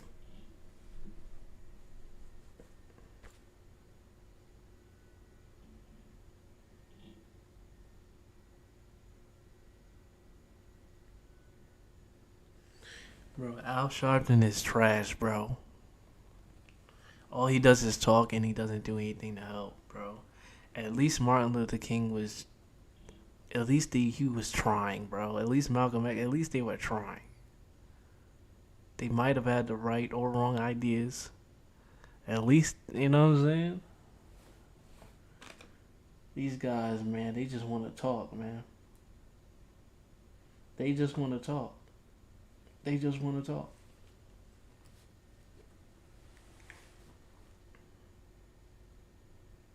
It pisses me off, man.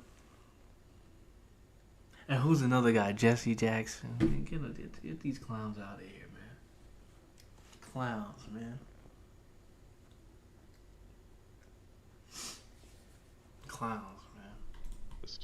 The presence of European slavers also affected how the legal code in Africa worked. According to Kamani Nahusi, many African societies changed the punishment for certain... They do not represent black people. ...crimes and the way they responded to certain offenders.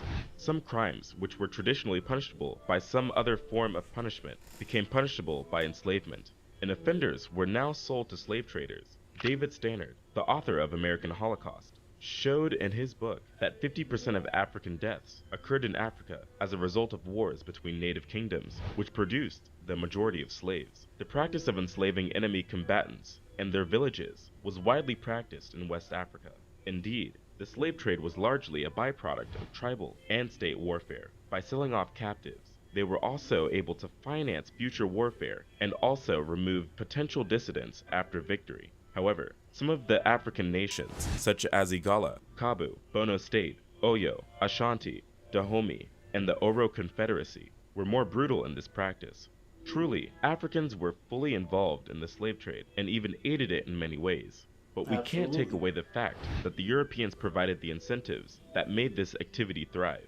In one of the letters written by Manicongo Nzinga Mbemba Afonso to the King João III of Portugal, he writes to the king requesting that the king stop sending merchandise that is fueling the war between the different tribes. He begs the king to stop sending merchandise and rather send more missionaries. In one of his letters, he writes, "Each day the traders are kidnapping our people, children of this country, sons of our nobles and vassals, even people of our own family. This corruption and depravity are so widespread that our land is entirely depopulated. We need in this kingdom only priests and school teachers and no merchandise, unless it is wine and flour for mass. It is our wish that this kingdom is not a place for the trade or transport of slaves. Many of our subjects eagerly lust over Portuguese merchandise that your subjects have brought into our domains. To satisfy this inordinate appetite, they seize many of our black free subjects. They sell them, after having taken these prisoners to the coast, secretly or at night. As soon as the captives are in the hands of white men, they are branded with a red-hot iron." Despite the vast consequences of the transatlantic slave trade, there have been worldwide apologies from different nations that benefited and grew their economy based on labor from the slave trade. In 1998, UNESCO designated 23 August as International Day for the remembrance of the slave trade and its abolition. This led to several other events that recognized the adverse effects of slavery on the African continent. In 2001, during the World Conference Against Racism in Durban, South Africa, African nations demanded a clear apology for slavery from the former slave trading countries. Some nations were ready to express an apology. However, the opposing countries, majorly the United Kingdom, Portugal, Spain. United Kingdom, they ain't gonna say sorry. They wasn't sorry for the beginning, bro. They're not gonna say sorry for The Netherlands and the United States blocked any attempt to do so. The reason for this, Spain. The United States ain't gonna say sorry either, cause guess what? They beefing with the UK, and they ain't gonna say sorry to the UK. You know, Portugal, well, Spain back in those days was a wild place. What I heard, it's a wild place. They definitely not. Yeah, makes sense. Makes sense. The Netherlands and the United States blocked any attempt to do so. The reason for this opposition by these countries could be due to concerns that accepting their involvement in slavery would also require that they make monetary compensations to the affected African nations. Since 2009, there has been a continuous effort by the UN to create the UN Slavery Memorial as a permanent remembrance of the victims of the Atlantic slave trade. This video is crazy, but if you want to learn some more Black history that they never taught us in school, click the link in the screen. It's a story I'm sure you don't want to miss. We'll see you over there.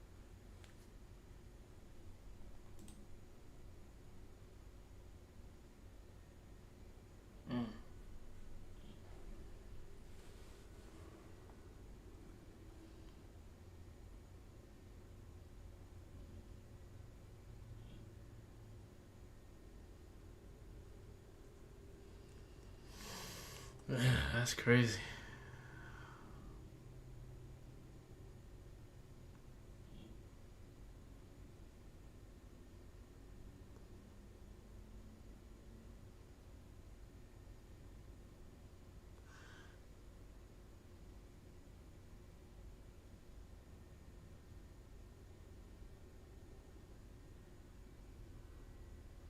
Yo, you can leave at any time, Iowa.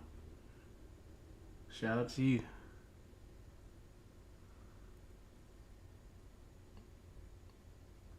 This is crazy. We all grown, but I don't know what to make of this.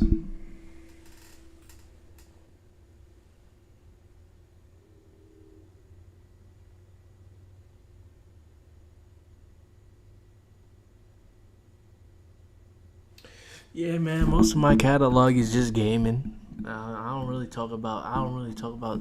It's nothing serious. I think this is one of the first times I actually spoke about actual history or something serious on the channel.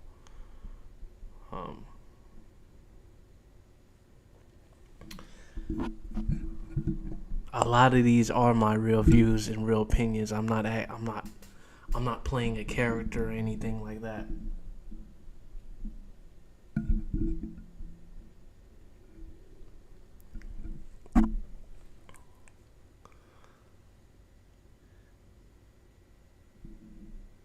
I don't know what Starfield is. What's Starfield?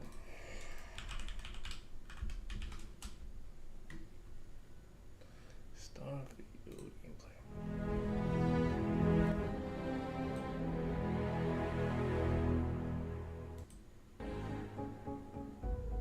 Oh, this You is a new start your game? character creation journey as What is this?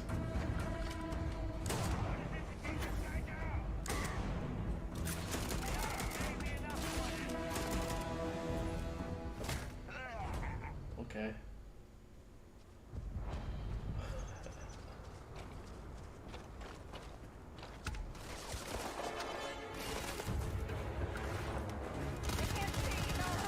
Space or fun? This is like kind of like Star Wars.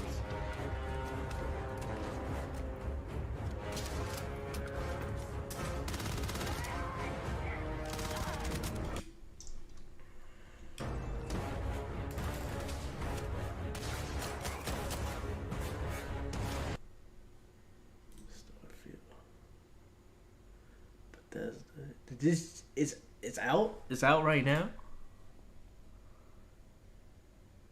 Oh,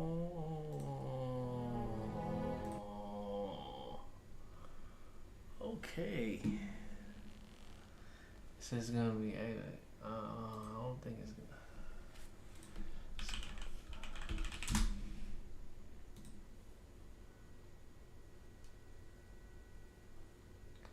Oh, he said it's gonna be out in September.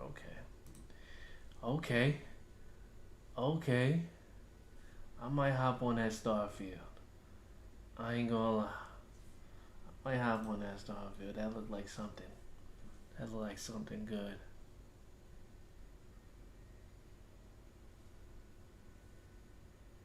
I thought it was like a new Star Wars game, which I'm getting tired of making Star Wars games, but it says free on the Game Pass. Okay. I might have to actually buy it though, cause I got the Game Pass, but like it don't fully use my PC using the Game Pass, so yeah, it'd be blurry and frame rate all over the place. Not my thing.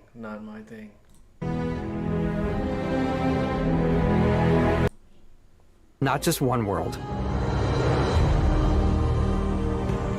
It's over 1,000 worlds. Because the choice of where to go, it's not ours, it's yours. And it wasn't until now that we had the technology to create it. From the rocks at your feet, to the mountains in the distance, to the people and creatures that live in these worlds. Coming through in your ship. Your ship is your home for you and your crew. And like many of the spaces in our game, it has a slightly retro and analog touch, a bit of lo-fi rather than sci-fi, where everything is well used, worn, and lived in. Alrighty. Lock that 30 FPS.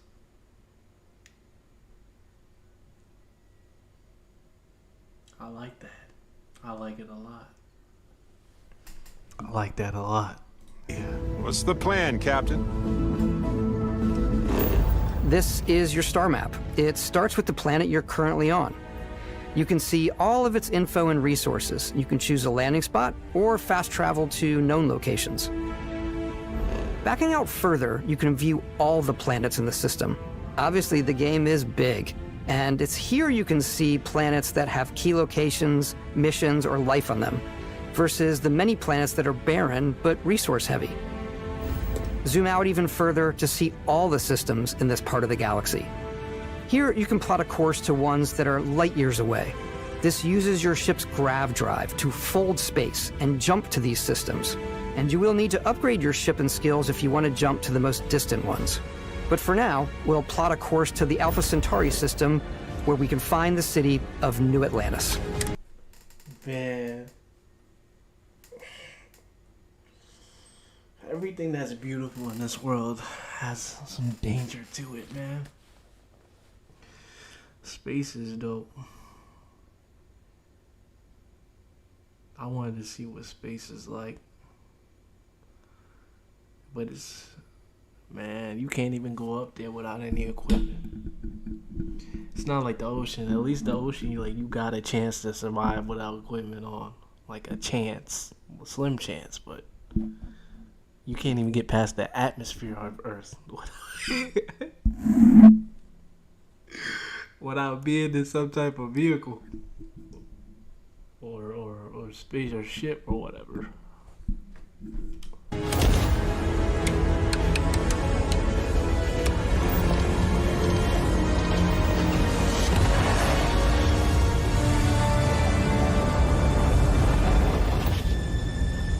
Welcome to... Bro, I would just bro, I'd love to see Earth from like a spaceship, bro.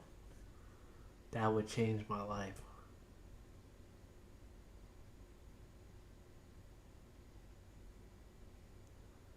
That'd probably be the scariest thing I've ever seen, too.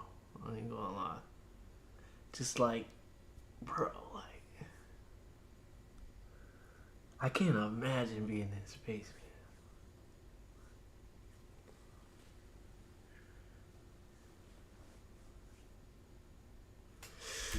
man. UC space. Maintain your current course while we scan your ship's cargo. Scan complete. You are cleared for landing at New Atlantis.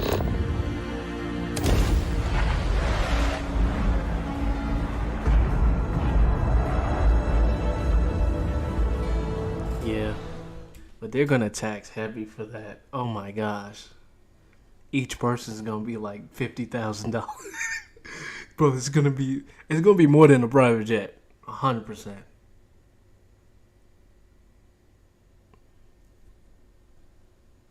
Sarah Morgan, the ex-soldier in... Yo, what's her name? That's Shorty from what's her name? She's a famous Sarah actor. Morgan, She looked like a famous actor. Nah, I might be bugging. That's the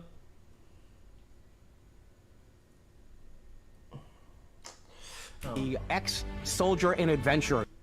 Jennifer something? She looked...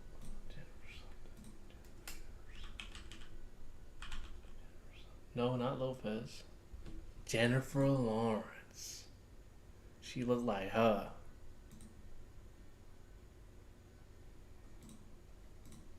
Now, definitely some installations. Sarah Morgan. Hold on. Oh my gosh. What are you doing? What are you doing? What are you doing? What are you doing? Oh yeah. Yeah, bro. Yeah, bro. Absolutely. Positively.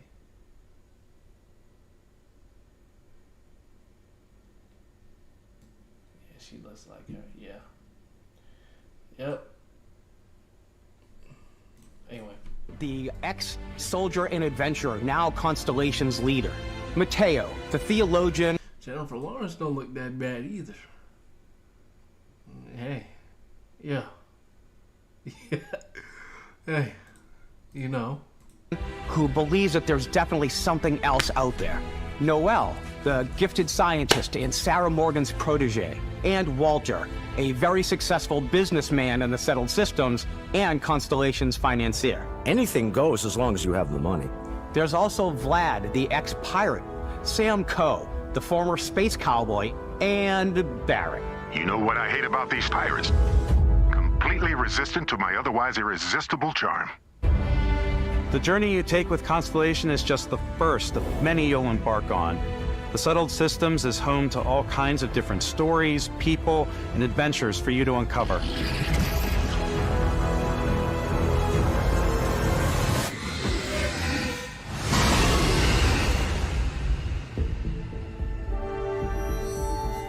The United Colonies is where the people who live here value law, discipline, and the legacy of humanity. They consider themselves the true children of Earth. You ever think of joining up with the Vanguard? Help the United Colonies, even get your UC citizenship? Oh, well, it looks like it looks like the United Nations.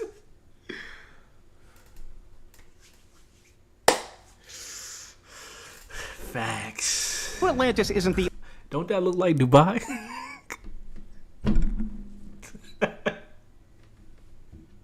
only city within the United Colonies. The city of Cydonia on Mars to this day serves as the largest mining facility for the United Colonies. This is Freestar Collective Space. The capital of the Freestar Collective is Aquila City. The Stone Root Inn is an Aquila City fixture. A ranger relies on judgment and intuition to do what's best for the people. Why does it have like a Midwest? I would think this would all be futuristic. Why does it have like a Midwestern theme to it? Neon started out as a fishing platform, but is now known. That's what I was hoping for. If you've got morality issues, this definitely isn't the job for you.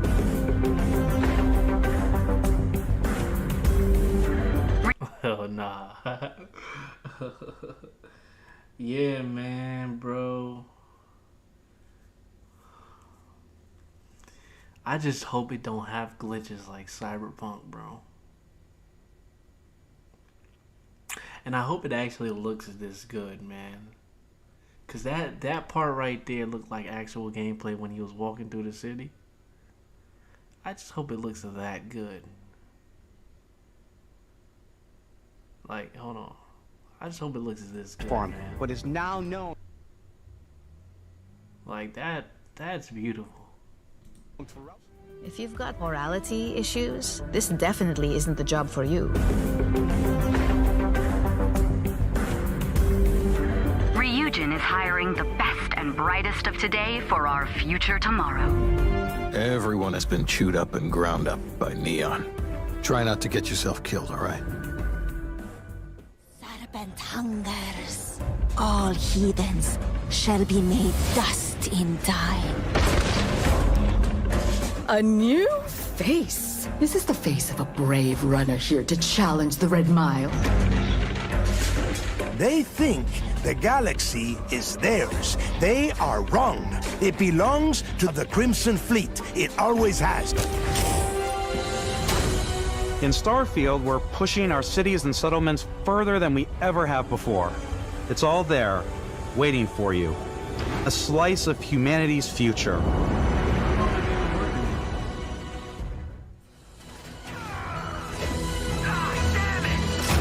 Hey, this is actual gameplay. Bro, it better be like this, bro.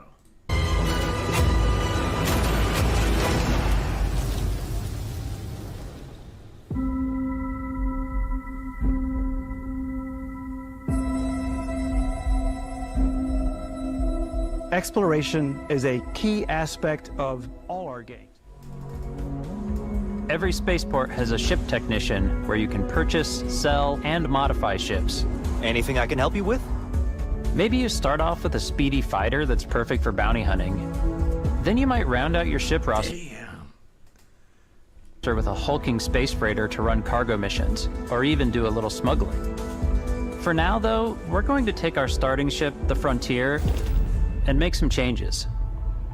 You can customize and upgrade everything you see here, and you have two ways to do that. You can quickly upgrade individual systems like Traveling together until we either find an artifact or this lead runs dry. Each companion comes with their own valuable skills for your ships and outposts, as well as unique quest lines.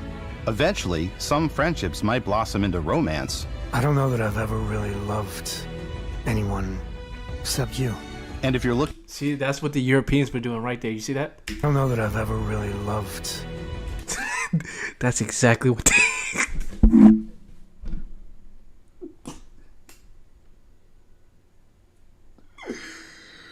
Oh, the Northerners were doing it too. Anyone except you. And if you're looking for a little extra help on your ship, you can always hire additional crew at spaceports. Got any room on your ship for someone like me? You'll also meet potential crew members out in the world. Still think there might be a spot for me on your ship? I gotta get off this rock. Assign crew to your ship or outposts, and their unique skills will affect how they run. And just like companions, most crew members can lend a hand in the field. Take Bosco, for instance.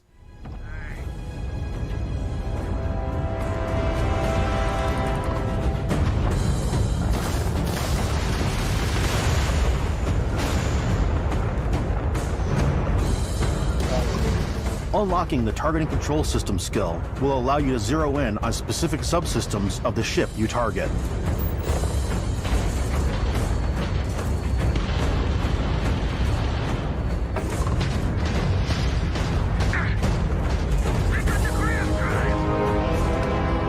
After destroying an enemy ship, you can loot the remains from your cockpit, working with the enemy vessel and boarding their ship.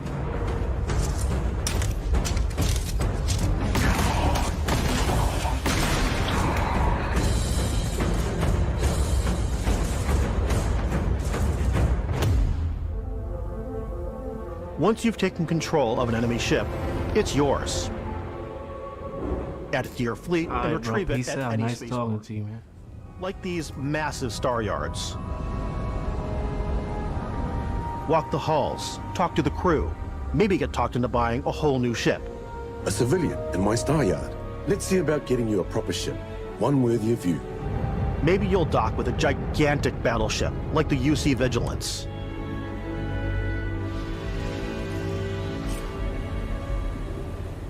Or rub elbows with the galaxy's wealthy elite on a cruise ship fit for the stars. Our random encounters, it's in our handcrafted quests. And it feels so cool to play it and just make your own path in this universe. There are over 1,000 planets out there, just waiting for you to visit. We want you to feel like explorers, breaking ground on new planets, exploring every inch of a mostly untouched galaxy. We want you to feel hopeful. We want you to feel this sense of awe and wonder, and sometimes a little fear. Together, block of terrain. After that, we have the system that adds interesting locations for the player to explore, creatures to encounter, ore and plants to pick up. It allows us to add that touch of environmental storytelling that Bethesda is known for. Aggressive creatures have been disrupting our experiments. Their habitat isn't far from here. If you could take care of them for us, we would be...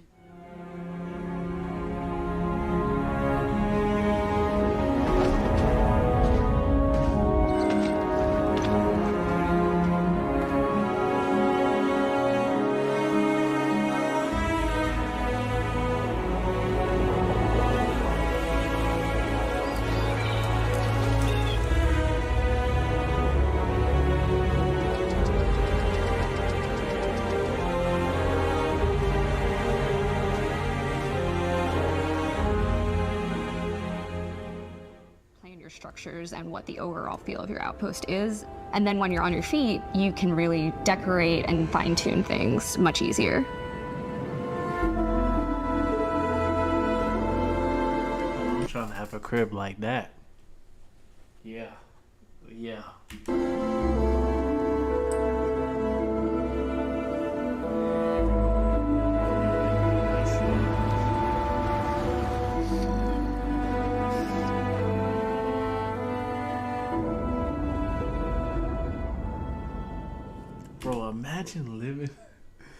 Bro, imagine living on the moon. Like, imagine living on the moon, bro, and you got a house like on the moon. That's crazy. That's insane. That's insane.